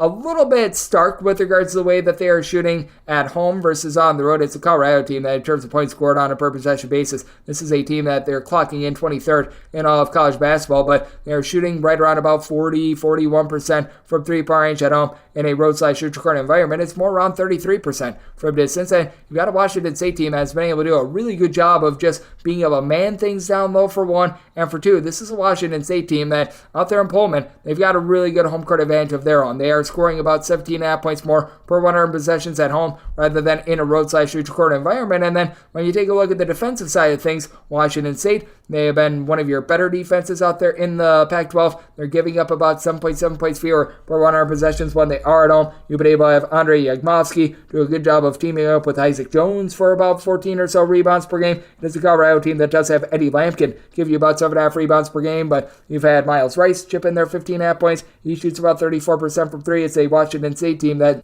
also does a nice job not beating themselves. Only about 10.5 turnovers per game for Colorado. More like 13 turnovers per game. I do think that the little things are going to be playing very big in this spot. It's a Washington State team that they have been getting a little bit more barbecued on defense recently, though one of the games in which they did give up quite a few points was against Cal, and that was a game that was 68-68 going into overtime. So if you're looking at regulation and regulation only, this is a Washington State team that, since their last loss to Colorado, that was 74-67 just before the new year. They've now given up 70 points or fewer in 5 out of their last 7 games, and in that loss to Colorado went 4 of 9 from 3-point range, and even though Colorado got the win, they were badly slowed down in that one. I do think that Washington State, once again, going to be able to get their tempo, and I think that this time around in Pullman, they get it done. I'm looking at Washington State outright on the money line, and with regards to the total, did set my total at a 144. So here at a 145, 145.5, diving under, and taking Washington State on the money line. 749, 750 on the betting board. Sam Houston State plays us to UTEP. UTEP is an underdog of 4 to 5 points. Total on this game between 143 and 143.5.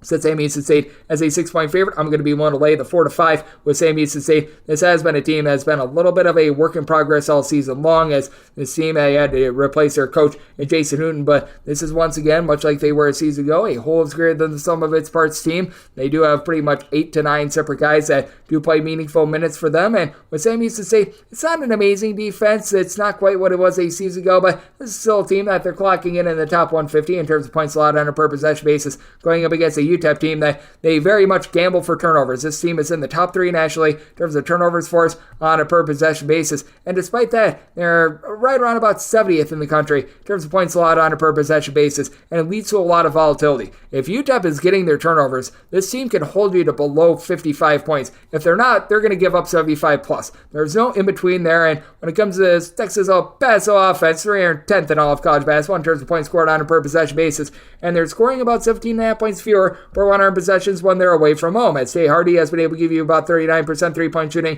2.5 assists, 2 steals, 15.5 points per game, and you got Zid Boom Boom Powell, who's been able to do a nice job teaming up with Otis Frazier with about 3.8 steals per contest. They've combined for about 22 points per game. But outside of Tay Hardy, you've got one other guy on the roster that really shoots it even remotely decent from three-point range. Elijah Jones, 37% three-point shooter, 5.5 points per contest. Past that, everyone else who averages north of 3.4 points per contest shoots 28.1% or worse from three-point range. Meanwhile, for Sam Houston, this team as a collective, they only shoot about 33% from the outside, but you've got a team that does a good job of being a rebound by committee, as Keon Scroggins, Sabdul Dumbilia, along with DeMar Nichols. These guys have all been able to give you about 5 to 6 rebounds per game. Lamar Wilkerson has been able to give you about 15 points per contest. He shoots 37% from three-point range, and this is going to be a Sam Houston State team that is going to look to take it to a UTEP team that down low, they just really don't provide a lot.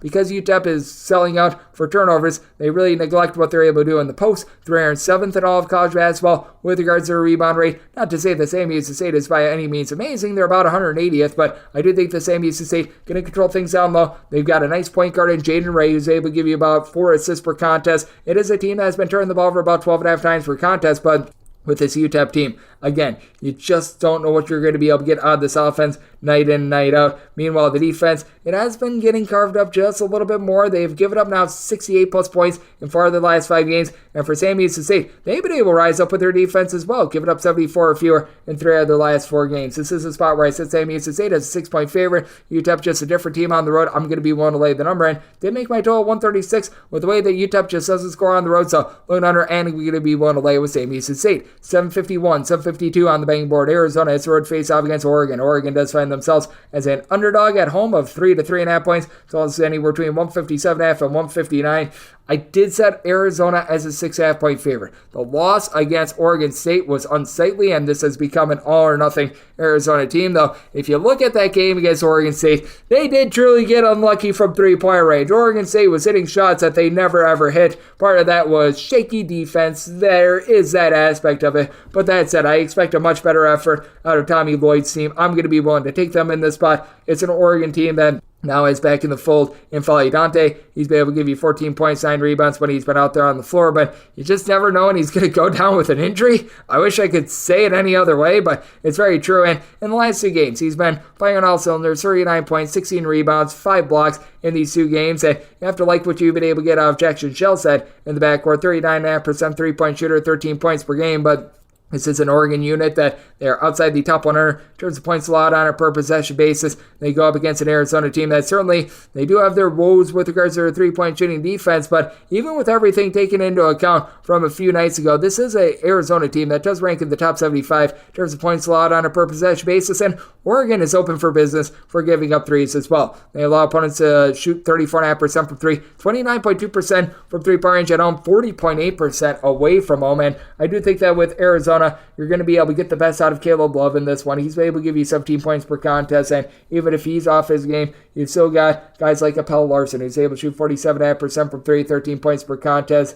You've had Kylan Boswell do a really good job of giving the team 9.5 points, 3.7 assists per contest, and as a matter of fact, for Arizona, of your top 5 scorers, 3 of them do give you at least 3.2 assists per contest, and then you've got Umar Ballo along Keshad Johnson, combining for about 15.5 rebounds per game as well for Arizona. Even though they play at a harebrained up-tempo speed, they only turn the ball over about 12.5 times per contest. Jermaine Cuisinart has been able to give you 14.5 points per game for this Oregon bunch, but for Arizona, they, prior to that game against Oregon State, were doing a relatively solid job defensively, having given up 73 points or fewer in each of their previous 5 games. I think that was a case where they were just catching a falling knife. Meanwhile, for Oregon, this has been a defense that's given up 73 plus in 4 of their last 5 games. I do think that you're going to see Arizona be able to exert their will offensively. I said my total of 160.5. I'm looking at the over. And for Arizona, I think that they bounce back. I'm willing to lay up to 6 with them. 753, 754 on the betting board. Appalachian State plays us as James Madison. Our nation's 4th president is a 1.5 to 2 point underdog. Totals between 145 and 145.5. Last time these 2 teams played, James Madison was unable to get past the 65-point plateau, and they lost at home to Appalachian State. I think they get revenge. I set James Madison as a 3-point favorite. I'm going to be willing to lay the number. Now, I still do think that this is going to be a very low-scoring slog Appalachian State has been tremendous with their defense. Last time these two teams played, Appalachian State won by a count of 59-55, and after James Madison was just a rocket ship on offense towards the beginning part of the season, it's actually been the defense that's been much more efficient. James Madison is 12th in the country in terms of points allowed on a per possession basis. This is an Appalachian State team that they are currently, in terms of points allowed on a per possession basis, 23rd in all of college basketball. And both of these teams travel. Appalachian State, top 20 team in the country in terms of points allowed on a per possession basis away from home. Neither of these teams are necessarily lights out with regards to their rebounding. You've got TJ Bickerstaff on one side giving you about 8 or so rebounds per game, and then you've got Trayvon Spillers, who's maybe give you 13.5 points, 8.5 boards for this Appalachian State team. But both of these teams have a lot of interchangeable pieces. Both of these teams have depth.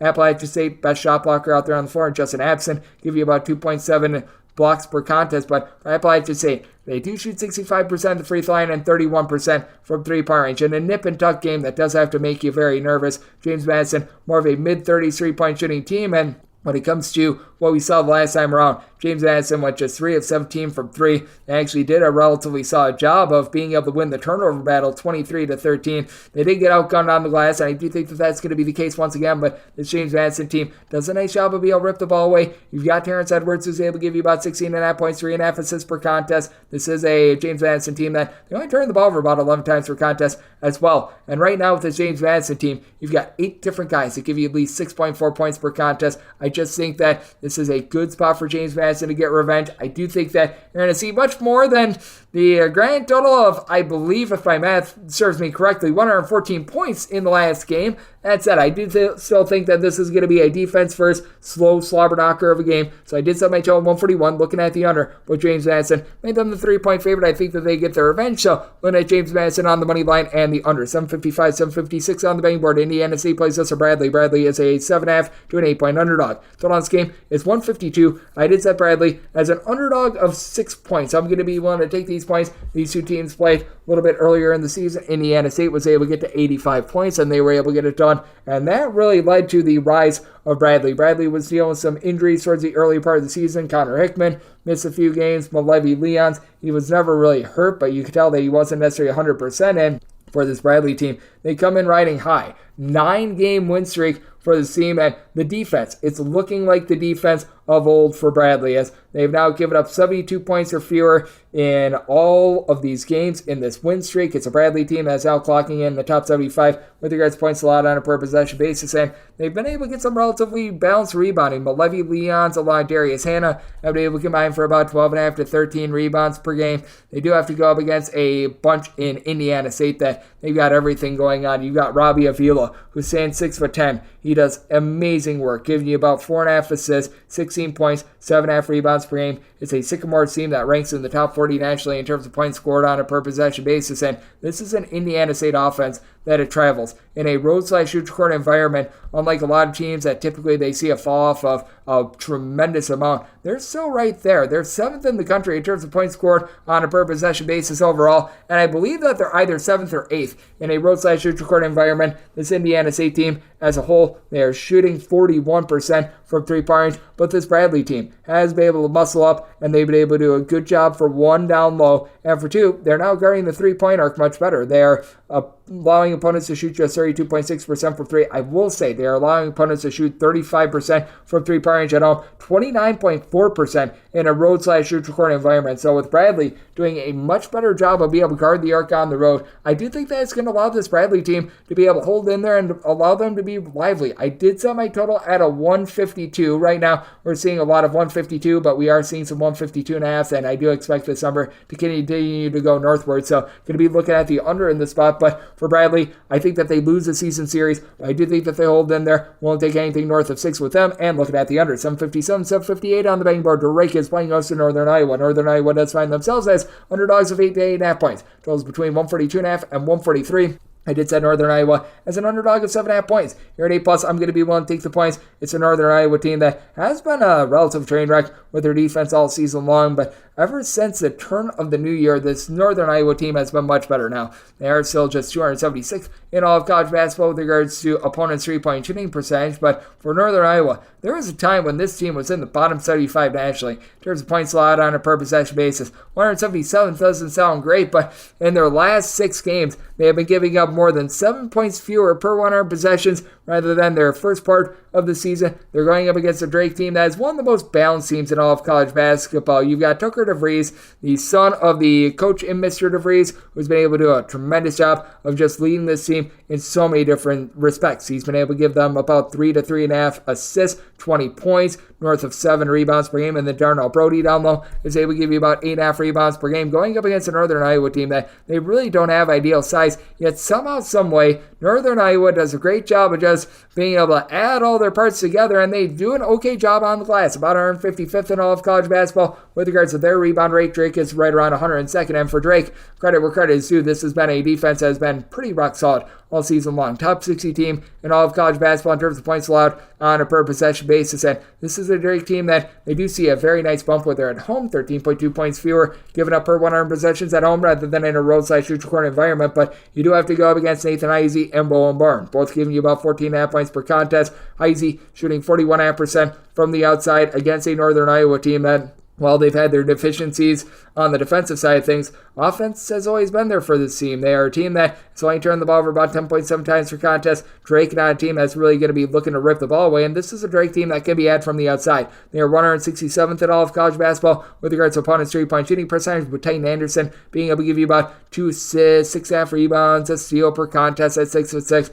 having all sorts of versatility. I do think that this is a Northern Iowa team that's going to be able to hold in there against a Drake team that they were riding a really nice win streak, and I mean, it's been a defense that has been pretty tremendous. They lost their last game against Missouri State in double overtime, but that was a game that was 65-65 in regulation. So if you're looking at regulation, only, this team has now given up 71 points or fewer in all but 2 of their games ever since the beginning of the month of December. Meanwhile, it's a Northern Iowa team that they've now given up 72 points or fewer in each out of their last 5 games. So I do think that this is going to be a little bit more of a lower scoring slog. I did set Northern Iowa as a underdog of 7.5 points, so being able to get A+, I'm going to be willing to take the points. And with regards to total, I did set it at a 143.5, mainly because I do think that you're going to get some late game falling, and these are 2 still very good and efficient offensive teams, even though things get slowed down. I do like this total at a 142.5, 143 over to go along with the points with Northern Iowa. 759, 760 on the betting board. Middle Tennessee plays us a Florida National. FIU finds themselves as underdogs of 2 to 2.5 points. So this game is anywhere between 138 and 138.5. Got this completely reversed. I set Florida National as a 2-point favorite. I'm going to be looking at them outright on the money line. This is a Middle Tennessee team that continues to be outside the top 250 in terms of points scored on a per possession basis, and Middle Tennessee does a relatively okay job of being able to guard the arc. They're 140th in the country with regards to opponents' three-point shooting percentage, that going down to about 29.4% when they are at home, but this is a FIU team that they rank in the top 10 nationally with regards to turnovers forced on a per possession basis, and they've got the nation's leader in steals on their team in Ontario Dean. Now, part of the issue is that you have Ontario Dean having to do a little bit of everything. He's generated north of 3 steals per contest. He's been able to supply the team with about 12.5 points, 4.7 rebounds, 4.5 assists per game, and you do get some help from Javante Hawkins. Hawkins has been able to tip in there 13 points, shooting 43.5% from three-point range, but there's really no rebounding to be had for FIU. They're in the bottom 30 nationally with regards to rebound rate. Jared Coleman-Jones has been able to give you 7 rebounds per game for Middle Tennessee, but not like Middle Tennessee is doing a great job with regards to the rebound rate. He's the only guy that gives you north of 4.5 rebounds per game on this team, as well as Elias King.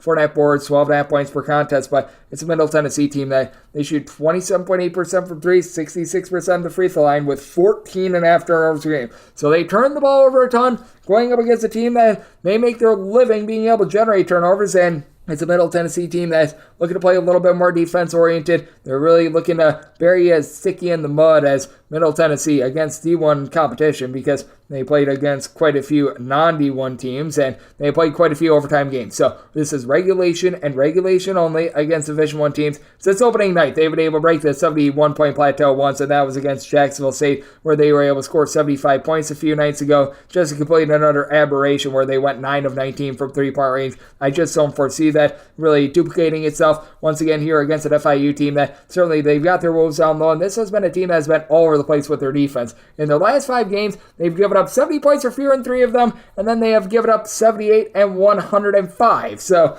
it has been a very volatile team, and you find a lot of volatility with these teams that they do generate a lot of turnovers, but I think that this is a very good matchup for them, and I think that Middle Tennessee is going to go back to sticking it up on offense. I total 136, looking at the undernet with FIU, made them the 2-point favorite, looking at them already on the money line, 761, 762 on the betting board. Richmond plays us to Dayton. Dayton finds themselves as a 3 to 3.5 point favorite. Your total between 133 and 133.5. Set by 12, 131.5. Looking at the under, I like Richmond outright on the money line. This is a Dayton team that, while they've been able to do a tremendous job offensively this year, they become a top 30 team with regards to points scored on a per possession basis, and they are lighting it up from three-point range. Dayton, top 10 team nationally, shooting 40.1% from three-point range, and it's traveled. You've got each of your top 3 scorers, Kobe Brea, De'Ron Holmes, Nate Santos, all shooting north of 43% from three-point range, and Holmes, 2.5 assists, 7.5 boards, 2.2 blocks, 19.5 points per game. It is the Dayton team that has slipped a little bit with regards to their defense, going up against a Richmond team that is in the top 10 nationally with regards to fewest turnovers on a per possession basis. It is a Dayton team that, while they've been playing a little bit better defensively recently, they're still 100th in the country with regards to points allowed on a per possession basis. It's a Richmond team that actually ranks 30th, and Richmond at home has been nails. They've been giving up about 13 points fewer per 100 possessions at home rather than in a roadside shoot court environment, and this is a Dayton team that they can be at a little bit more from the outside as well. Dayton about 110th in the country with regards to opponents' three-point shooting percentage. This is a Richmond team that has been very interesting with regards to their defense and all their versatility, but they're just 26th in the country in terms of opponents' three-point shooting percentage, allowing opponents to shoot 26.7% from distance, and I think inevitable regression is coming with the Seton three-point shooting expose. You've got a Richmond team that has to have the King and Jordan King giving you 19 points, 2.5 assists, shooting 42.5% from three-point range. Isaac Bigelow has been able to give you 6.5 boards, 11.5 points per game, and for this Richmond team, while they might be a little bit outgunned down low, they do have a guy in 7-footer Neil Quinn who's been able to do a nice job giving you about 6 boards, 13 points per contest. When it comes to rebound rate, Dayton still a relatively solid team at about 152nd, but with all their size, you'd expect them to be a little bit higher up than that. This is a Richmond team that they are 285th, so that is going to be a little bit of an issue for them, but with the way that Richmond is able to lock it down from three-point range, with the way that they have been so gosh darn efficient on offense, I do think that they get the job done at home. Both of these teams well outside the top 250 with regards to total possessions per game. Dayton outside the top 325, so looking at the underside by total 131.5, and I like Richmond outright on the money line. 763, 764 on the betting board. George Washington, our nation's first president, plays us to LaSalle. Bold of our nation's first president to lay 5.5 and 6 points in a 1-on-5 matchup against a bunch of explorers. Total on this game between 153 and 153.5, and I like George in this spot. I mean, ever since Trenton, I can't go against him, so we're going to be willing to lay it with George Washington, made him an 8-point favorite. It's a George Washington team that, ironically enough, is quite top-heavy with regards to starting 5, and then not a lot on the bench, but the starting 5 is very good, as you've got the likes of Maximus Edwards, James Bishop III, you're able to throw in there Garrett Johnson and Mr. Buchanan. All these guys giving you at least 12.8 points per contest. When it comes to the 15 points and 6.5 boards of Darren Buchanan, also comes with a little bit over a steal per contest, and for George Washington, this is a top 20 team in the country with regards to total possessions per game, but they've really been able to improve their defense thus far this season. For George Washington, in terms of points allowed on a per possession basis, not saying that's supreme or anything like that, but they're 77th in all of college basketball, and they're significantly better at home, giving up 20.6 points fewer per 100 possessions at home rather than in a roadside shoot corner environment. And for as good of a coach as Fran Dunphy is, he's just outgunned in this spot, with LaSalle being about 234th with regards to points allowed on a per possession basis. You've got a George Washington team that also shoots north of 38% from three-point range. Johnson has been able to shoot 44% from the outside to go along with his 14.5 points per game.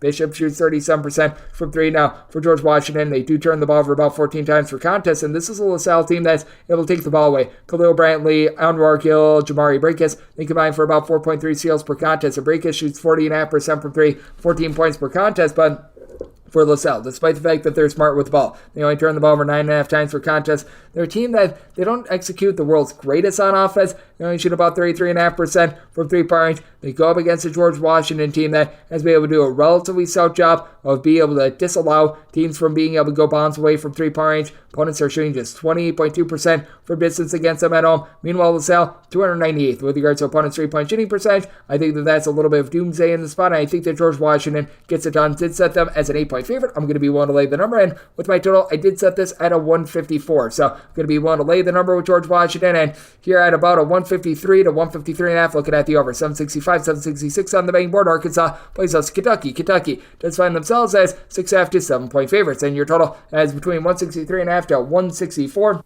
I did set Kentucky as a favorite of 5.5 points. Here at 6+, I'm going to be willing to take the points. It's an Arkansas team that's brutal. I fully know this. I just still think that this team is going to be able to put on a good showing at Bud Walton Arena, and they just have too much talent to be this terrible. As for this Kentucky team, they just continue to really light it up from three-point range. Top 15 team in all of college basketball with regards to fewest turnovers on a per-possession basis, points scored on a per-possession basis, and three-point shooting percentage. Meanwhile, you've got an Arkansas team that is 192nd in all of college basketball with regards to opponents' three-point shooting percentage. Antonio Reeves has been able to give you 17 points per contest. He has been absolutely incredible, but this is still an Arkansas team that, despite all of their issues, despite the fact that this has been a dysfunctional and sad mess, this is still a relatively good offensive team. They are a team that, at home, they generate about 16 points more per 100 possessions rather than in a road/shoot court environment. You've got a pair of guys in Kayleaf Battle along with Trayvon Mark, who have both been able to give you 15-plus points per contest, shooting it well from three-point range. The question is,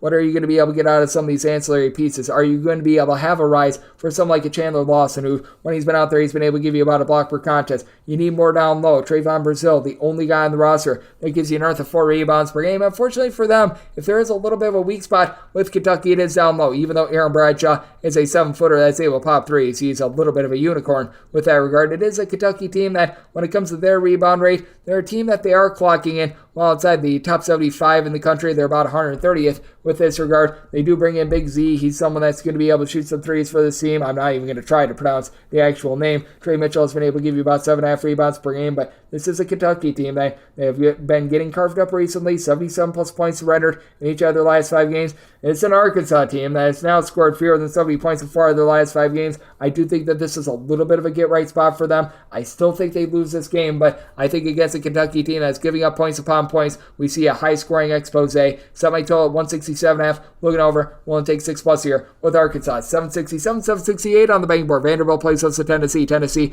does find themselves as 13.5 to 14-point favorites. And your total, that is between 142 and 142.5.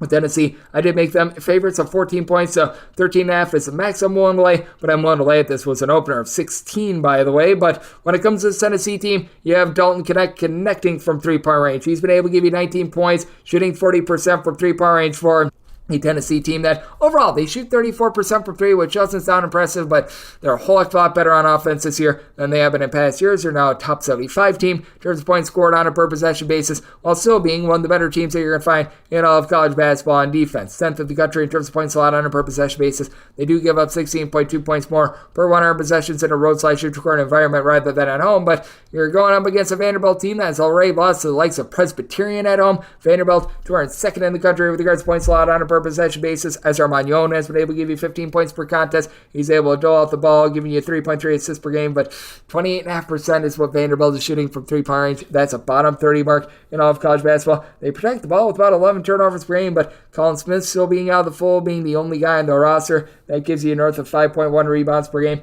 Meanwhile, you've got so many guys like Jonas Adu who's able to give you 7 rebounds per game. Toby Awaka is someone that I'd like down low, giving you about 5 points, 5 boards per contest. I do think that Tennessee just has way too many weapons in this one. I do think that Tennessee is going to stick Vanderbilt in the mud. I recognize that Vanderbilt isn't an efficient defense, but at the same time, they're very much not an efficient offense. I don't think that this is going to be a super up-tempo game. I set my line at a 14, so I had a 13.5. One to lay up with Tennessee. Set my total 140, so also looking under. 769, 770 on the betting board. Penn State plays us in Minnesota. Minnesota is an underdog of 2.5 to 3 points. Totals between 150 and 151. I set Penn State as a 2.5-point favorite. At 3, I'm going to be willing to take the points with Minnesota. Minnesota's been one of your best cover 8 teams in all of college basketball, and I think Minnesota's a better team here. The reason why I did set Penn State as a favorite is that it's just so gosh darn hard to win on the road in the Big Ten, and it is a Minnesota team that we have seen them start to falter a little bit with regards to their offense. They have now scored 66 points or fewer in 3 of their last 4 games and 4 of their last 5, but you have been able to have the more efficient point guard in this game in Elijah Hawkins. He actually leads the country with 7.8 assists per contest, 8.5 points, shoots 35% from 3-point range, and Minnesota is still a top 100 team with regards to points scored on a per possession basis. It's a Penn State team that as well has not really been able to light it up from 3-point range, and that's where you've got to get this Minnesota team. Minnesota, in terms of opponents' 3-point shooting percentage, it's been a little bit ghastly thus far this season. They're allowing opponents to shoot 36.8% from 3-point range in a road/shoot court environment, and it's going to be up to Kudas Wahab to contain Dawson Garcia down low. Garcia, 17.3 points, about 7.5 boards, a steal per contest. Meanwhile, Wahab, he's been able to do a nice job, giving you about 8 rebounds per game, but past that, you really don't have anyone else that gives you north of 5 rebounds per game. Kanye Cleary has been able to give you about 16.5 points per contest, and Ace Baldwin chips in there about 13 points per game, but Penn State as a whole, they shoot less than 33% from 3-point range. Penn State also 331st in all of college basketball with regards to rebound rate, with Minnesota having so many guys that are able to give you some ancillary production from 3-point range, like a Cam Christie, like a Mike Mitchell, giving you about 10 points per contest, in Minnesota being 51st in the country with regards to rebound rate. Now that we're getting to 3, I think we've gone too far. Going to be taking a look at the points with Penn State well outside the top 150 in terms of points allowed on a per possession basis, but this offense as well, it has been a little bit all over the place this season, so I did set my total 148.5, diving under, and with 3+, going to be taking a look at the points with Minnesota. Sub 71, sub 72 on the betting board. UNC Greensboro plays out some Mercer. Mercer does find themselves as an underdog of anywhere between 11.5 to 12 points, so on this game between 134.5 and 135. Mercer's been pretty undervalued all season long. That's because they don't necessarily do one thing great, but you do have Jalen McCreary. He's able to give you about 14.5 points, 5 boards per contest. It's a Mercer team that's just very milquetoast. They're about 223rd in the country with regards to rebound rate. This is a bunch that, in terms of their points allowed on a per possession basis, it's not terrible, but it's not good enough to really stand out. They're about 205th in the country with this regard. Take a look at them in terms of points scored on a per possession basis. They're clocking in right in the neighborhood about 260th. So they're very milquetoast with that regard. Meanwhile, you do have a Greensboro team that has ascended into the top 100 in terms of points scored on a per possession basis. They do register 15 more points per 100 possessions at home rather than in a road/shoot court environment. And you got to love the fact that you've got Mikhail Brown-Jones back to the fold. He's been able to give this team right around about 18.5 points per contest. But I foresee regression coming with this UNC Greensboro team, with him shooting north of 58.5% from 3-point range. Overall, Greensboro shooting 39.5% from 3. Love the Langley brothers. Keyshawn Langley, your main scorer, 13.5 points, 3.5 assists, 2.5 shooting, 38.5% from 3. And then Kobe Langley does a little thing. Shoots 37.5% from distance, 9 points, 6.3 assists, 2.5 steals per contest. But this is also a Greensboro team that isn't necessarily tremendous down low, other than Brown-Jones, along with the right around 6 rebounds per game that you get out of Jalen Breath. This can be a team that can be a little bit vulnerable down low, and I will say for Greensboro, throughout much of the season, they've been outside the top 175 in terms of points allowed on a per possession basis. Really turned this around. They've given up 72 points or fewer in now 8 out of their last 10 games, so after a rough start to the season defensively, they've been able to find their bearings, but this is still a team that's about 227th in all of college basketball with regards to the rebound rate, so I do think that this is a number that's gotten a little bit overinflated, and I do think that this is going to be a low-scoring slog involving a Mercer team that is well outside the top 225 with regards to total possessions per game. So an ordeal where I did set my line at a 9.5. I'm going to be willing to take double figures here with Mercer. Did set my total at a 133.5, so also looking at the unders. Sub 73, sub 74 on the betting board, it is Furman. They hit the road they're facing off against Wofford, and Wofford does find themselves as a underdog of between 5.5, seeing a few stray 5s out there as well. Total on this game are between 154.5 and 155. And with Furman, I did set them as a 3-point favorite. I'm going to be willing to take the points with Wofford. This is a Furman team that's been able to get online after they lost to non-Division I Anderson College, but that said, this is still a Furman team that they're right there with Wofford in terms of bad defense. This is a Furman team that's about 181st in all of college basketball in terms of points allowed on a per possession basis, but giving up 13.5 points more per 100 possessions when they leave home. This is a Wofford team that they have been quite brutal with their defense, and they're actually allowing 5.2 points more per 100 possessions at home rather than in a road/neutral court environment, as they're currently clocking in 329th with this regard, but I'm going to be willing to take a look at the under. It's a Wofford team that towards the beginning part of the season, they were really playing faster than they normally do. They've slowed down just a little bit recently, and this is a Furman team that all of a sudden has given up fewer than 70 points in 4 of their last 5 games, with the lone exception being the 73 that they allowed to ETSU, scoring 78 plus points in 4 of these last 5 games. Meanwhile, for Wofford, they have been falling on some tough times with their offense. It is an offense that, in this conference, it's actually a small number, has scored 75 points or fewer in each of their last 6 games in regulation. If you're looking at games that have not gone to overtime, so you're looking regulation and regulation only against games involving D1 competition, Wofford 75 points or fewer in each of their last 6, but they do have a pair of guys in the backcourt in Corey Tripp along Dylan Bailey that I think are going to be able to keep them lively, combining for about 20.5 points per contest. Bailey is able to shoot about 35.5% from 3-point range, and for Wofford, they only turn the ball over about 11.5 times per contest. For Wofford, it's going to be imperative for them to be able to win the battle down low as well. So you've got Kyler Feilwich, who's been able to give you about 9 rebounds per game. When it comes to rebound rate, Wofford, they're currently clocking in at a rate that is 140th in all of college basketball. Meanwhile, for Furman, that's been a little bit of an issue for this team. Furman, they're about 87th in the country, but you do see a little bit of a drop-off when they do leave home. For Furman, you've got pretty much your top rebounder being Alex Williams, who's been able to give you 5.5 boards per contest. So Marcus Foster coming back is very big because he was missing for about half the season, so he's compiled fewer overall rebounds than Williams. But when he's out there, 6.5 boards, 19.5 points per game. He's been able to give the team 9+ boards in each of the last 3 games. He has been a massive addition for the team. But for Furman, they are only shooting about 32.5% from 3-point range. And for this Furman team, they're certainly one that is going to give it up from 3-point range as well. With Furman, in terms of opponents' 3-point shooting percentage, they're clocking in 130th in all of college basketball, but in a road/neutral court environment, 36.4% compared to 26.8% at home. So I do think that while Furman is going to be able to get the job done on the road, I do think that the Road Wolves, they are going to catch up with them just a little bit, and Wofford going to be able to remain lively. I did set my line at a 3, so I'm going to be taking a look at the points, and this little under as I set my total at 153, 775, 776 on the betting board. Fresno State plays host to Air Force. Air Force finds themselves as underdogs of 3.5 to 4 points. Totals between 130 and 130.5. When it comes to Air Force, I did set them as an underdog of 3.5 points, so I'm going to be willing to take the 4 with them. Air Force coming off of 90+ points against UNLV. I don't foresee that duplicating itself. That said, this has been an Air Force team that has been okay with their defense. I'm not going to call them amazing by any stretch of the imagination, but they're about 177th with regards to opponents' 3-point shooting percentage. They're actually giving up right around about 7.5 points fewer per 100 possessions on the road rather than at home. This team has actually traveled really well this season, and it's a Fresno State team that they're 262nd in the country with regards to points allowed on a per possession basis. This is a Fresno State team that they're certainly giving it up from distance as well, 344th in the country with that regard. And after a hot shooting start to the season for this team, with the likes of Donovan Yap and company being able to shoot it well from 3-point range, Xavier DeSalle, both of those guys give you about 10 points per contest, shooting in the neighborhood about 36% from 3-point range.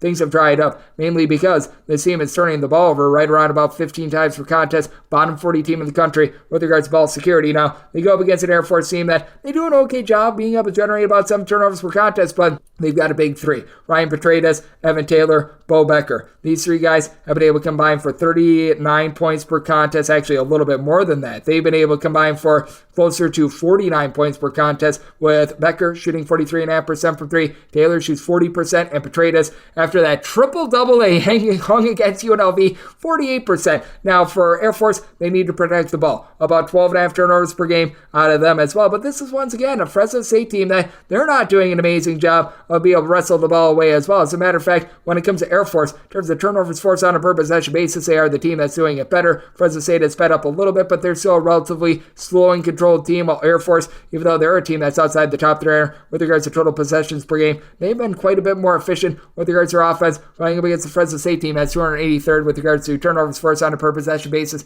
Do fear a little bit of a letdown spot here for Air Force, but being able to get the points that I'm getting, I'm going to be taking a look at that. Set my line at a 3.5, and I did set my total 131.5. It's an Air Force team, very slow, very under control, but their offense has been looking quite a bit better recently, and this is a Fresno State team that I do think is going to allow some open opportunities from 3. So looking at the over and the points with Air Force, 777, 778 on the betting board. DePaul, they hit the road, they're facing off against Creighton. Creighton is a 24 to a 24.5 point favorite. Total on this game, it's 144.5. I do think that you're going to continue to have this DePaul team give a little bit more effort after they decided that they were going to be cleaning house with the coaching staff. So I'm going to be willing to take the 24. I set my line at 23, so I don't think that this is a time to sprinkle on the money line. That said, this is a Creighton team that's been a little bit of an all-or-nothing offense. With Creighton, they are a team that's outside the top 250 with regards to total possessions per 40 minutes. So they aren't an up-tempo team, and they very much rely upon three guys, Baylor Shireman, Trey Alexander, Ryan Kalkbrenner. They'll give between 16.3 and 18 points per contest.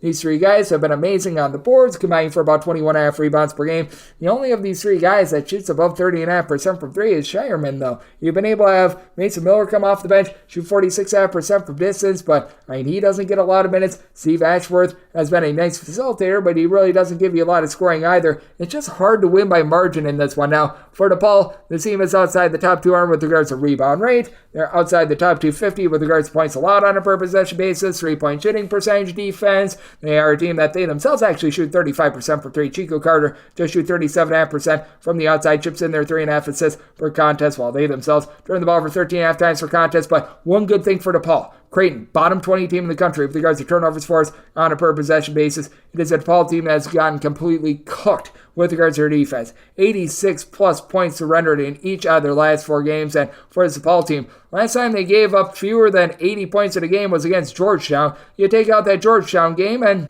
well, it's been not great. They have given up north of 80 points in every one of their other Big East games. Meanwhile, for Creighton, they needed triple overtime to be able to get the number that they did against Seton Hall. This has been a team that has been held to below 70 points in now 3 of their last 4 games in regulation. The last time they played against DePaul, it was an 84-58 sort of slobber knocker. Creighton went on the road. They went 12-32 from three-point range. I could see something very similar happening here. I do think that DePaul is going to remain a little bit more lively, show a little bit more fight. So here at north of 23, I'm going to be willing to take the points. And did set my total at a 143, at a 144, 144.5, just to know if DePaul does their part. And I do think that DePaul is going to put a little bit more emphasis on the defensive side of things. So looking under and going to be willing to take this Mondo number here with DePaul. 779, 780 on the betting board. Cincinnati, yes, we are on a Cincinnati. They're playing us to Central Florida. Central Florida, a 6.5 to a 7-point underdog with your total between 134.5 and 135. And I did set Cincinnati as an 8-point favorite. Willing to lay the number. This Central Florida team is a top 15 team in all of college basketball in terms of points allowed on a per possession basis, but they go up against a Cincinnati team that's in the top 20 nationally with regards to rebound rate, with Aziz Bendango coming back in the fold. He was the all-WAC defensive player of the year last season,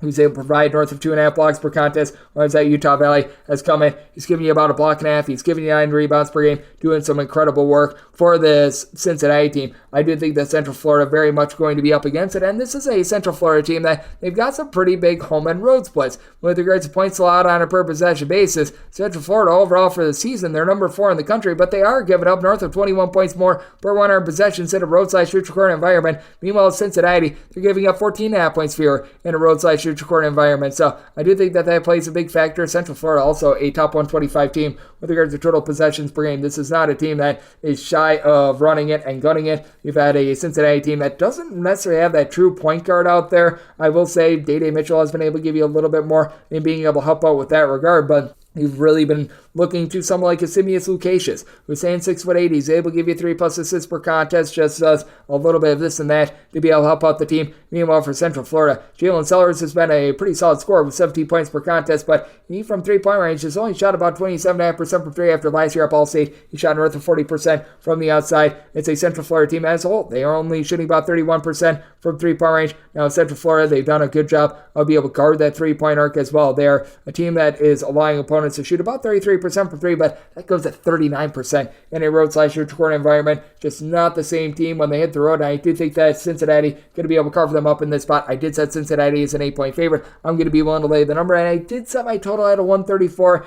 It's a Central Florida team that does turn the ball over 13 times per contest. Have my question marks with this offense in a road/shoot-court environment, and it is a Central Florida team that they themselves have been having a tough time getting it going with 65 points or fewer in 3 of their last 5 games. So looking at the under, and I'm going to be willing to lay it with Cincinnati, 781, 782 on the betting board. Portland State plays us to Montana State. Montana State is a 3 to a 3.5 point underdog, and your total between 143.5 and 145 with Montana State. I did set them as an underdog of 2.5 points, so you're at a 3+. I'm going to be willing to take the points. It's a Montana State team that has been outside the top 225 in terms of total possessions per game and points allowed on a per possession basis, but the man that is going to be able to keep them lively in this game, that'd be Robert Ford. Robert Ford only stands right around 6 feet tall, but this guy does it all. He's able to give you 7+ rebounds. He's able to give you 15+ points, shooting 40% from three-point range. He has been absolutely superb for this unit. Meanwhile, you've got a Portland State team that it's a whole is greater than some of its parts collective. After last season, they lost their main point guard in Cam Parker. You don't have a single guy in the roster who gives you north of 10.7 points per contest, but 5 different guys give between 9 and 10.7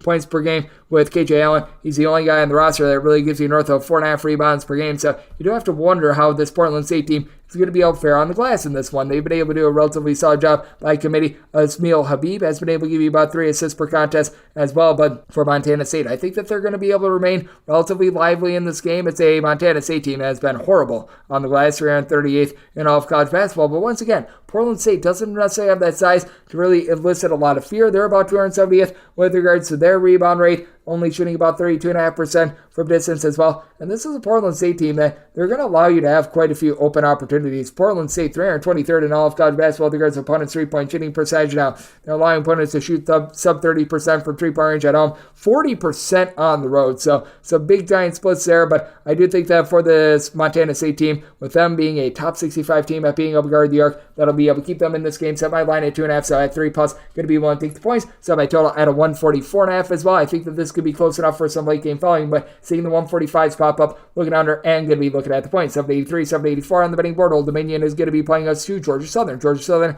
does find themselves as an underdog of between 4.5 to 5 points. Total is 152.5 to 153.5. Set Georgia Southern as an underdog of 4.5 points. Here at 5+, I'm going to be willing to take those points with Georgia Southern. Georgia Southern certainly has been rough with regards to their overall play. I believe they've only got 4 straight-up wins, but Old Dominion with Jeff Jones, their coach, dealing with health issues, being out for the rest of the season, it's just brutal for them. Usually a proud defense, currently outside the top 275 in terms of points allowed on a per possession basis, allowing opponents to shoot 37.8% from three-point range in a road/shooting court environment, 310th overall in terms of three-point shooting defense. Now, it's not like this Georgia Southern team is doing anything great, and they're one of the worst rebound rate teams in all of college basketball. Why Carlos Curry is not getting more minutes after he had 7+ rebounds per game, world may never know, but when it comes to Georgia Southern, they themselves 308th in the country with regards to opponents' three-point shooting percentage. And this is an Old Dominion team that you've got Chauncey Jenkins, you've got Vashon Alouette. They've been able to combine for about 33 points per contest. They're combined to shoot it relatively well from three-point range, so they're in relatively good hands there. That said, you take a look at this Georgia Southern team, and now you've been able to have Tyron Moore be able to give you more 14.5 points, shooting darn near 40% from three-point range.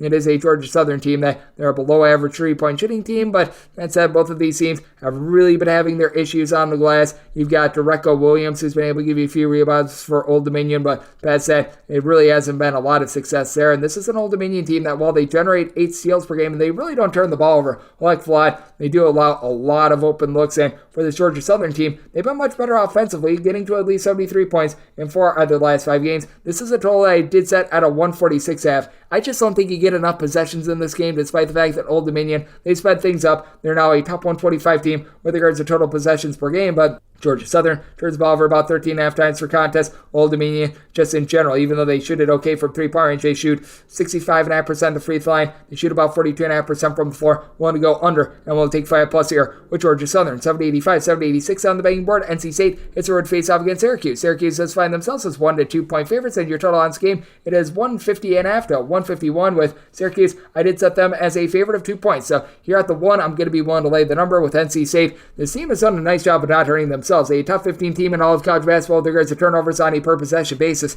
That said, this is also a Syracuse team that has been able to do a much better job recently of being able to just lock down on defense ends when they play against North Carolina, where they gave up 103 points in that game, but that said, when it comes to this Syracuse team, they actually come in, haven't given up fewer than 70 points in 3 out of their last 5 games. You've got Malik Brown, who's been able to give you 9.5 points, 6.5 rebounds per game. It is a Syracuse team that does rank outside the top of 175 with regards to rebound rate, but they do go up against an NC State team that they themselves don't have anyone other than really Mohamed Diarra, who gives you north of 5.5 rebounds per game. NC State, with regards to their rebound rate, they're clocking in 220th in all of college basketball. Syracuse, they've been able to do a good job of being able to generate turnovers, about 9 per contest. Malik Brown, Judah Mintz both give you 2.1 steals per contest. Mintz, 18.5 points, 4.5 assists, shoots 35% from three-point range. Syracuse as a whole. They're only shooting about 32.5% from distance, but a top 100 team with regards to opponents' three-point shooting percentage, going up against an NC State team that, really other than DJ Turn-It-Up-Horn, shoots 42.5% from 3, 15 points per contest, doesn't have a lot of forces from the outside.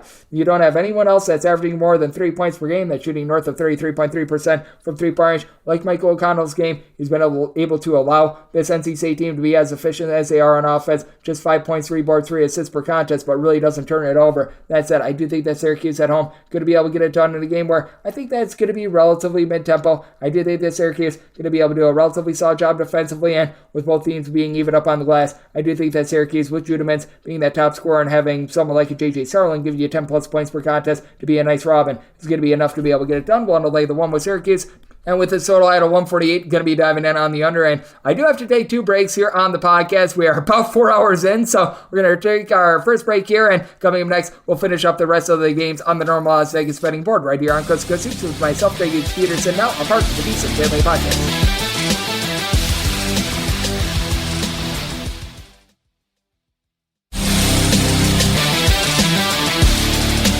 And we're back here in lovely Las Vegas for Coast to Coast Hoops with myself, Greg H. Peterson, now part of the Beeson Family Podcast. Straightforward podcast today, just giving you guys picks and analysis on all these games. Do note, because right now I'm doing this and it's like 9:30 p.m. Pacific time and I've already recorded north of 4 hours.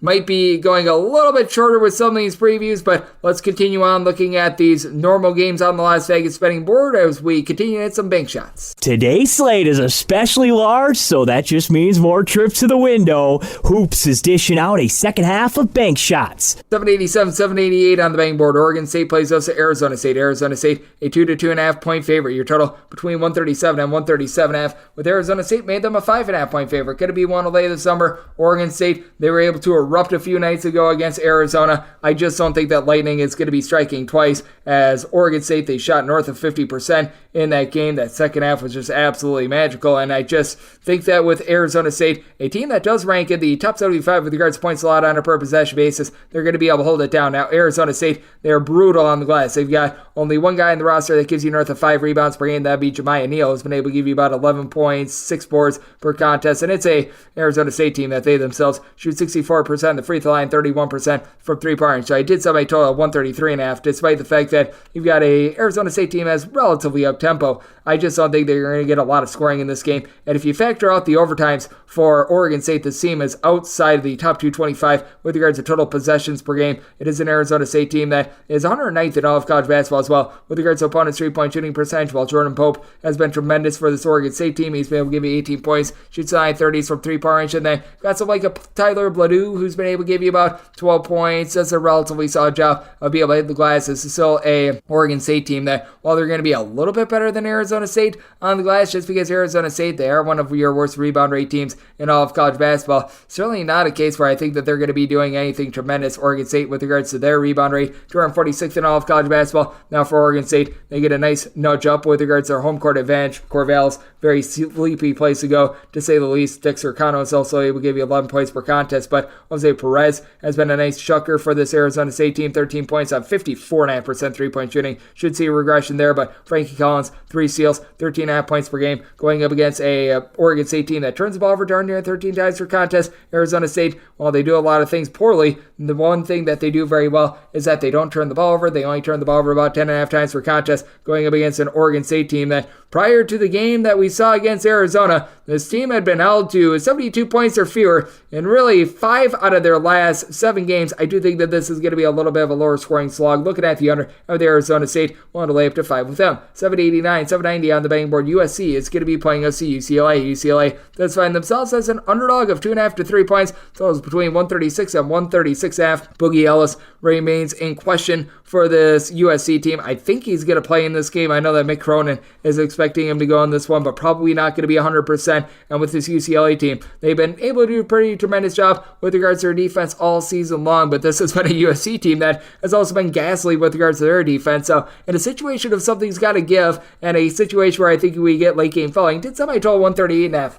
looking at the over, it's a UCLA team that's well outside the top 250 with regards to points scored on a per possession basis. But Sebastian Mack, Adam Bona, they've been able to combine for about 26 points per contest. Bona is able to give you 6 boards, and it is a UCLA team that has been very good with their defense. They're a top 80 team with regards to points allowed on a per possession basis, and you've been able to get a little bit more in terms of three-point shooting out of Will McClendon, who's been able to shoot about 39% from the outside. He's only giving you about 4.5 points per contest, but when they give him opportunities, he's been able to knock it down from three. And Lazar Stefanovic, who last season shot about 37% from three-point range at Utah, he's up to shooting about 33% from distance after a rough start to the season. And this is a USC team that they really don't have anyone on the roster that gives you north of 5.5 rebounds per game. By committee, they're a relatively okay rebound rate team, as Vincent Iwuchukwu is able to give you about 5.5 rebounds per game. They still do a relatively okay job with regards to being able to guard the interior, but that certainly has taken a fall off. Joshua Morgan has been able to give you 2+ blocks per contest, but when it comes to rebound rate, you've got a USC team that's covering right around 150th in all of college basketball. UCLA clocking in more around 165th, and Boogie Ellis very much needed for this USC team. He's been able to give them 18+ points per contest, and he's been their main form of outside shooting right now. He's shooting 45.5% from three-point range for a team that they shoot overall 35.5% from the outside. USC, top 100 team with regards to total possessions per game. They have been turning the ball over, though, about 14 times per contest, and Bronny James, he just continues to be very inconsistent. 6 points, 2.2 assists per contest, has given the team a grand total of 18 points in the team's last 4 games. Did do a good job of being able to give out 11 assists in the last 2 games without Boogie Ellis, but that came with 8 turnovers as well. I do think that UCLA going to hold up defensively. These have been 2 pretty sad and rather embarrassing teams. That said, for this UCLA bunch, they've now been able to get to at least 68 points in each of their last 3 games. So against a USC team that's been just getting completely destroyed with regards to their defense, they have given up 80+ points in each of their last 2 games. I do think that this is going to be a little bit of a higher scoring affair with some late game fouling and a close one out there in Los Angeles. I did set my line at 2.5, so here at the 3, taking a look at the points, and set my total 138.5, also looking over 791, 792 on the betting board. Portland plays host to San Francisco. The Dons find themselves as a 13 to a 13.5 point favorite. Totals between 149 and 150, with San Francisco did set them as a favorite of 11 points. I'm going to be willing to take the points with Portland. Portland does have their woes offensively. They're outside the top 280 with regards to points allowed on a per possession basis. One of the worst teams at being able to guard the arc and 3-point range in all of college basketball, and they have been a team that has been brutal on the glass as well. San Francisco actually a top 50 team with regards to rebound rate, despite the fact that Jonathan Bobo, who gives you 14 points, 7 boards, he's the only guy on the roster that gives you north of 3.5 rebounds per game. But for Portland, getting you 2 Yamanachi Williams in from Lamar, he's been able to give the team 7+ rebounds since he's been able to get out there on the floor. That's big for a team that's currently just 300th with regards to rebound rate. But Portland has some of the more demonstrative home and road splits they're going to find in all of college basketball. Well, this Portland team, regardless, they're pretty brutal with regards to their defense, going up against a Dons team that's in the top 20 nationally with regards to points allowed on a per possession basis. It is a Portland team that, in terms of points allowed on a per possession basis, they're giving up about 21.2 points fewer per 100 possessions when they are at home, and Tyler Robertson is able to give you 15 points, 5 boards, 5 assists per contest. Chris Olsen has been able to shoot in the high 30s from 3-point range as well. So you've got a Portland team that is able to put the ball in the basket. They are turning the ball over 15.5 times per contest, and the Dons, they are a top 50 team with regards to turnovers per possession. You've been able to have Mongolia Mike be able to give you some good versatility. He's shooting 36% from 3-point range, and it's a San Francisco team that, entering into that game against Gonzaga, top 45 team in all of college basketball in terms of points scored on a per possession basis, but it is a little bit of a top-heavy team. You've got Malik Thomas, you've got Marcus Williams being able to ascend for this team as well, and Thomas has been able to shoot 36% from the outside. But I do think that a Dons team, that they travel relatively well, they do a good job on defense. I do think that it's going to be a little bit rough for them going up against a Portland team that they certainly have been getting just destroyed defensively. 85+ points rendered in each of their last 5 games, but this squad has been able to get to at least 80 points in 2 of their last 3 as well. Last time these 2 teams faced off, San Francisco won that game 96-69. I do think that Portland going to be able to do a little bit better than allowing San Francisco to shoot north of 50% from the floor and just completely destroy them in pretty much every aspect of the game. Did set my line at 11, so I'm going to be willing to take the points with Portland, and I do think that Portland is going to be looking to play a little bit better defensively, and I do think that the Dons slow this game down just a little bit. Set my total 145, looking at the under, and willing to take 13+ here with Portland. 793, 794 on the betting board. St. Louis plays out to UMass. UMass does find themselves as a favorite of between 4 and 5 points. Their total on this game, it is between 156 and 157, and with UMass, I did set them as a favorite of 5.5 points. I'm going to be willing to lay the number with UMass. They have to deal with the injury to Matt Cross, but this is still a team that ranks in the top 50 nationally with regards to rebound rate. They're a top 50 team with regards to turnovers on a per possession basis, while they themselves only turn the ball over about 11 times per game, while ranking in the top 90 nationally with regards to total total possessions per game. They go up against the St. Louis team that's still well outside the top 225 with regards to points allowed on a per possession basis. They get Sincere Parker back in the fold after he got injured in that tournament out in South Carolina to begin the season. But this is a UMass team that I do think that they just outclass a St. Louis team that really doesn't have too much of a home court advantage. Now for this UMass team, they have been able to shoot it well from three-point range, about 36% as a collective. Gibson, Jimerson to be able to shoot 37% from the outside, 15.5 points per contest. Sharon Hargrove, a little bit of versatility, 13 points, 5.5 boards for a St. Louis team that they only turn the ball over about 11.8 times per contest, but you've been able to have someone like a Rashul Diggins be able to give you about 11.5 points per contest. UMass still a rough free throw shooting team, shooting below 71% at the charity stripe, but that's been very much improving for them. And this is a St. Louis team that they are one that gets completely just cooked with regards to giving up wide open threes. With regards to St. Louis in terms of opponents' three-point shooting percentage, they are well outside the top 225 with that regard. Though I will say at home, they're allowing opponents to shoot just 31% from three compared to 38% in a road/shoot court environment. But this has been a UMass team that has been able to step up to the plate with their defense all season long. It is a UMass team that they themselves do a very good job of being able to guard the arc, which is the main lifeblood and the scoring option for the St. Louis team. With UMass in terms of opponents' three-point shooting percentage, they're allowing opponents to shoot about 33.5% from three-point range. That should be able to hold up in this spot and allow UMass to get a win, in which I do think that it is going to be a little bit more mid-tempo. It is a UMass team that they've been a bit up and down with regards to their tempo all season long, especially with dealing with ailments, but it is a UMass team that I do think that they're going to be able to hold up defensively, and it's a St. Louis team that has now scored 67 points for fear in 4 of their last 5 games. So I set my line at a 5.5, going to be one to lay it, and set my total 153.5, looking at the under. 795, 796 on the betting board. Rice, we give our O to Lane Kiffin. Go Owls. They play us to Tulsa. Tulsa does find themselves as underdogs of 3 to 3.5 points. Total on this game is anywhere between 148 to 149 with Tulsa. I did set them as a favorite of 2 points. I'm going to be looking at them outright on the money line. For Rice, they have had 2 games this year outside of games played against D2 competition, the Southland and the SWAC, where they have given up fewer than 80 points. This team is outside the top 225 in terms of points allowed on a per possession basis, going up against the Tulsa team that they've been getting exposed in conference. In conference, they're giving up more than 15 points more per 100 possessions rather than out of conference. And for Tulsa, they're now 63rd in the country in terms of points allowed on a per possession basis, giving up 17 more points per 100 possessions when they're in a road/shoot court environment rather than when they are at home. But this is also a Rice team that they just haven't had a lot of three-point shooting as well. You've got Makai Mason along Travis Evie, combined shoot about 32% from three-point range. Both are double-figure scorers, and the Max Fiedler gives you 9 boards, 8 points, 5 assists as a 6'11" do-it-all player. And it's a Rice team that they do a relatively solid job of being able to take care of the ball. That said, now they go up against a Tulsa team that, while they do turn the ball over quite a bit, they go up against a Rice team that doesn't force any turnovers whatsoever. For Tulsa, you've been able to have PJ Hegarty chip in their 19 points. Doesn't necessarily shoot it tremendously from three-point range, but it is a Tulsa team that they themselves generate about 8 steals per game. They're a team that, in terms of turnovers forced on a per possession basis, above average, going up against a Rice team that at home is allowing opponents to shoot 37.7% from the outside, with Kobe Williams being able to chip in there about 2.2 steals, 4 assists, 13 points per contest, and then guys like Israel Barnes, Jared Garcia being able to give you about 9 to 9.5 points per game. I think that Tulsa has a little bit more depth going up against a Rice team that the offense has now fallen on some tough times in regulation. They have scored 73 points or fewer in each of their last 4 games. Meanwhile, it is a Tulsa team that they themselves, with regards to their offense, have gone past 70 in each of their last 4 games. So I did set Tulsa as the 2-point favorite. I'm going to be looking at them outright on the money line. Maybe my total 154 as well. Rice is just getting cooked, so looking at the over.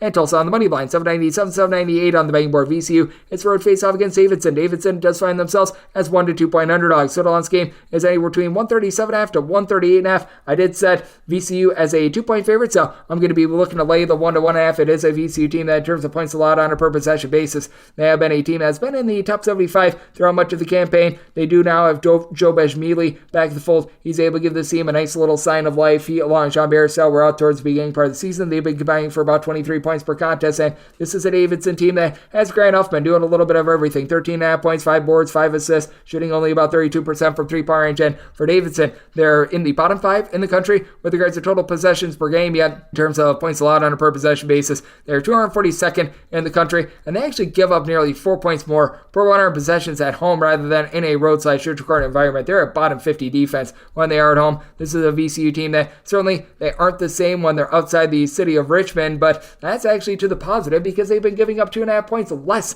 per 100 possessions when they do leave home. It's a VCU team that has had Max Shulga as a nice concept for this team, being able to give you about 14.5 points, shooting 38% from three-point range. All in all, VCU is shooting about 36% from the outside, and they get to go up against a Davidson team that, while they do a good job of being able to guard the arc, top 100 team with that regard, they really can be gashed inside. It's a VCU team that is a top 75 team with regards to rebound rate, despite the fact that you've got someone like a David Skogman who's able to give you about 6 rebounds per game. Davidson having a tough time on the glass, with VCU being 20th in the country with regards to opponents' three-point shooting percentage at 22.6% away from home. I do think that VCU gets it done in a game where I do think that there's going to be some shot making, so I did set my total at 140 looking at the over, but with VCU, I do think that they take it to Davidson in the spot. I'm looking at VCU laying that 1.5 to go along with the over. 799, 800 on the betting board. Pepperdine is going to be playing us to San Diego. San Diego is a 6.5 point underdog. Your total is 151.5 to 152 with San Diego. I did set them as an underdog of 7.5 points. I'm going to be willing to lay it. Pepperdine now is Javon Porter back in the fold. He's been able to give you 13 points, 5 boards. He's a brother of one Michael Porter, and it's a Pepperdine team that they've been well outside the top 250 in terms of points allowed on a per possession basis, but for San Diego, after a relatively good start to the season, found out it was fool's gold as they were beating up on a bunch of really bad competition. Now they find themselves, in terms of points allowed on a per possession basis, 232nd in all of college basketball. And for San Diego, aside from Steve Jamerson II, who's been able to give you about 6 rebounds per game, this has been a team that really hasn't been able to get a whole lot out of anything down low. And it's a Pepperdine team that, while they are going to be giving up their wide open looks from three-point range, are second worst in the country with regards to opponents' three-point shooting percentage. At home, opponents are shooting about 32.8% from three. It's the road that is the issue. Opponents shoot 48% from distance there. So Wayne McKinney, the third, who's been able to give this San Diego team right around 14 points per contest, he should still be able to get a few open looks. But with this Pepperdine team, you've got Houston Mallet, you've got Michael J combining for 33 points per contest. Both of these guys shoot north of 37.5% from three-point range. I think that they should be able to do just enough in a game where you've got a pair of teams that they don't necessarily play up-tempo. Pepperdine, as a matter of fact, is outside the top 300 in terms of total possessions per game, but pair of defenses that they just have not been great, to say the least. I do think that shot making is going to be here. I think that Pepperdine just has a little bit more shot making in this game. I did set my line at a 7.5. I'm going to be willing to lay the number with Pepperdine. Set my total 155.5. So also looking at the over. 801, 802. We catch a break. Texas and Louisiana. That's a postponed game because Louisiana played on Friday. So we move on to 803, 804 on the betting board. UMKC, they play us to South Dakota. South Dakota does find themselves as a 6 to a 6.5 point underdog. Seeing some 7s out there as well. Totals between 146 and 147. I did set this line at a 5, so I'm going to be taking a look at the points with South Dakota. South Dakota has been a rough defense outside the top 275 in terms of points allowed on a per possession basis, and Alan David Abeka Jr., he was one of their top rebounders this season ago. He's seen his minutes slash to fewer than 20 per contest. I have no idea what Marvin Menzies is doing. There's a reason why he's no longer the coach over at UNLV. That said, when it comes to this South Dakota team, they are one that they themselves have been just a little bit wobbly with regards to their defense. They're outside the top 250 in terms of points allowed on a per possession basis, but because Marvin Menzies is a moron and doesn't play David Abeka Jr., they should be able to win the battle down low. Viat Theone is able to give you 13.5 points, 10 boards, and if I said UMKC taking the points with them before, I mean South Dakota because, well, I don't really believe in Marvin Menzies, as you can tell, but you've got Boston Holt, who also was a teammate of Theone over at Utah. These two guys for South Dakota have been rock solid, giving you combined about 24.5 points per contest, and now you got back in the full Caleb Stewart. Main scorer is able to shoot about 42.5% from three-point range, coming off of a 44 spot against Denver. Needless to say, they're very happy that he is back in the fold. South Dakota as a whole, they do turn the ball over about 13.5 times per contest, but they do shoot about 36.5% from three-point range. It is a South Dakota team that's 325th in all of college basketball with regards to points allowed on a per possession basis, but a Kansas City team that's supposed to be priding themselves on defense. They are 279th in all of college basketball in terms of points allowed on a per possession basis themselves. South Dakota has been able to cook up some really good results on offense recently. Defensively, it's been a little bit more of a work in progress, but when it comes to UMKC, this team as a collective, they're shooting just 32.5% from three, turning the ball over 12.5 times per contest, and are still dealing with second leading scorer Anderson Kopp being out of the fold. So this is a spot where I set my total at 145 with a UMKC team that, in regulation, because they did play a double overtime game against North Dakota State, they had scored 73 points or fewer in 3 of their last 4 games. I think that South Dakota going to cool down after that latest expose. I'm going to be taking a look at the under in this spot, and I'm going to be willing to take anything north of 5 here with South Dakota. 805, 806 on the betting board. LSU. It's for a face-off against Alabama. Alabama, a favorite of 13 points. Your total is 161 to 162. Set my line at 11.5. I'm going to be able to take the points with LSU. This is an LSU squad that has really been able to do a better job recently. Ever since they've been able to get back into the fold, there are guys that were being held out by the two-time transfer rule. I do think that they have been a much better team as LSU. They're really lacking that main point guard, as right now you've got Jordan Wright, who's leading the way with regards to assists, and he's been Mr. Do-It-All. 16 points, 2.5 assists, 5.5 rebounds per game, but now being able to get Jarius Cook back in there, him being able to give you 3 assists, a little bit more functionality with the offense, that has been massive for an LSU team that is in the top 50 with regards to turnovers forced on a per possession basis. They get 9.3 steals per game. Now this is an Alabama team that is a top 10 team nationally in terms of points scored on a per possession basis, and they're shooting 39% from 3-point range, but with Alabama, this is a team that they can go off the rails a little bit with regards to their offense. This is an LSU team that they certainly aren't like your top 10 team with regards to being able to guard the arc or anything like that, but this is an LSU team that is about 136th with this regard. They've been able to improve ever since Cook has been in the fold. You do have Mark Sears on the flip side for Alabama, your main scorer in this game, 20 points, 4 boards, 4 assists. He's been able to do a little bit of everything, but for Alabama, they're a top 50 rebound rate team, despite the fact that Grant Nelson is the only guy in the roster that gives you north of 5.1 rebounds per game. They've really been able to do a nice job by committee of this. Aaron Action Estrada has good versatility, 12.5 points, 5 boards, 4 assists per contest for a team that, in general, has been able to do a nice job just being able to provide some very solid offense. But with Alabama, you never know with this defense. It has been one that's been able to rise up a little bit more recently, but still giving up 74-plus points each of their last 4 games. Meanwhile, this is an LSU squad that they've been a little bit hot and cold with regards to their offense, but defense has been there all season long. This is a team that has given up now 73 points or fewer in 4 out of their last 6 games, and if you want to date it back a little bit further, 7 out of their last 9 games. So I do think that LSU is going to be able to hold in this game. I did set my total at a 159.5, so you're north of 160, looking at the under, and I'm going to be taking a look at the points with LSU. 807, 808 on the betting board. It is South Dakota State. They hit the road. They're facing off against Oral Roberts. Old Bobby Roberts is finding himself as a underdog in this ordeal of anywhere between 2 to 2.5 points. Draw this game is anywhere between 155.5 and 156, and I did set my total at 154. I'm going to be looking at the under, while Oral Roberts has been able to do a tremendous job of being able to hit shots. They're a top 40 team in all of college basketball with regards to 3-point shooting percentage, with Isaac McBride giving 20.5 points, shooting nearly 40% from 3-point range. It is an Oral Roberts team that's outside the top 250 in terms of total possessions per game. South Dakota State outside the top 300 with regards to total possessions per game. This is a South Dakota State team that's outside the top 300 in terms of points allowed on a per possession basis as well, but I do believe that Zeke Mayo is going to be able to allow this team to be able to win the game outright. 18 points, 6 boards, 3.5 assists per contest, but though I do think that South Dakota State gets the outright win, them shooting 67.5% at the free throw line is a big giant whoa. That's the reason why I could only set this number at 2. Here at 2.5, I'm going to be taking a look at the points with Oral Roberts. It is a South Dakota State team that does a good job rebounding by committee. Each of their top 4 scorers do give you at least 4 boards per contest, and Oral Roberts, bottom 50 team in all of college basketball with regards to rebound rate. As a matter of fact, a bottom 30 team with regards to rebound rate. South Dakota State, they're a little bit better, but it's not like they're necessarily sterling with this regard as well. They're about 170th in the country, and with Oral Roberts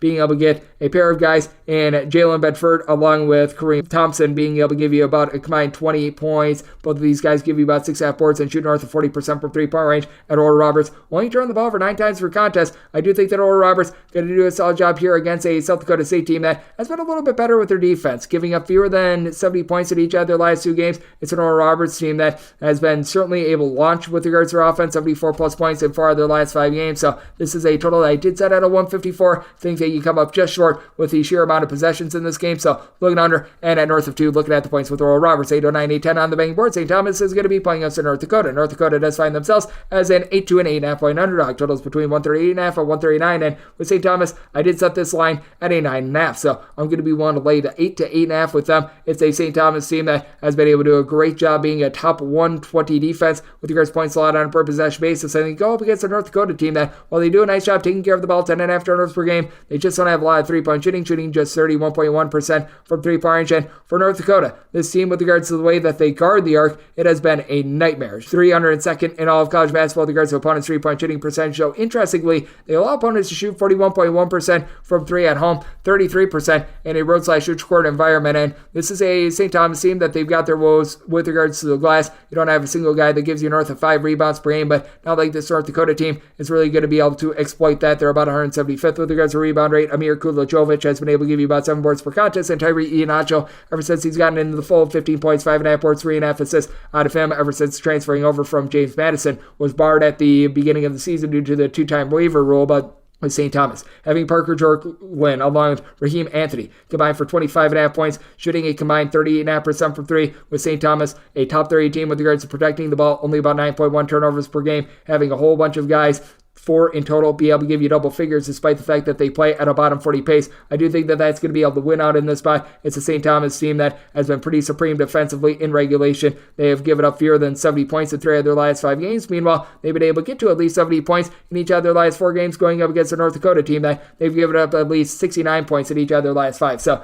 did set St. Thomas as a 9.5 point favorite. Want to lay the number. Made my total 141.5. I do think that there's a chance that this might be close enough for late game falling, but I do think that in the end, St. Thomas going to be able to get it done against the North Dakota team, giving up a bunch of points. So looking at the over and willing to lay with St. Thomas, 8-11, 8-12 on the betting board. Ohio State is road to face off against Northwestern. Northwestern, a 2.5 to a 3-point favorite. And your total, that is between 138.5 and 139.5. And with Ohio State, I did set them as an underdog of 3 points. At the 2.5, I'm going to be willing to lay with a Northwestern team that has been slipping up a little bit more defensively. They're outside the top 100 with regards to points allowed on a per possession basis, but Boo Buie is going to be the best guard out there on the floor. 18.5 points, 5.3 assists per contest while shooting nearly 40% from 3-point range. Now, Bruce Orton, assist to turnover ratio of 5. He's been able to do a nice job chipping in there, 16 points, a steal and a half per contest. A little bit hit or miss though. 2 single-digit performances with regards to scoring in the team's last 5 games, so you don't know what you're going to be able to get out of him night in and night out. Ohio State has a very clear rebounding advantage. It's Ohio State team, top 75 team with regards to rebound rate. Northwestern, outside the top 200, outside of Brooks Barnheiser,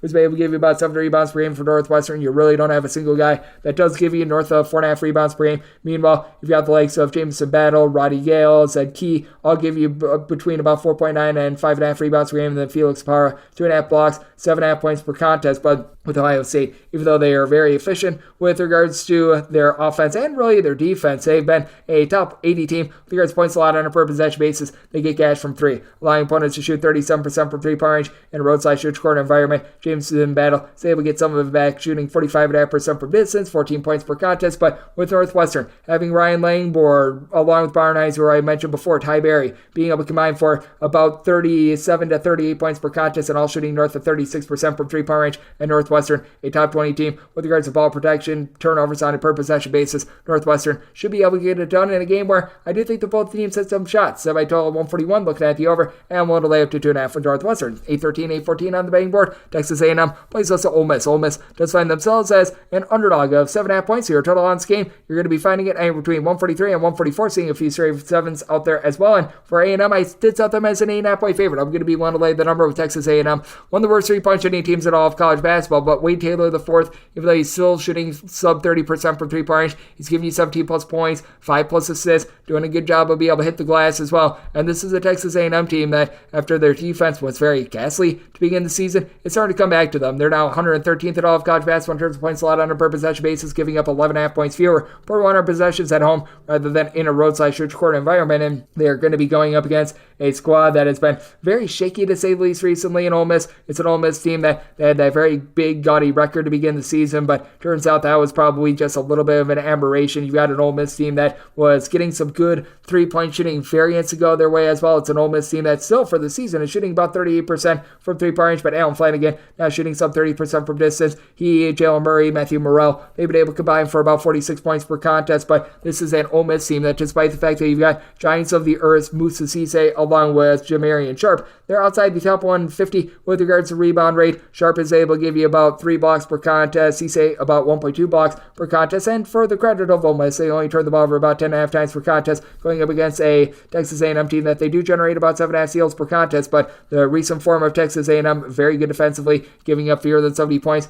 in 3 out of their last 5 games. Meanwhile, it's an Ole Miss team that they have been getting Not as many stops recently, north of 80 points surrendered in 3 of their last 5 games. Kicked the tar out of Arkansas, but I think speaks a little bit more to Arkansas, and I do think that this is going to be a little bit of a step-up spot that is going to be very difficult for them to be able to respond in. I do think that A&M steps up with their defense. Semi total 142.5, looking at the under, and I'm going to be willing to lay up to 8 points with A&M. 8-15, 8-16 on the betting board. Weber State plays outside Idaho State. Idaho State an 11.5 to a 12.5 point underdog. Your total on this game between 135 and 135.5 with Idaho State. I did set them as an underdog of 13.5 points. So I'm going to be willing to lay the number with Weber State. It's all about the Jones, Dylan Jones. He's able to give you 18 points, 10 boards, 4 assists per contest for a Weber State team that they are one of the top 50 teams in all of college basketball in terms of ball security. They don't turn it over very often, and with Idaho State, just because you play slowly and they're outside the top 3 in terms of total possessions per game, doesn't mean that you play a defense tremendously. They're outside the top 240 with regards to points allowed on a per possession basis, and it's an Idaho State team that is going to leave you open from 3-point range.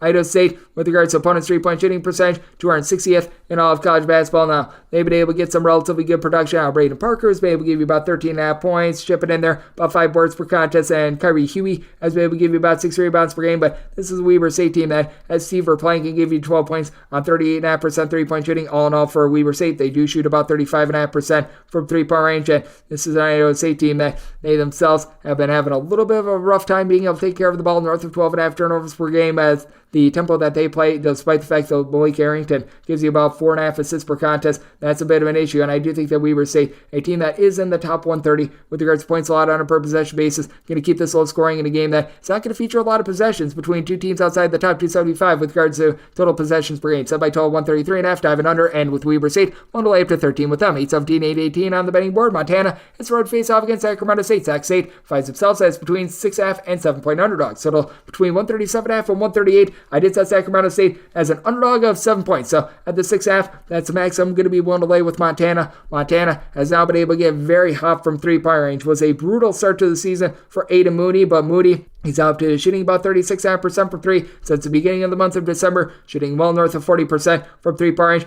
And then you've got a pair of guys in Deshaun Thomas along with Brandon Windy. They're combined to shoot about 45% from the outside with 22 points between the two of them. Now, this is a Montana team that is relatively rough with regards to the glass in terms of their rebound rate. This team is clocking in right around about 122nd. They've got Lalu, who's been able to give you about 7 boards per contest. And typically Sacramento State is a team that is going to maul you quite a bit down low with that David Patrick style, but haven't been doing as much of that this season because they have been turning the ball over a ton. They've been turning the ball over north of 16 times per contest, but they still do a nice job of being able to get some second and third chances. Top 45 team nationally with regards to rebound rate, with Duncan Boom Boom Powell doing a little bit of everything. 13 points, 8 boards, 2.5 assists, not shooting it too well from 3-point range as a whole. Sacramento State, they're only shooting about 32% from 3-point range, but Brandon Benson, a couple of Dawson Patterson, these two guys have been able to combine for about 17.5 points per contest when they've been out there as a collective. Benson right now dealing with a little bit of an injury, probably not going to be back for this one, but Z Harmoda, he is out there, he's shooting 35% from 3-point range. And Oklahoma Wayne, he's been a little bit of an afterthought this season. He came over from Oklahoma, but he's been able to do a little bit better job of hitting the glass. He's been able to give the team 3+ rebounds and now 4 out of the team's last 5 games. I do think that with the way that Sacramento State hits the glass, it's going to allow them to remain in this game, but this is a Montana team that does a much better job of being able to take care of the ball. And Sacramento State, they're outside the top 200 with regards to opponents' 3-point shooting percentage, going up against a Montana team that has been much better defensively as well, giving up 72 points or fewer in 3 out of the last 4 games.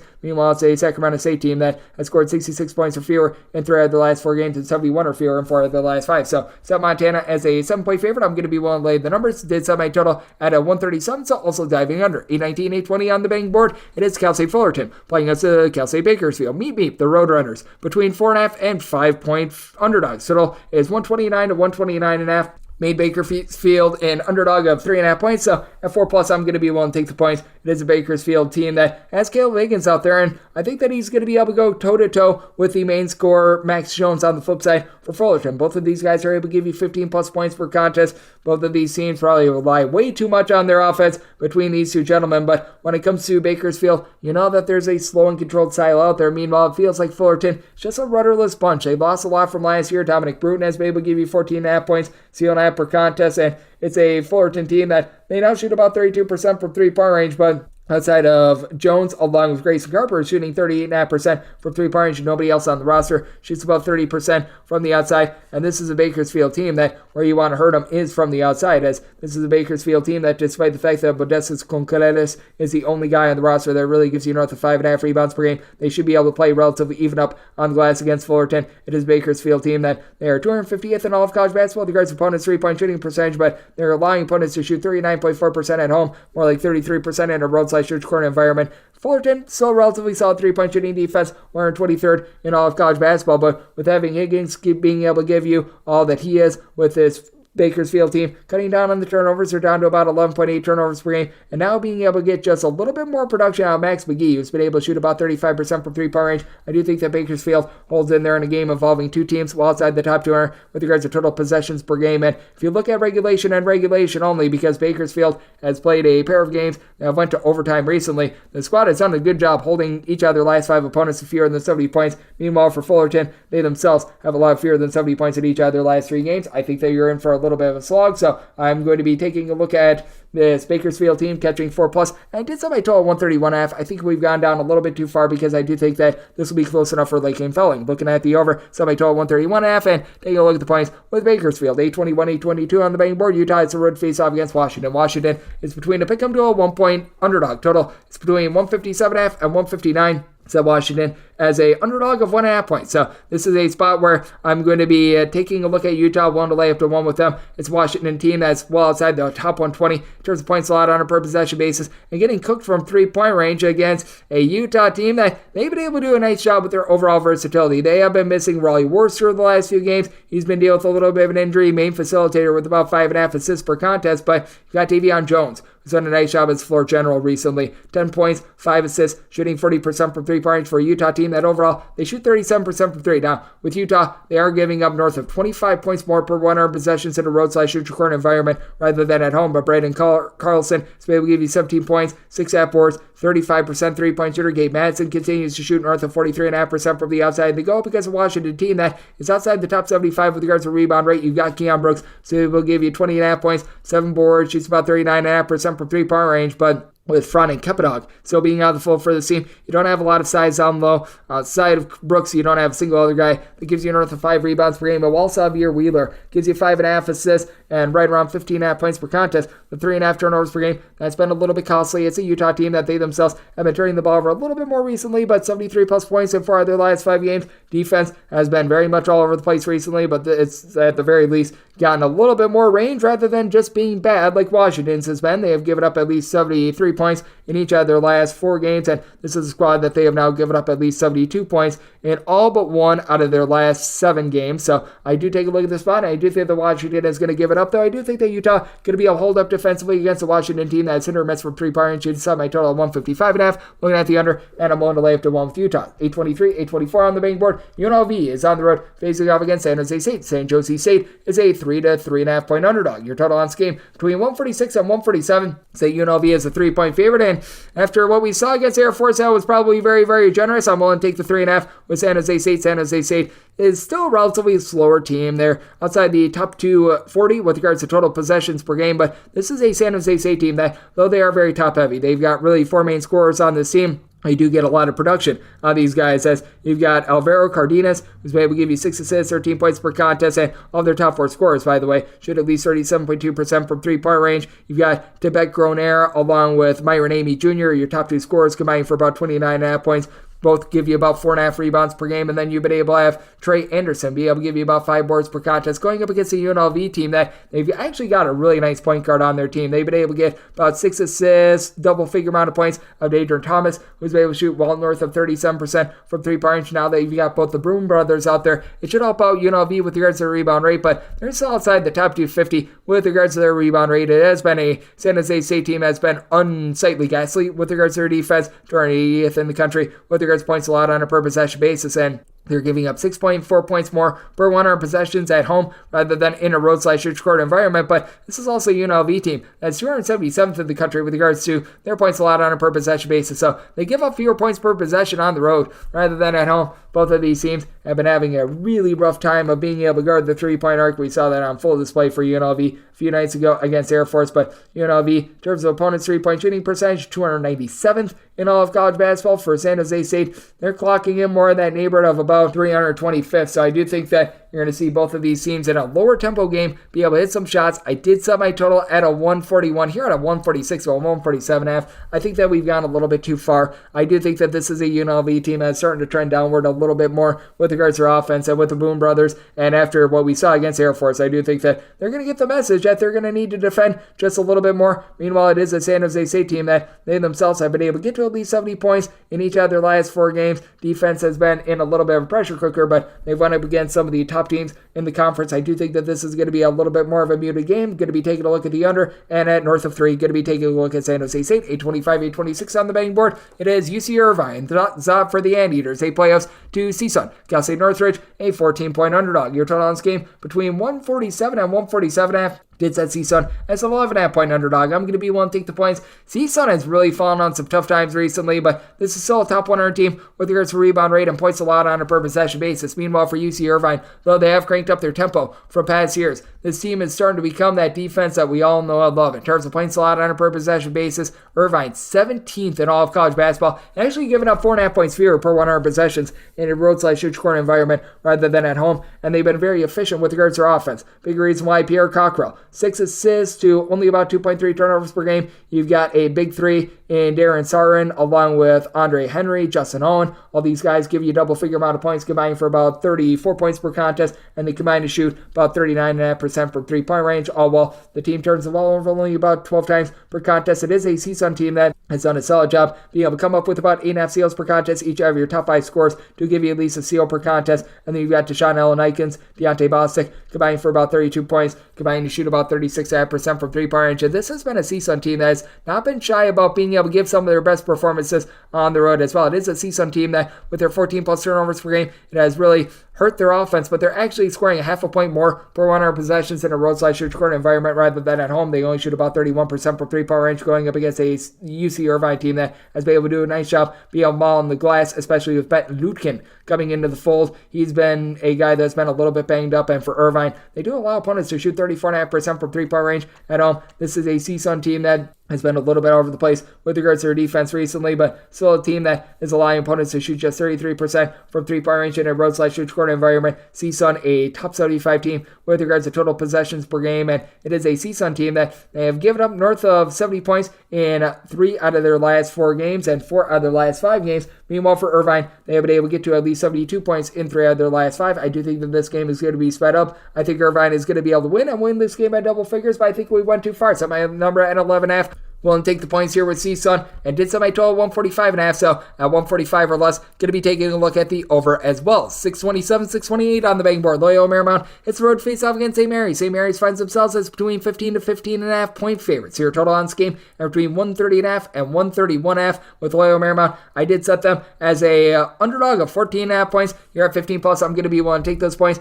It is the St. Mary's team that is still outside the top 100 in terms of points scored on a per possession basis, but man, is this team back in full force. Ada Mahaney, he's now been able to give you about 14.5 points per contest. It's the St. Mary's team that has done a good job by committee of being able to hit the glass as well. Mitchell Saxon, Joshua Jefferson, they've been able to combine for about 14.5 rebounds per game, and that's going to be tough for Loyola Marymount because Kelly Leeuw-Pape, who was very solid for the team a season ago, was able to give the team 13.6 boards per contest. He has still been just a little bit out of sorts, though even with that, Loyola Marymount, they've only got one guy that's giving north of 5.5 rebounds per game in Alex Merkfeld, as they're actually 65th in all of college basketball with regards to rebound rate, so they've been able to do a relatively solid job there. That doesn't compare to St. Mary's, though, is currently number 1 in the country with that regard. Good news for the Mount, though, is that they do a nice job of being able to just take control of the ball. Justice Hill, he's been dealing with injuries all season long. When he's been out there, he's been able to do a good job of flowing good offense, and he returned for the first time in north of a month in that game against Portland. That's going to be a nice booster for this team. You've been able to have someone like Dominic Harris give you 15 points. He's shooting 43.5% for 3 for a team that shoots about 35.5% from the outside. outside. This is a St. Mary's team that is certainly the more dominant defense in this game in terms of points allowed on a per possession basis. St. Mary's number 3 in all of college basketball, allowing 81.5 points per 100 possession. So I do think that this is going to be a little bit of a lower scoring slog. I did set my total at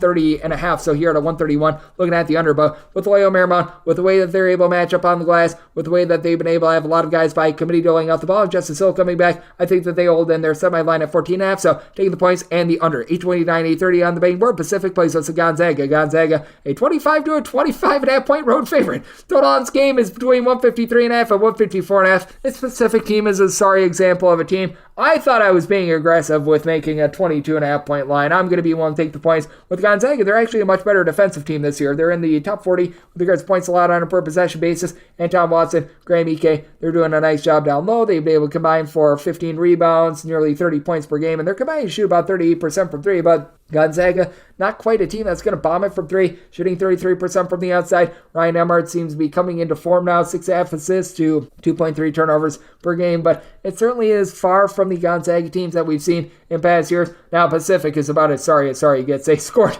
fewer than 30 points in the game against St. Mary's a few nights ago. I think that they'll get past 30, but man, it's rough. Nick Blake, who came in from UNLV, when he's been healthy, he's been able to give you 9 points per contest. He's been a little bit banged up, but he's been able to return to the fold for the team. You don't have a single guy that gives you north of 5 rebounds per game. This team is outside the top 250 in terms of points scored and points allowed on a per possession basis, and they score at a rate of 62.5% at the free throw line with regards to their free throw shooting percentage. But Mo Odom, he's been able to give you about 4.5 assists while turning the ball over fewer than 2 times per contest. He had a 21-point performance 2 games ago against Santa Clara. That's almost as many points as he scored a few nights ago. He should be able to help this team out a little bit. I do think that Gonzaga might show a little bit of mercy towards back half of this game, though they might want to just try to absolutely blow them out for their net ranking. But when it comes to this Pacific team, they have scored 64 points or fewer in 4 of their last 5 games. It has been a rough go of it for them defensively, but I think that they're going to be looking to make this game a little bit yucky. I think that Gonzaga is going to want to look to blow it open. I did set my total at 154.5. I could see this becoming just pretty much open gym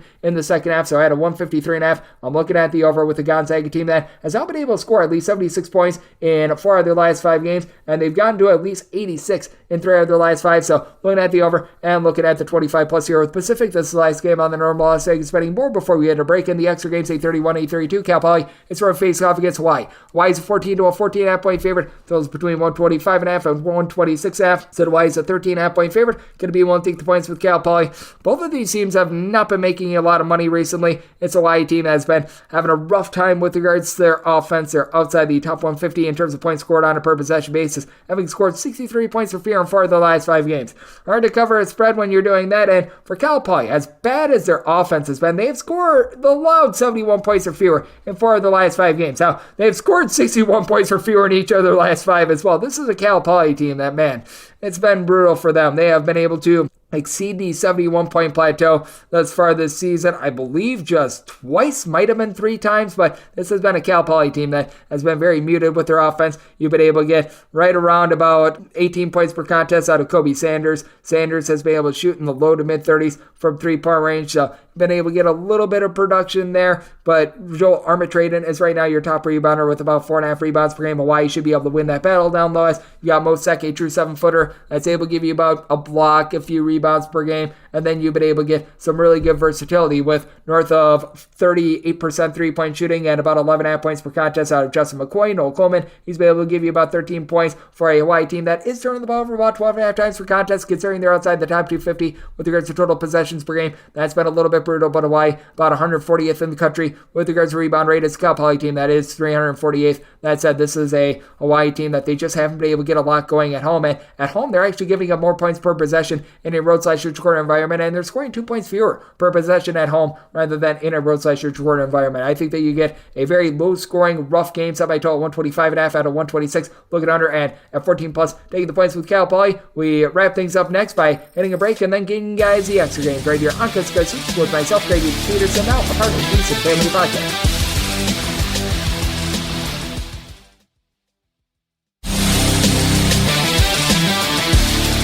And we're back here in lovely Las Vegas for Coast to Coast Hoops with myself, Greg Peterson, now part of the VSiN Family Podcast.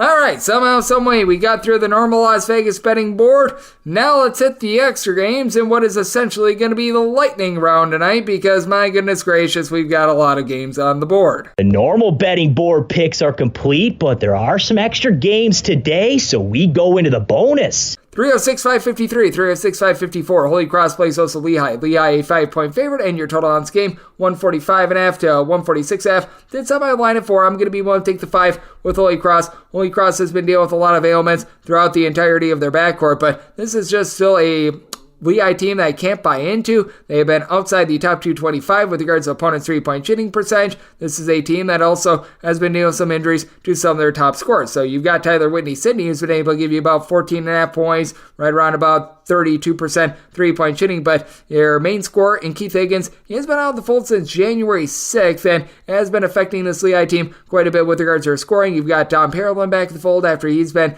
able to give you about 5.9 rebounds per game, was missing for a few games a little bit earlier in like December/early January, but this is a Lehigh team that, with regards to rebound rate, they're currently clocking in 288th in all of college basketball. Not that it's a Holy Cross team, it's a whole heck of a lot better. Actually, they're worse at 316th, but Joe Active is best do-it-all player in this game. 15 points, 6.5 boards, shooting about 31.5% from 3-4. And Holy Cross team that is shooting about 35% from three-point range. They've been without Bo Montgomery through much of the season, but now they've been able to get him back in the fold. He's starting to look a little bit more like himself, has been able to give the team 12-plus points in 2 out of the last 3 games. This is a Holy Cross team that they have been wholly awful with regards to being able to guard the three-point arc, 355th in all of college basketball, but it's a Lehigh team that they, as a collective, shoot below 34% from the outside, with this Lehigh team 355th in the country. So you've got a pair of teams that aren't really guarding the arc, got a pair of teams that are very sloppy with the ball, and a Holy Cross team that's well outside the top 300 with regards to total possessions per game. It is a good old situation of something's got to give, but with the way that Lehigh just has not been able to perform offensively ever since they have suffered the ailment to Keith Higgins,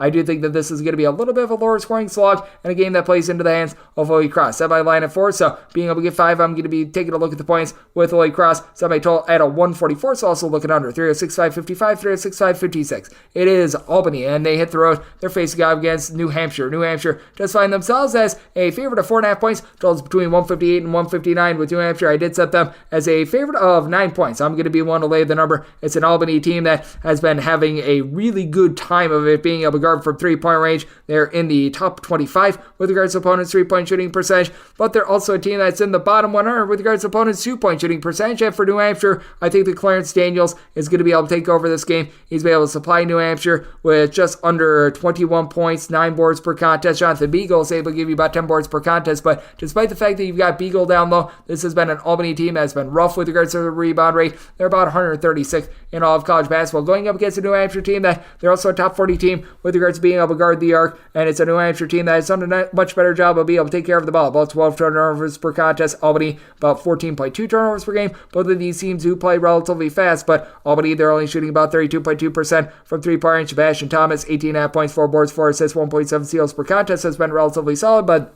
when you've got Ahmad Robinson on the flip side, give you 16.5 points, shooting 35% from three-point range, and then someone like a Jackson Baker giving you about 6.5 rebounds per game to really fortify things down low. I think that they're going to be able to take it to an Albany team that has been just getting completely gashed defensively. 75-plus points allowed in each of their last 4 games. It's a New Hampshire team that they've really risen up with their defense. They've given up fewer than 70 points in regulation in each of their last 3 games, all while they've been able to get to at least 70 points in 4 out of their last 5 games. So it is a spot where I did set my total at 161. You've got a pair of teams playing super up-tempo, so looking at the over and going to be one away with New Hampshire. Made them a 9-point favorite, 306-557, 306-558. Central Connecticut plays us Wagner. Wagner is an underdog of 7 points. So last game is 129.5. Wagner I did set as an underdog of 5 points, so it's a spot where I'm going to be willing to take these points. It is a Wagner team that has been able to do a nice job of being able to take care of the ball. Fewer than 10 turnovers per contest in terms of turnovers on a per possession basis. Top 75 team in all of college basketball. And after a really brutal non-conference slate, Wagner has been able to rise up with their defense back in the top 120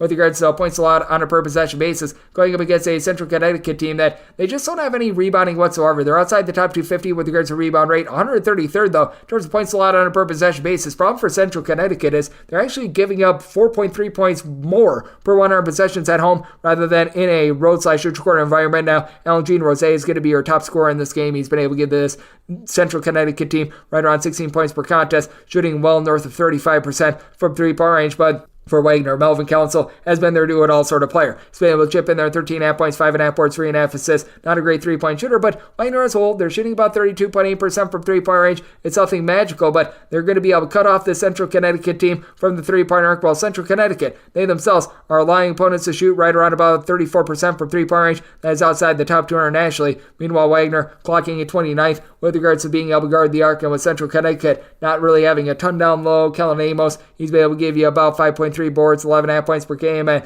I do like the 12.5 points you've been able to get out of Jordan Jones. He's been able to shoot about 37% from three-point range. That said, I do think that Wagner going to be able to hold it down. Wagner, once again, in the bottom 100 with regards to total possessions per game, and it's a Wagner team that they have now given up 66 points or fewer in each of their last 5 games. I do, though, think that this is going to be a game that comes down to late game following, and it's a Central Connecticut team that they themselves have reached at least 72 points in each of their last 5 games, so this is a spot where I did set my total 131. Going to be taking a look at the over. Won't take the points with Wagner, made them a 5-point underdog. 36-559, 36-560. Navy is going to be playing us Loyola, Maryland. Loyola finds themselves as an underdog of 7.5 points. So on this game, it's 130.5. I did set my line at 9.5. I'm going to be willing to lay it with Navy. Navy, a top 25 team in all of college basketball with regards to opponents' three-point shooting percentage, going up against the Loyola, Maryland team that they are in the bottom 50 with regards to ball security. They're turning the ball over north of 13.5 times per contest. D'Angelo Steins, coupled with Deion Perry, have been your main 2 scorers. Perry has really been that main man, 15 points, shooting 35.5% from 3. Steins shoots 38% from 3, but only about 9.5 points per contest, and other than Golden DK, you really don't have a lot down low for this team. About 7.2 rebounds per game.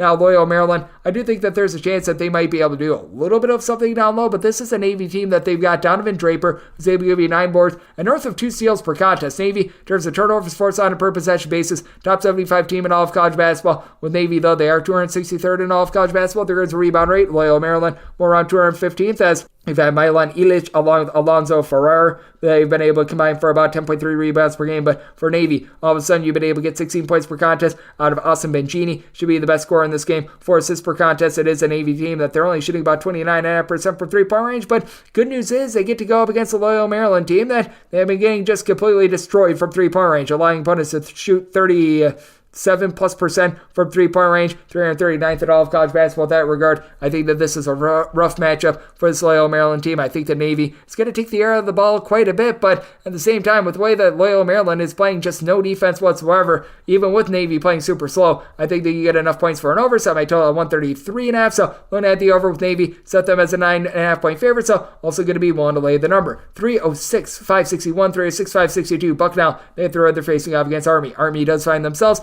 as a 1.5 to a 2 point favorite, seeing a 1 out there as well. 129 to 130 is their total, and I did set Army as a 2 point favorite, so going to be willing to lay the 1 to 1.5. This is an Army team that has been able to do a relatively okay job of being able to guard the 3-point arc, top 125 team in all of college basketball in that regard, although they do allow opponents to shoot more in the neighborhood about 34% from 3-point range at home, more around 31% in a road/shoot court environment. Meanwhile, Bucknell, allowing opponents to shoot only about 32.5% from 3 away from home, 38% when they are at home. But with Army, the reason why I'm going to be willing to lay this number is that Bucknell has just not had a lot of consistency down low. Noah Williamson, the true 7-footer, has been able to give you about 6.5 rebounds per game, and Jack Forrest, he's able to chip in there right in the neighborhood about 17 points, 5.5 boards, shoots 40% from 3-point range. But Army, you just have a little bit more of a collective for this team. You've got Charlie Peterson, great name, Josh Govins being able to combine for about 11 rebounds per game, and then Abe Johnson has been able to rise up 5.5 points, 5.5 boards, was a little bit of an afterthought towards the beginning part of the season. Now has been able to give you 6+ boards in 4 of their last 5 games, so I do think that Army is going to be able to win this game from within, and it's still a Bucknell team that you just don't have a lot of rhyme or reason as to what this team does. They're actually giving up 2 points fewer per 100 possessions in a road/shoot court environment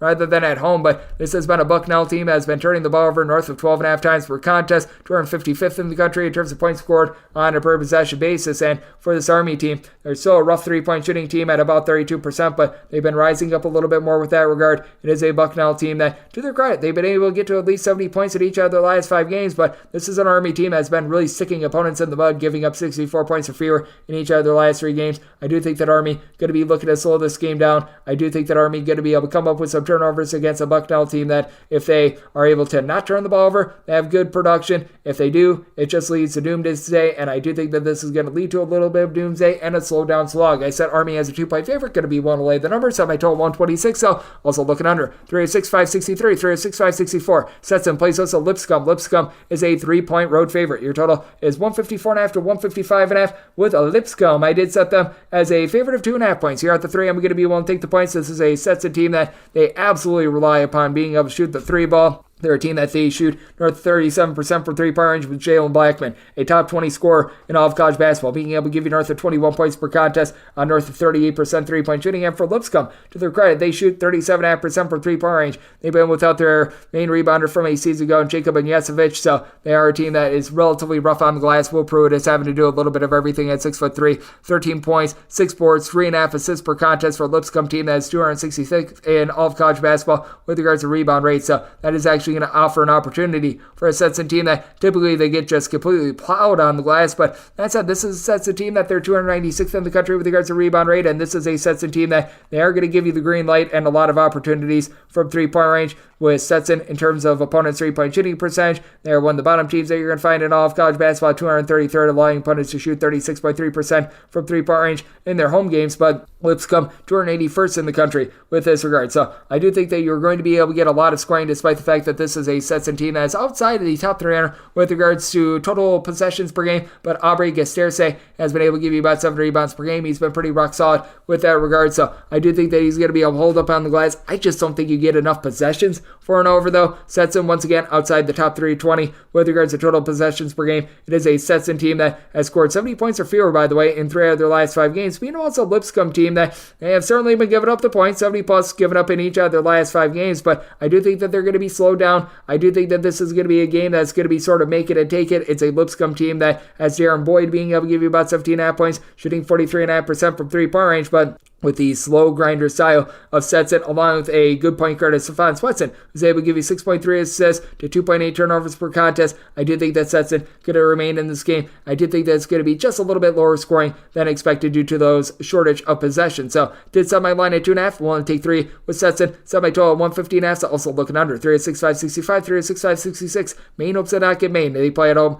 against Binghamton. Binghamton is an underdog of 5.5 to 6 points. Total this game is 138.5 with Binghamton. I did set them as a 5.5 point underdog. So going to be willing to take 6 with Binghamton. Binghamton, as Timu Chenery has been able to do a really good job coming over from Quinnipiac. He's been able to give this team right in the neighborhood of about 14 to 15 points per contest. And when it comes to Binghamton, they've got one of the most versatile players in all of college basketball, Samir Torrance, who comes over from Syracuse. 9.5 points, 6.5 boards, 7.2 assists on about 34.5% 3-point shooting. It is a Binghamton team that is still leaving quite a bit of something to be desired on the defensive side of things. Binghamton is, in terms of points allowed on a per possession basis, 281st in all of college basketball, but they are going up against a Maine team that, while they do a relatively good job defensively, and Kellen Tynes led all of college basketball with regards to steals on a per-game basis last season. He's been a Maine guy that's been able to do a little bit of everything, 13.5 points, 4 boards, right around 3.5 assists, 2.5 steals per contest. It is a rough 3-point shooting team with this Maine team. They only shoot about 30.5% from 3-point range. Peter Filipowski has been able to give you 8 rebounds per game, but for Maine, they are well outside the top 250 with regards to rebound rate. They do a solid job of being able to guard the 3-point arc, 127th in all of college basketball, and they allow opponents to shoot just 26.6% from 3-point range when they are at home. So they've been able to do a good job at home of being able to contain the 3 ball, but this is a Maine team that all of a sudden they have been getting a little bit more Maine on the defensive side of things. I do think that this is going to be a game that's going to be close enough for late game fouling. Jaden Clayton has been able to give you about 4.5 assists per contest as well, but we have been seeing Maine getting into a few shootouts recently. I think that this could very well be one of them going up against a Binghamton team that has given up at least 77 points in each of their last 5 games, and this is a Maine team that they've been able to get to at least 70 points in 3 out of their last 4 games and given up at least 70 in 3 of their last 4. So did set my total more around of 139.5, looking at the over, and with Binghamton at 6+, I'm going to be willing to take the points. 306-567, 306-568, 600. It's a road face-off against Fairleigh Dickinson. Fairleigh Dickinson hopes to be fairly priced as a 1-point underdog. So on this game between 156 and 156.5, with Sacred Heart did set them as a 4-point favorite. I'm going to be willing to lay the number, even with Tanner Thomas out of the fold. Nico Galletti has been able to do a really good job for the Sacred Heart team. He's be able to give you 15 points, 6 boards for a Sacred Heart team that does rank in the top 150 with regards to rebound rate. It is a Fairleigh Dickinson team that, while they've got John Moore giving you more with about 7 rebounds per game, Ansley O'Moner 15 points, right around 7 boards per contest, it has been a very inconsistent and up and down team. And when it comes to Fairleigh Dickinson, one of the smallest teams in all of college basketball, as a result, they have been getting killed on the glass. Rare and third in the country with that regard. This is also a Sacred Heart team that, even though they have been dealing with ailments, they've been able to do a relatively solid job of hitting the road with their defense. This is a team that has 158th in all of college basketball with regards to points allowed on a per possession basis, going up against a Fairleigh Dickinson team that is 276th. And for Fairleigh Dickinson, they're giving up more points per possession at home rather than in a road/neutral court environment, and they rank outside the top 250 with regards to opponents' three-point shooting percentage. Sacred Heart also has Aiden Carpenter, along with Raheem Solomon, pair of guys from the Metro Atlantic. They've been able to do a solid job combining for about 16 points per contest, shooting in the mid-30s from three-point range. And for Fairleigh Dickinson, this team relies completely on the backcourt, and yet they only shoot 33% from three, 13 turnovers per game. You have Joel Emmanuel giving you about 11 points, 5.5 rebounds per game, but it's a little bit of a top-heavy team, getting only about 5 points per contest out of Hero by Jen. After last season, he was able to give this team a little bit more with about 7.5 points per contest, and with the way that Fairleigh Dickinson just doesn't do a supreme job on the glass, and the way that Sacred Heart has really risen up with regards to their defense. They have now given up 73 points for 4 and 3 of their last 4 games. Meanwhile, it's a Fairleigh Dickinson team that they themselves have been all over the place with regards to their defense, giving up 70 plus in 4 of their last 5 games. I do think that Sacred Heart going to be able to take control of this game. I did set them as a 4-point favorite. I'm going to be willing to lay the number. I made my total 154. I do think that Sacred Heart is going to be able to continue their relatively solid defense. Looking at the under,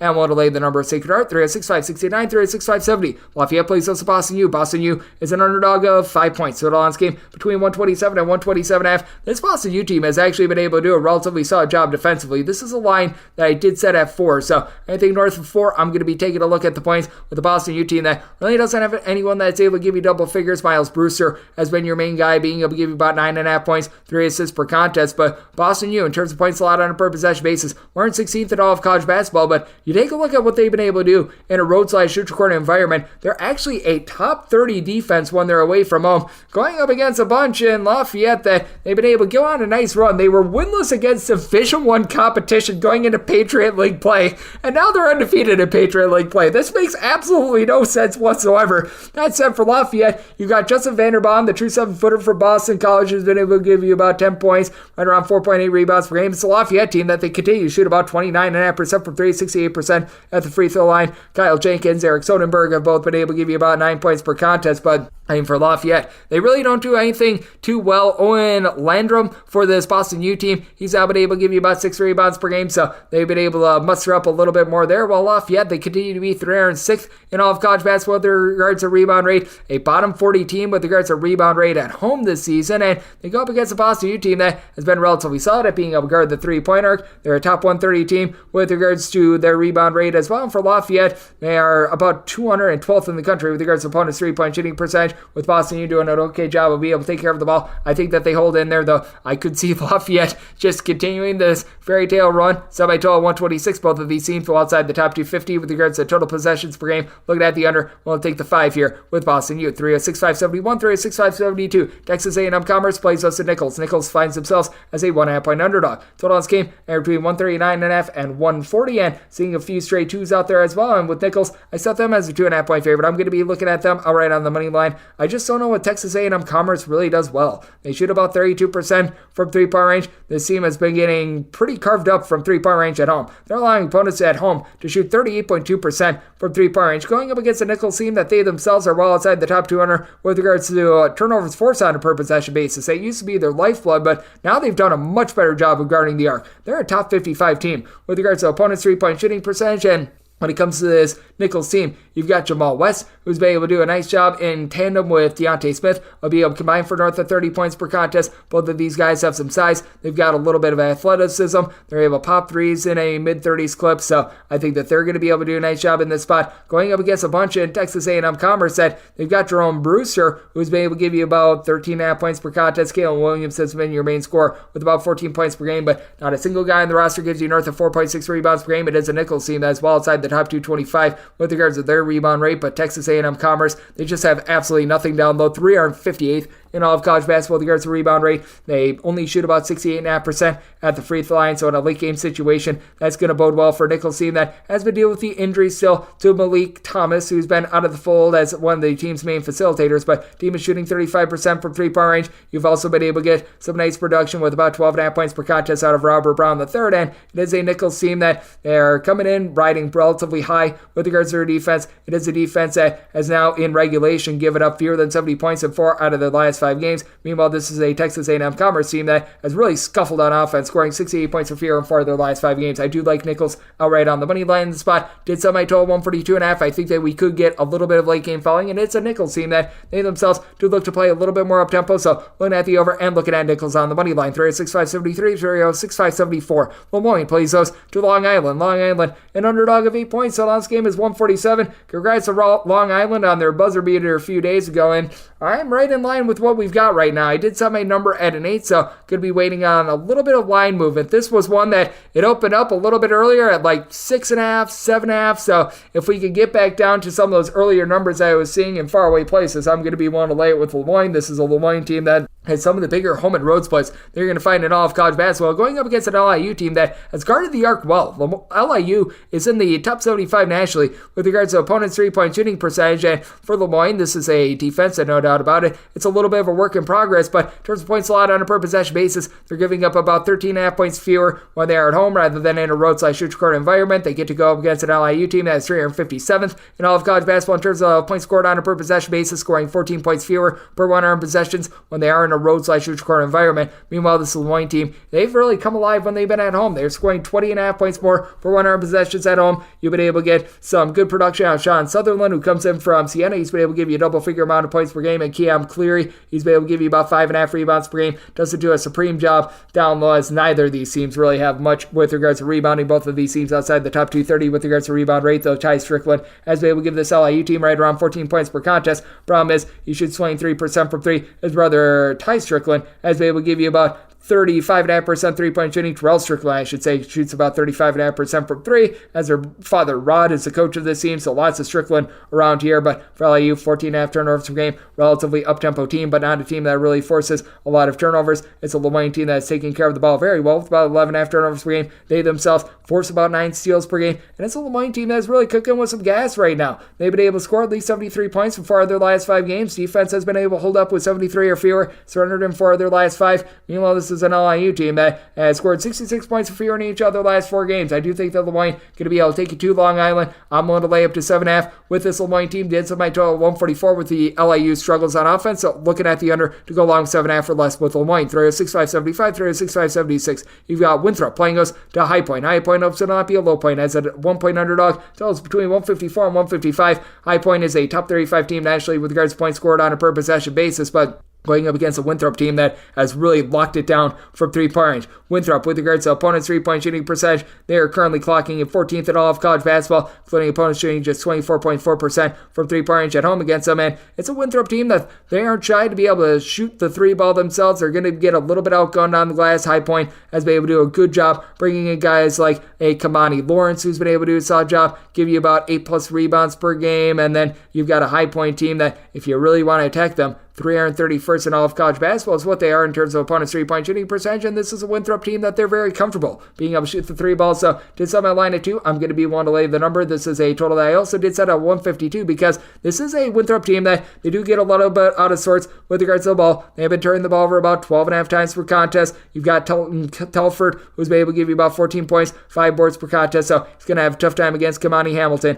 That said, you've got a High Point team that they've been able to shoot about 35.5% from three-point range. You've been able to get some nice production out of Kesagifa, who's been able to give you 15 points, 3 assists per contest. And this is a High Point team that they just don't generate a lot of turnovers. So the main kryptonite of Winthrop not really going to be there. And it's a Winthrop team that they don't necessarily play super duper fast. They're right around 200th in the country with regards to total possessions per game. They do turn the ball for 13.5 times per contest, but KJ Doucette has been able to shoot about 40% from three-point range. You've been able to get about 38.5% three-point shooting, and in that neighborhood about 11 to 12 points per contest out of Nick Johnson as well. You got a lot of guys who are they're able to shoot it well from three-point range, attack that weak point of High Point. It is a High Point team that, man, oh man, they have been able to pile up the points, 78-plus points in each of their last 6 games, giving up at least 76 in 4 of their last 5, but this Winthrop defense has been able to step up to the plate quite a bit. They played that harebrained triple overtime game against Radford, in which they gave up 67 points in regulation. So if you're looking at regulation and regulation only, this team has now given up 72 points or fewer in, I believe now, 5 out of their last 7 games. So I do think that they're going to be able to hold up here and get the job done with their three-point shooting defense against a High Point team that they give it up from distance. Set by total 152, looking at the under, and 1 to lay up to 1.5 with Winthrop. 306-577, 306-578. It is North Florida. They hit the road face-off against Eastern Kentucky. Eastern Kentucky is a favorite of 7 points. Total is 150 to 150.5 with Eastern Kentucky. I did set them as a favorite of 9 points. I'm going to be willing to lay the number. It's an Eastern Kentucky team not generating as many turnovers as they have in past years, but a team that was dead last in the country for opponents' three-point shooting percentage throughout much of the year. I do think that they're starting to get a little bit of positivity going up against a North Florida team that they certainly can bomb it from three-point range. North Florida, with regards to their three-point shooting percentage, it's clocking in right in the neighborhood of about 36.2%, and you've got Chaz Lanier coming off of a massive performance against Bellarmine where he had 33 points. He was able to knock down a whole bunch of triples, and he scored at least 19 points in each of the last 5 games. That's going to be the main scorer in this game, but the main man down low in this game, that belongs to Eastern Kentucky, and that'd be Isaiah Cozart. Leads the country with 3.9 blocks per contest, 15 points, 10.5 rebounds per game for an Eastern Kentucky team that you've got 3 separate guys that have been able to give you at least 4.9 rebounds per game, and this is a North Florida team that has a whole bunch of stiffs down low. They're 325th in the country with regards to their overall rebound rate. When it comes to Eastern Kentucky, they're more around 133rd. With this regard, Eastern Kentucky, not a team that really turns the ball over a lot either. They only turn the ball over about 12 times per contest. You've had Leland Walker along Devontae Blanton combined for 28 points per contest. Both of these guys having a little bit of a deficiency when it comes to being able to launch from three-point range. And for North Florida, this is a team that's well outside the top 275 with regards to points allowed on a per possession basis, having allowed 74 plus in each of their last 3 games. Now, they've gotten to at least 78 points in 4 of their last 5 games. Meanwhile, Eastern Kentucky, they themselves have really been able to do a tremendous job with regards to their offense. They've been able to get to at least the 75-point plateau in 5 out of their last 6 games. So it's a good old situation of something's got to give. Eastern Kentucky certainly has been giving it up recently, but they've been able to score it as well. So I do think that you get a higher scoring affair. Set by total 153, looking at the over. And with Eastern Kentucky, I do think that with their improved three-point shooting defense and the way that they're able to defend down low, they get it done. 1 to lay up to 9 with Eastern Kentucky and the over. 306-579, 306-580. Bryant is going to be playing us in Vermont. Vermont is a favorite of 2 points on the road. Total on this game is anywhere between 148.5 and 149. Did set by total 151. I'm looking at the over. It's a Bryant team that is playing at just absolute warp speed right now, and it's a Bryant team that they're able to throw the ball in the bucket. Problem for them has been rebounding. They're outside the top 300 with regards to their rebound rate, but this is a Bryant team that, in terms of points scored on a per possession basis, they are clocking in well outside the top 250, but they've been able to do a relatively solid job of being able to find a way to be able to stroke it in there from three-point range, as Sharif Rose-Bullock has been able to give you 18 points, shooting 40% from three-point range. We're starting to see a little bit more Doug Eater as well, which that makes just everyone happy in general, and for this Bryant team, they've been able to get quite a bit down low out of Earl Timberlake. He's trying to bring Sexy back. About 14 points, 9 rebounds per game. Going up against a Vermont team that Sam Alamatu is right now your top rebounder. He's been able to give you about 5 boards per contest, and you've been able to get a little bit more out of Aaron Deloney with regards to being able to roll the ball. He's been able to give you about 3 assists, 9 points per contest for a Vermont team that they do shoot 36.5% from three-point range. Vermont, to their credit, they always do a tremendous job of being able to take care of the ball as they only turn the ball over 9 times per contest, but a Bryant team that has been turning it over 13 times per contest, they don't have to worry about it being taken away a whole heck of a lot. Vermont, they're well outside the top 275 with regards to turnovers on a per possession basis, and Vermont outside the top 200 with regards to opponents' three-point shooting percentage. This is a Bryant team that they do leave themselves quite vulnerable on defense, but the one thing they do, lock you down from three-point range. At home, opponents are shooting just 22% from three-point range against them. Now with this Vermont team, with them not necessarily being able to do a tremendous job of being able to hit the glass, them being about 200th with regards to rebound rate, Matt Verrado, he's someone that's saying 6'8", he's able to pop it from three-point range, but really doesn't give you a lot on the front of being able to hit the glass. I do think that plays right into the hands of this Bryant team, and it is a Bryant team that, once again, just so fast with regards to their tempo, going up against a Vermont team that is in the bottom 75 with regards to possessions per game. So good old situation of something's got to give. I do think that there's going to be a lot of shot making in this game, which is why I did set my total 151.5. I could see some late game fouling as well, so going to be taking a look at the over. I do think that in the end, Vermont is going to be able to get it done because Bryant just doesn't hit the glass whatsoever, and Bryant has been outside the top 250 with regards to points scored on a per possession basis. So going to be one to lay the number with Vermont, set them as a 3.5 point favorite, and looking at the over 306.581, 306.582. USC upstate is sort of face off against Gardner-Webb. Gardner-Webb is a favorite of 9 points. So on this game is 142. Did set my line at 7.5. I'm going to be willing to take the points with upstate. Gardner-Webb has looked much better recently, but for the season, they're still outside the top 175 in terms of points allowed on a per possession basis. You do have a pair of guys in Charles Robinson, Elon, Julian Sawarmo in the backcourt, who have combined for 27 points per game with Sawarmo, Elon, DQ, Nicholas. They both have been able to shoot about 36% from three-point range. And Quest Aldridge, he's out shooting about 35.9% from three-point range, but outside of Nicholas, Robinson, Sawarmo, nobody else gives you north of 7 points per contest. And with Gardner-Webb, other than Robinson, you've got nobody on the roster that gives you north of 4.5 rebounds per game. Typically, this is a team that they very much pride themselves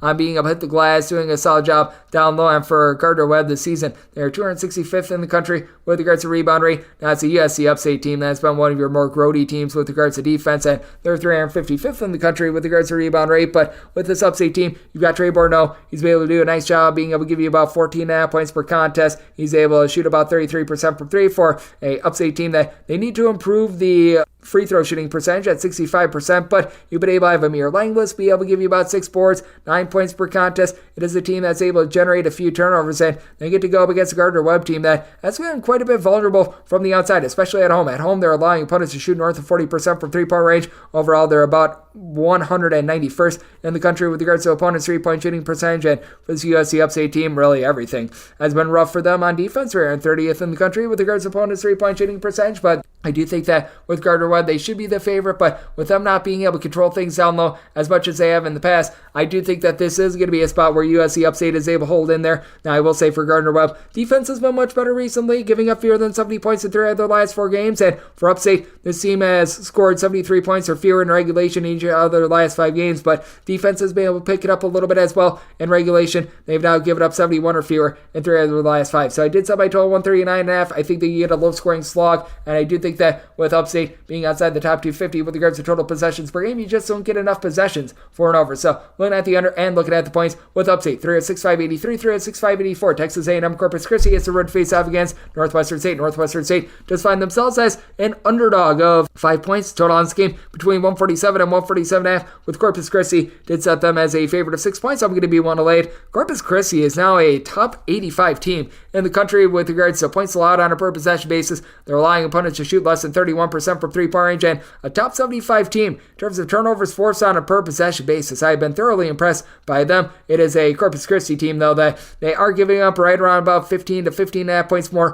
per 100 possessions in a road/neutral court environment, going up against a Northwestern State team that has been a little bit more impressive recently, but still about 338th in all of college basketball in terms of points allowed on a per possession basis. They've been able to have a go-to scorer in Cliff Davis, be able to give this team right around about 15 points per contest for a team that they shoot about 67% of the free throw line, 31% from three, while turning the ball over nearly 14 times per contest. Meanwhile, for Corpus Christi, shooting has really eluded this team. They're shooting 27.5% from the outside. Each of their top 3 scorers shoot below 26% from distance, but Gary Clark has been able to give you about 8.5 rebounds, 11.5 points per contest, and then Deion Wright-Ford has been able to give this team right around about 11 points per contest as well. It is a bunch that in Northwestern State has been just absolutely tattooed on the glass or outside the top 275 with regards to their rebound rate. They were getting some relatively good production towards the beginning part of the season with in that neighborhood about 6.5, 7 rebounds per contest out of Jaden Epps. He's not on the fold, so that has been hurting them, but this is a Northwestern State team that I've liked what I've seen of them a little bit more recently. The defense has been able to give you more of a pulse, 71 points or fewer surrendered in each of their last 5 games.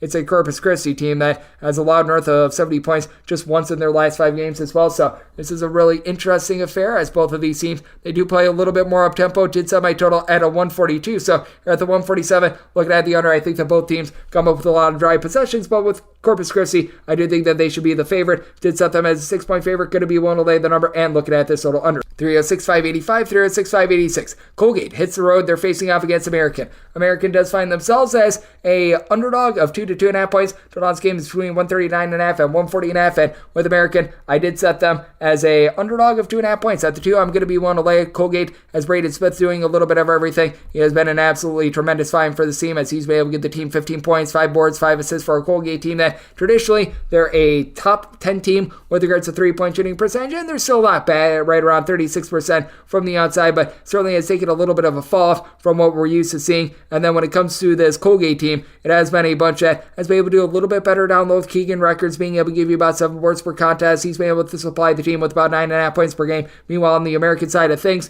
they've been outside the top 300 with regards to points allowed on a per possession basis, a bottom 30 team with regards to the three-point shooting percentage, but they've really been able to up their offense. Last season, 14 plus turnovers per game, down to about 11.2 thus far this season, as they're shooting as a collective 36% from three-point range. Out of their top 5 scorers, 4 of them are able to shoot at least 37% from 3, including Matt Rogers, who stands right around about 6'9", 15 points, 6.5 boards, shooting about 37.5% from three-point range. George Bruce has been able to shoot about 40% from three-point range, and then been able to get 44.5% three-point shooting out of Matt Mayock, who's been able to give you 8 points per contest. This is all being kept together by the facilitation of Elijah Stevens with about 5.5 assists per contest, but this has been a Colgate team that has been able to do a relatively solid job holding up defensively. This team has now allowed fewer than 60 points in each of their last 3 games. They've been in some more slogs than what we were used to finding, but that said, this is a Colgate team that in regards to points allowed on a per possession basis, currently they're clocking at 105th in all of college basketball. Meanwhile, this is an American team that they just aren't able to defend to save their lives. They're well outside the top 270 with this regard, giving up a whole bunch of open threes, and I think that Colgate could be able to exploit this. Set my line at 2.5, so I'm going to be one to lay with Colgate, despite the fact that Colgate is outside the top 250 with regards to total possessions per game.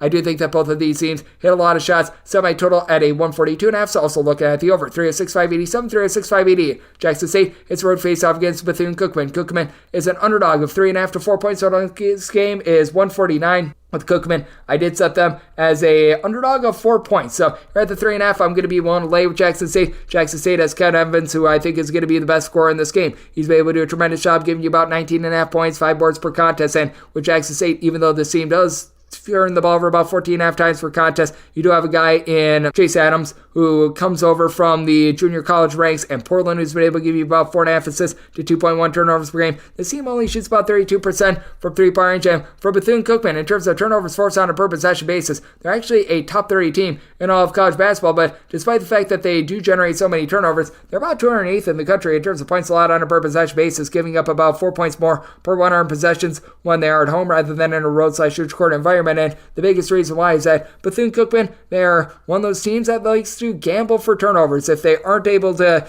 get a turnover, they're a team that's going to allow an open three. They're allowing opponents to shoot north of 40% from three-point range against them. And for Bethune-Cookman, you've got a big three out there in the backcourt, as you've been able to have Zion Harmon come in as a former top 200 recruit. He's been able to give the team double figures. And then Damani McIntyre, he's not a part of this, but he's been able to give the team nearly 3 steals at just 3 points per contest. That has been relatively hilarious to take a look at. But Giaddi Hadley along with Sean Dyson, these two guys, they've been able to combine for about 30.5 points per contest. But for Bethune-Cookman, while they generate a bunch of turnovers, they turn the ball over 15 times per game themselves. And Jackson State really rounding into form with regards to their defense. 71 points for fear surrender, and now each out of their last 4 games in terms of points allowed on a per possession basis. Still very much a work in progress for them, but they're now 239th in the country with this regard, and with having someone that's able to man things down low in Zeke Cook, giving you about 7.5 rebounds per game, Jackson State should be able to win from within. I did set my line at a 144, looking at the under, as I do think that there's going to be a lot of turnovers in this game, and with Jackson State really ascending with their defense, I'm going to be willing to lay the number with them up to 3.5 to go along with that under. 306-589, 306-590. Bellarmine plays host to Jacksonville. Jacksonville finds themselves as a 1.5 point underdog. Total game between 137.5 and 138.5. With Jacksonville, I did set them as an underdog of 3.5 points. I'm going to be one to lay up to 3 points with Bellarmine. This is a Bellarmine squad that has been all sorts of rough. They lose once again against North Florida, but that said, this is a Bellarmine team that now they've got Bash Whiteland back in the fold. He was missing for quite a bit of time. He's been the number 2 to / number 3 scorer on this team. So Ben Johnson, who's able to shoot it relatively well from 3-point range. It is a Bellarmine team that's outside the top 300 with regards to points allowed on a per possession basis, but this is a Jacksonville team that they themselves have really seen a fall off with their defense. 321st in the country with regards to points allowed on a per possession basis, giving up 22.5 points more per 100 possessions in a road/shoots court environment rather than at home. Bellarmine is an okay 3-point shooting defense, 227th 27th in all of college basketball, though that does balloon to 36% when they're at home. Meanwhile, this is a Jacksonville team that they've been relying upon Marcus Nyblack, who's been able to give you about 5 boards. He's giving you about 14.5 points per contest. And then when it comes to Robert McCray, the 5th, he's been able to do a nice job supplying about 14 points per game, but Jacksonville is a very inconsistent three-point shooting team. They do very much rely upon the three ball to be able to generate their offense as well. As a result, they have been all sorts of dysfunctional, and you've got a Bellarmine team that they do get a nice boost from being able to play at home with regards to their offense. This is a team that in Bellarmine is only about 309th in the country in terms of points scored on a per possession basis, but for Jacksonville, for how bad their defense is, they're only about 281st in the country with regards to points scored on a per possession basis, so they're not able to offset that very much. With Bryce Workman currently being out the fold, though Bellarmine is going to lose battle on the glass, they're able to remain a little bit more lively on the battle on the board. So did set my line at a 3.5. I'm going to be one to lay it. Jacksonville has just not been able to perform on the road all season long, and both teams should get a lot of open looks. Set my total 143.5. So looking over and looking to lay the number with Bellarmine. 3 of 6, 591, 3 of 6, 592. Central Arkansas plays us to Kennesaw State. We give our O to Lane Kiffin. Go Owls as Kennesaw State finds themselves as 5.5 to 6 point favorites. So on this game, it's 167. Did set my total 166. I'm diving in on the under. Central Arkansas has been outside the top 75 with regards to possessions per game, though Kennesaw State, a top 20 team with this regard. And Kennesaw State, I do think they should be able to get it done. I set them as an 8-point favorite, one to lay the number. Central Arkansas has been without a lot of their key pieces all season long. They've been dealing with injuries to Elias Cato recently. They just have not been able to get back into the fold. The main scorer from a season ago is Cameron Hunter last season.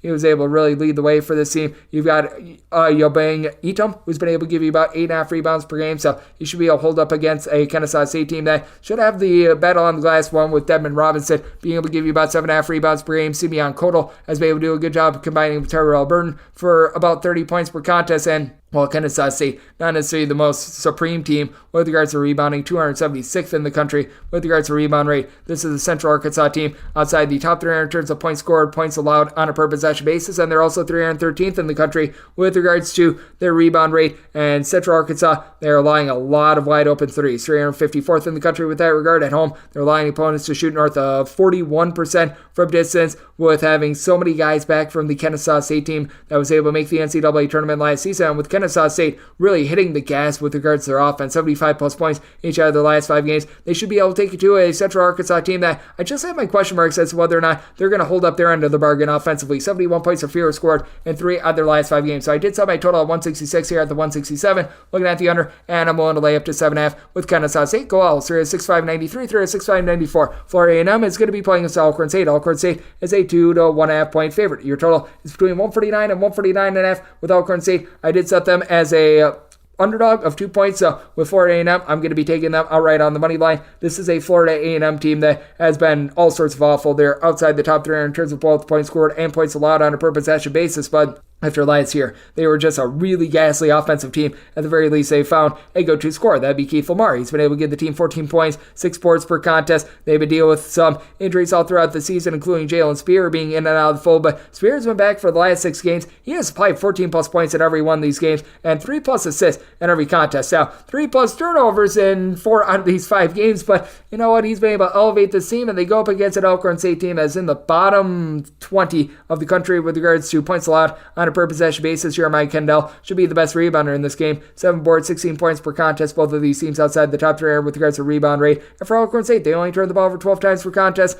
but they only shoot about 32.5% from 3 with regards to opponents' 2-point shooting percentage. Alcorn State, a bottom 40 team with that regard, and Alcorn State in a roadside shoot corner environment does allow teams to shoot north of 38% from 3-point range. Meanwhile, Florida A&M, 359th in all of college basketball with regards to opponents' 3-point shooting percentage. This is an Alcorn State team that has the likes of a Byron Joshua, Dedrick Thorne, who are both able to give you a combined about 20 points per contest, both shooting in the mid to low 30s from 3-point range. But Jeremiah Gambrell shooting 41% from 3. He should be able to get things cooking for Alcorn State. I do think that both of these teams are going to be able to find open looks against 2 very shoddy defenses, to say the least. I did set my total 150 looking at the over, but I feel like Florida A&M on their home floor, with them being able to do a relatively solid job of being able to get some offense generated recently. They've been able to get to at least 70 points in 3 of their last 5 games. Meanwhile, Alcorn State, they have given up at least 72 points in 3 out of their last 5 games, 71 plus points surrendered in pretty much all but 4 of their games this season. I do think that you get a high-scoring, shoot-'em-out game with Lamar being able to take over this game. So I did set this line at 2. I'm going to be taking a look at Florida A&M outright on the money line and set by total 150. So also going with the over 306.595, 306.596. Compensate. It's the road face-off against Norfolk State. Norfolk State just find themselves as a big favorite of 14.5 to 15 points. Totals between 127.5 and 129.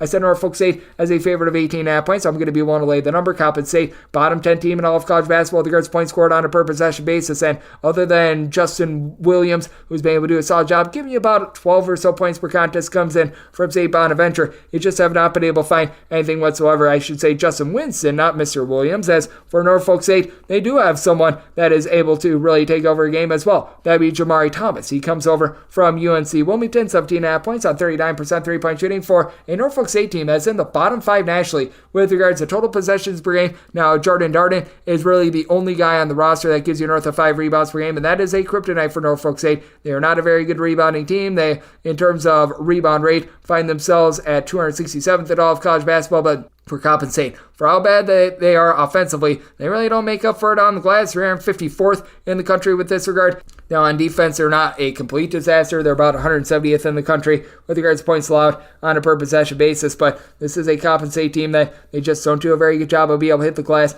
and plus they do allow quite a few open looks when they're in a road/neutral court environment as well. Part of it is they've benefited from going up against some of the worst shooting teams in all of college basketball, but on the road, they do allow opponents to shoot about 35% from three-point range. You've been able to have some good shooting for this Norfolk State team. Thomas has been able to shoot about 39% from three-point range. Alan Bentron, he's able to shoot about 33% from distance. And you've got a 55% three-point shooter in George Beal, who's been able to give you in that neighborhood of about 7.5 points per contest, has been in and out of the fold, but was able to return in the team's most recent game against Howard. That's a big addition for them going up against the Compensate team that they've been able to exceed the 70-point plateau just 3 times all season long. Meanwhile, for this Norfolk State team, they come in playing some relatively solid defense. They have given up against Division I opponents 72 points or fewer in each of their last 3 games. So I do think the Compensate going to be all down here. Did set my total at a 125.5. So it is a situation where I'm going to be looking at the under, and I'm willing to lay up to 18 with Norfolk State. 306.597, 306.598. Delaware State is going to be playing us to South Carolina State. South Carolina State does find themselves as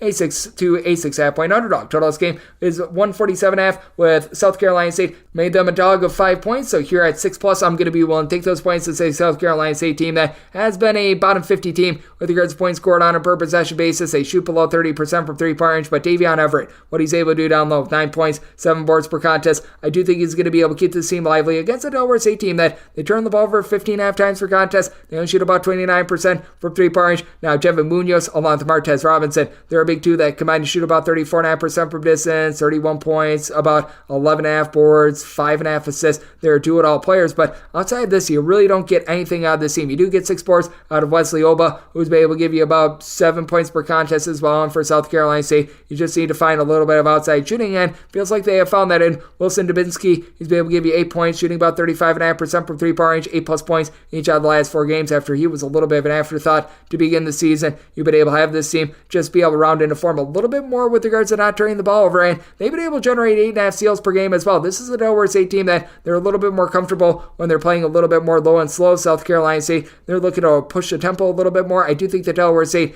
a team that is 341st in all of college basketball with regards to opponents' three-point shooting percentage, going to provide some open looks for South Carolina State. I do think that you're going to get somewhere in the middle with regards to these tempos, so I did set my total 147, even with late game falling. I do think that this is a little bit too far, so going to be looking at the under, but at 5+, taking a look at the points with South Carolina State. 306.599, 306.600. Maryland Eastern Shore is going to be playing us NC Central. NC Central is a favorite of 5 points. Draw this game is between 135.5 and 136 with NC Central. I did set them as a favorite of 6.5 points. I'm going to be one to lay the number. It's an NC Central team that has been in a little bit of, shall we say, transition with regards to losing quite a bit of their backcourt from the season ago, but this team has been able to find their form in terms of really being able to guard the arc. 10th of the country with regards to opponents' three-point shooting percentage, and for the NC Central team, you've been able to have so many guys like a Paul Boy King, like a Jadarius Smith, be able to do a solid job of being able to contribute in the backcourt, as this is an NC Central team that they really do have a big three with regards to that backcourt, as you've got Jadarius Harris, not Smith, Fred Cleveland, along with Boy King, being able to combine for about 45 points per contest. Harris has been able to shoot about 40% from three-point range, and the team only turns the ball over about 11.5 times per contest. NC Central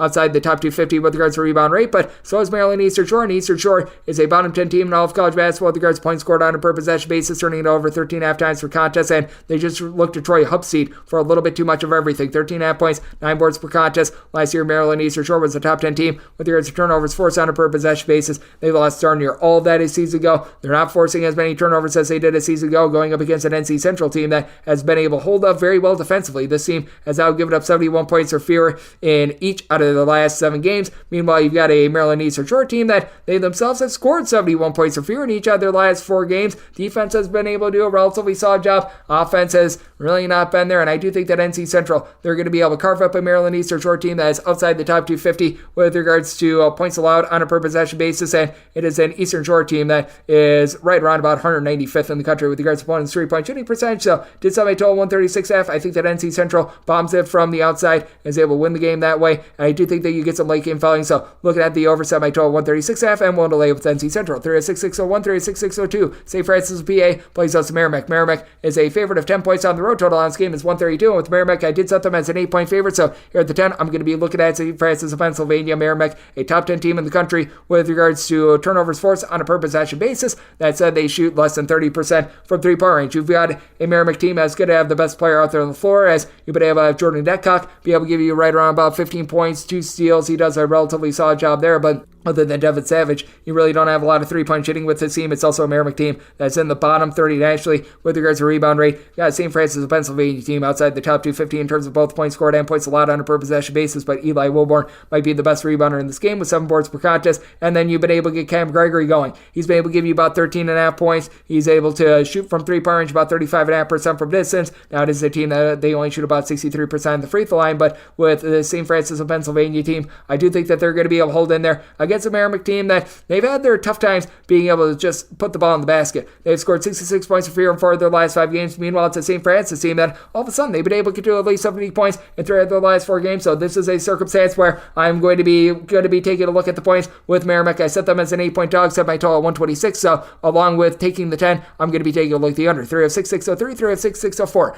Bradford is going to be playing us Presbyterian. Blue Hopes find themselves as an underdog of 7.5 to 8 points total on this game, and between 138 and 139.5 with Presbyterian. I did set them as an underdog of 8 points. So now that we're getting to 7.5, I'm going to be one to lay the number. This has been an uncharacteristic Bradford team that has been outside the top 150 with regards to points allowed on a per possession basis, but this is still a Bradford team that they do a relatively solid job with regards to their backcourt. You've got a big 3, a former top 50 recruit in Brian Antoine, coupled with Keenan Giles, Taquan Smith. Smith and Giles combined for 29 points per contest. They've been able to combine for about 2.2 steals per game, and then Antoine shoots 42.5% from 3, and then Justin Archer down low has been able to give you about 7.5 rebounds per game. Chandler Turner down for what? About 11.6 rebounds per game out of him ever since he has transferred in from Bowling Green. And this is a Bradford team that, though they're not necessarily supreme with regards to the rebound rate, 243rd in all of college basketball, it is a Presbyterian team that they've been a little bit up and down, wishy-washy with regards to their entirety of their defense, and they're only about 234th in all of college basketball with regards to their rebound rate. Marcus Bennett has been able to give you 14 points per contest, and Sabaje Teal, he's been able to shoot about 45.5% from 3, 13 points per contest, but he's the only guy out there top 4 scores that shoots above 28.5% from distance.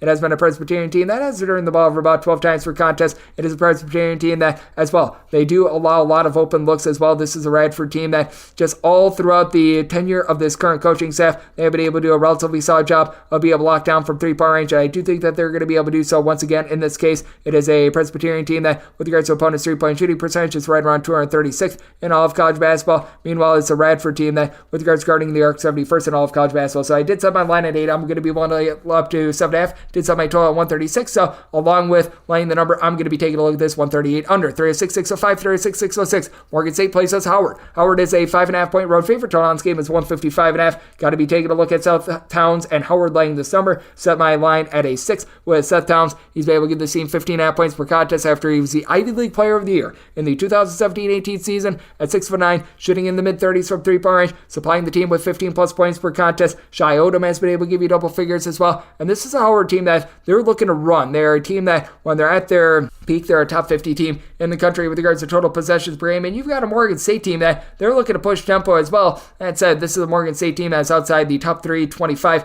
with regards to points scored on a per possession basis. Morehead St still right around 57th in all of college basketball in terms of total possessions per game. And for Morehead St, they've been dealing with the injuries recently as Miles Thompson, the transfer from St. Francis of Pennsylvania, has missed much of the season, but they've now got Winston Tabbs back at the fold. He's been the main scorer, 16 points on 36.5% three-point shooting. He's scored 20-plus points in 3 out of the last 5 games for a Morehead St team that is throwing the ball over 15 times per contest. They're only shooting about 31.5% from three-point range, and other than Elon Inamedu, he's been able to give you about 6.5 rebounds per game. Nobody else gives you north of 5.5 boards per contest. Meanwhile, Bryce Harris, 15.5 points, 6.5 boards. He's been able to lead the way for a Howard team that, they've been far from a terrific team at being able to guard the arc, but when you go up against a Morehead St team that is well outside the top 275 with that regard, Howard's mark, they look a little bit better, as Howard from three-point range with regards to their three-point shooting defense, they're allowing opponents to shoot right in the neighborhood about 35.5% from 3. That improves to 31% at home. On the road, that does decrease to right around about 37%, so I do think that you're going to get plenty of scoring in this game. This is a spot where I did set Howard as a 6-point favorite. Going to be willing to lay the number. I did set my total 154 with the way that Morehead St has been turning the ball over. Howard, they themselves, north of 15 turnovers per game. I did think that Howard and their turnovers going to cost you an over in this game, so looking at the under, and I'm going to be taking a look at Howard laying up to 5.5 with them. 306-607, 306-608. You've got New Orleans. They hit the road. They're facing off against McNeese. McNeese is a favorite of 18.5 to 17.5 points. Draw this game between 151 and 152, and with McNeese set them as a 16-point favorite. I think that we've gone a little bit too far. I'm going to be looking at the points. It's a McNeese team that they had that very close call earlier in the week. I believe that was against Texas A&M Corpus Christi. And this is a McNeese team that ranks in the top 25 with regards to fewest turnovers on a per possession basis. They are seemingly starting to get exposed a little bit. This is an offense that they can be a little bit too reliant upon the three ball. As a collective, they are shooting about 39.5% for 3 with just 10 turnovers per contest. And Shahada Wells has been absolutely tremendous for this team. 4.3 assists, 5 boards, 18.5 points per contest. And then you've got down low Christian Schulmate, who's able to give you 12 points, 10 rebounds per game. It is a New Orleans team, though, that they've been able to do a relatively solid job with the top scorer in this game, and Jordan Johnson being able to give you 22.5 points per contest. New Orleans, they're only shooting about 31.5% from three-point range. You're going to be outgunned down low. Jamon Vincent is the only guy in the roster that gives you north of 5 rebounds per game. He's giving you 5.7 rebounds per game. Stan's just 6'4", so this is a team that's lacking a little bit of size, but this is a New Orleans team that they themselves have cut down on the turnovers from recent years. They're now only turning the ball over about 12.5 times per contest. This is a McNeese team that they also offer you a few three-point shooting looks as well. That's been one of the main kryptonites of this defense with McNeese in terms of opponents' three-point shooting percentage. They're clocking in right around 178th in all of college basketball. And ironically, McNeese at home, they're allowing opponents to shoot north of 38% for three-point range. This is a New Orleans team that certainly they have had a tough time guarding the arc as well, but they're more around 167th in all of college basketball. McNeese should be able to get the job done. Do think that this line has went a little bit too far, though. Set my line at 16. I'm going to be willing to take the points. Set my total at a 146 as well. McNeese in the bottom under with regards to total possessions per game, so diving under, and I'm going to be willing to take the points with New Orleans. 306-609, 306-610. Grambling plays us to Mississippi Valley State. Valley State finds themselves as an 18 to a 17.5 point underdog. Total on this game between 128 and 129.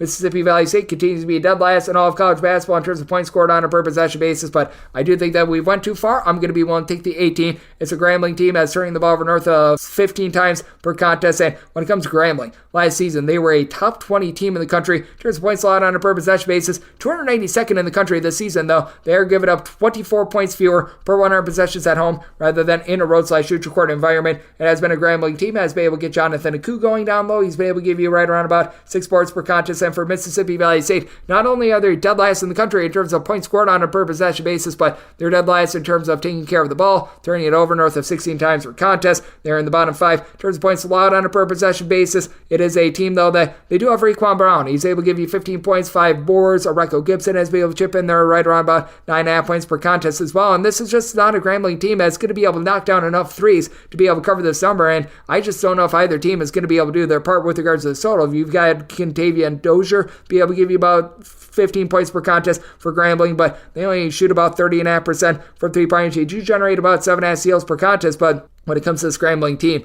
They've been far from impressive on offense. They've been able to exceed the 70-point plateau just 4 times all season long. Meanwhile, for Mississippi Valley State, they have scored 70 points or fewer in all but one of their games thus far this season. They've gotten tattooed, giving up at least 71 points in pretty much all but 2 of them thus far this season as well. But I do think that Mississippi Valley State, they're going to be a hold within the number, because I do think that both of these teams just flat out aren't going to give you anything in offense. Semi-total 125, diving in on the under, and willing to take north of 17 points here with the Valley. 306-611, 306-612. Charleston Southern plays those to UNC Asheville. Asheville is an 8.5 to a 9.5 point favorite, and your total that is between 148.5 and 149. With Asheville, I did set them as a favorite of 7 points, so I'm going to be willing to take the 9 here with Charleston Southern. Charleston Southern has been able to get a little bit of something down low, and Tajay Kelly has been able to give you about 8.5 rebounds per game, and though Drew Pember on the side of UNC Asheville is by far the best player in this game. For Pember, he's been able to do an absolutely amazing job. He's able to supply the team with about 18.7 boards, 3 assists per contest. It is a team that is outside the top 200 with regards to the way that they just defend in general down low. They are a team that, from beyond the arc, they are a top 50 team with regards to opponents' 3-point shooting percentage, so they've done a solid job there. But they also turn the ball over right around 12.5 times per contest, even though Caleb Burgess has been able to give you right around about 5 assists per contest. You've got a Charleston Southern team that they themselves have been relatively okay at being able to guard the arc. Opponents are shooting right around about 34.2% from 3-point range against them. R.J. Johnson has been able to give you 14 points per contest. It is a team that, as a whole, they are able to shoot north of 35% from 3-point range. It is a Charleston Southern team that they do rank outside the top 300 in terms of points allowed on a per possession basis, and I do think that both of these teams are going to be able to rack up some points. I did set my total at 149, so here at 147, 148.5, looking at the over, but being able to get 9, going to be looking at the points with Charleston Southern. 306-613, 306-614. You've got Incarnate Word playing against Houston Christian. Houston Christian is a underdog of between 5 to 5.5 points. Totals between 151.5 and 152.5. Houston Christian, top 20 team in terms of total possessions per game, and a team that ranks well outside the top 275 with regards to points allowed on a per possession basis. Meanwhile, you got an Incarnate Word team that has been cranking up the tempo themselves, and they've got John Robinson, who comes in from Austin Peay. He's been able to do a nice job being able to give this team double figures, so it is a circumstance where I'm going to be taking a look at the over, and with this Incarnate Word team, could set them as a 7.5 point favorite. I'm going to be willing to lay the number against a Houston Christian team that has had a tough time with regards to just being able to guard down low. This despite the fact that they're actually not the world's worst rebound rate team. Michael Ibanjenje has been able to give you about 8.5 rebounds per game, and Bonke Mareng has been able to give you about 8 boards per contest. But for Houston Christian, this team is shooting 28% from 3-point range, bottom 40 mark in all of college basketball. They went 7 of 11 from distance against New Orleans, much to my chagrin a few days ago. Do you think that that's going to be cooling down a little bit? Meanwhile, for Incarnate Word, Skywicks doing it all. 14 points, 6.5 boards, 2 assists per contest. You've been able to get Avery Anderson back after he was a 2-time transfer that was barred from playing at the beginning part of the season, chipping in there 3 assists, 10.5 points per contest with Incarnate Word. This team is collective is able to shoot 34.5% from 3-point range. Houston Christian, actually a top 75 team with regards to being able to guard the arc, but this is a bunch that I feel like they've been just a matter of just some good fortune in general. I do think that Incarnate Word going to be able to win from within. I do think that Incarnate Word is going to be able to do a nice job punching the ball inside, and Houston Christian, with the way that they turn the ball over north of 14 times per contest, will give Incarnate Word some run-out layups when they generate some steals. I did set my total 157.5. I'm going to be looking at the over. I'm willing to lay up to 7 with Incarnate Word. 306-615, 306-616. Texas Southern plays those at Alabama A&M. A&M, a 9.5 to a 9-point underdog. Totals between 139 and 139.5 with Alabama A&M. Made them a 10.5 point underdog. I'm going to be willing to lay it. Texas Southern, they are a bottom 20 team with regards to points scored on a per possession basis, but now you've got PJ Henry giving this team double figures, and Jonathan Cisse, the transfer from Incarnate Word, has now been able to give you double figures as well. This is a Texas Southern team that traditionally is one of the best rebound rate teams in all of college basketball. They have been outside the top 250 this season, but they get to go up against an Alabama State team that they themselves have been really having their woes on the glass, 281st in all of college basketball in that regard. It is an Alabama State team that has been able to get quite a bit out of the father-son duo of Tony and TJ Madlock. TJ Madlock has been able to do a solid job, giving you 15 plus points per contest, but really doesn't shoot it well from 3-point range. It is an Alabama State team that as well, with regards to their field goal shooting percentage at 38%, one of the bottom marks in all of college basketball. Team's really been able to rise up defensively. They have given up 73 points or fewer, and now each out of the last 5 games. And I mean, this has been a bunch that has been all over the place with regards to their 3-point shooting percentage. They're only shooting about 30.5% from 3, but They've been able to get much more out of Isaiah Range since he's come back in the fold. He and CJ Hines combined shoot about 35% from three-point range. They've been able to supply the team with double figures. But Prairie View, they are generating about 9.5 steals per game in terms of turnovers first on a per possession basis. A top 40 team in all of college basketball. And Brian Miles has been able to give you about 6.5 rebounds per game, with his team now getting Charles Smith, the fourth, being able to give you about 12 points per contest. And Prairie View, typically this is one of the worst teams in all of college basketball with regards to three-point shooting percentage. I'm not saying that's amazing, but they're up to about 30.5% from three-point range, with a 44% three-point shooter Christopher Leaks being able to do a solid job, being able to provide the team with 8.5 points per game. I do think that their ability to be able to generate turnovers going to be just enough in this spot. So Prairie View as a 2-point favorite. We're seeing a few ones out there a little bit earlier. If we can get back to a 1 to lay it with Prairie View at north of 2, going to be taking a look at Alabama State. And did sell my total 138. These are two teams that play up-tempo but are relatively inefficient on offense. So looking at the under, and I'm going to be willing to lay up to 1.5 with Prairie View. 306-5-19, 306-5-20 Southern. They play us Arkansas Pine Bluff. Pine Bluff, an 11.5 point underdog. Total on this game is 156. Arkansas Pine Bluff in the bottom 10 in all of college basketball in terms of points allowed on a per possession basis and opponent's three-point shooting percentage. Going to be taking a look at the over. It's a Pine Bluff team that has really been able to do a good job of being able to shoot it from three-point range. Rashad Johnson, Kyla Melton, they've been able to combine for about 35.5 points per contest, shooting north of 36% from three-point range, going up against a Southern team that they themselves don't necessarily shoot it at the world's greatest from three-point range, but Tayron Joseph, he's been able to give you north of 18 points per contest. This has been a squad that has been really lacking any sort of rebounding, but other than Ismail Plett for Arkansas Pine Bluff, they haven't been able to get a lot of rebounding as well, and this is an Arkansas Pine Bluff team that they're playing at warp speed, top 30 pace with regards to total possessions per game. This is a Southern team that has been looking to run it and gun it as well. And for this Pine Bluff team, going a little bit more specific with them with regards to their opponent's three-point shooting percentage, they've been allowing opponents to shoot right around about 38% from three-point range at home, 36.5% in a road/shoot corner environment. And Southern, they're probably going to give up a few open looks as well. This is a Southern team that they are allowing opponents to shoot from three-point range more in that realm of about 36% in a road/shoot corner environment compared to 15% at home. I don't think that 15% is going to be able to maintain. Both of these teams have a rough go of it on the glass, and I do think that Southern should be able to get it done against an Arkansas Pine Bluff team that really gives it up defensively, but I do think that this number is a little bit too steep at 11 plus. Taking a look at the points with Pine Bluff and the over. 306-621, 306-622. Lamar plays us to Southeast Louisiana. Louisiana finds themselves as underdogs of 4 points. Total on this game is 144. I set Lamar as a 5-point favorite. I'm going to be one to lay the number. Lamar has 3 separate players that give you north of 2 assists per contest. Scary Terry Anderson is able to give you about 12 points per contest. It's a Lamar team that as a collective is shooting north of 36% from three-point range, going against the Southeast Louisiana team that has been one of the slowest teams in all of college basketball, north of 300th with regards to total possessions per game, but 274th with regards to opponents' three-point shooting percentage. They do a relatively solid job down low. You got Rocco Eastman, who's able to give you about 5 assists per contest. You've been able to have Alec Woodard to be able to give you double figures. He's shooting in the mid-30s from three-point range, along with Nick Caldwell, who stands right around 6'8". He's been able to pop quite a few threes. Lamar certainly has been having their doldrums with regards to giving up the arc as well, allowing opponents to shoot 37.8% from three-point range on the road, but that falls to about 31.5% at home. It is a Southeast Louisiana team that does an okay job of being able to maintain the ball. This is a Lamar team that they're looking to play at a more up-tempo pace, but this is a Southeast Louisiana team that I just don't think that they're going to be able to do their part with regards to total. This is a Southeast Louisiana team that scored 71 points or fewer in every single Southland game thus far this season. Meanwhile, for Lamar, they have been able to step up a little bit more with their defense in regulation, giving up 70 points or fewer in 3 of their last 5 games. Did semi total 143. Looking at the under, and Lamar willing to lay up to 4.5 with them. 306-623, 306-624. North Alabama plays us to Queens. Queens is an underdog of 5 points. So on this game is 161. Semi total 164.5. Going to be looking at the over. Queens, a top 50 team with regards to total possessions per game, along with North Alabama, and for both of these teams, they rank well outside the top 250 with regards to points allowed on a per possession basis. I did set Queens as a 6.5 point underdog, so you're at a 5 to 5.5. I'm going to be one to lay it. North Alabama should be able to do a relatively solid job down low with having Devontae Forrest be able to give you 8.5 rebounds per game.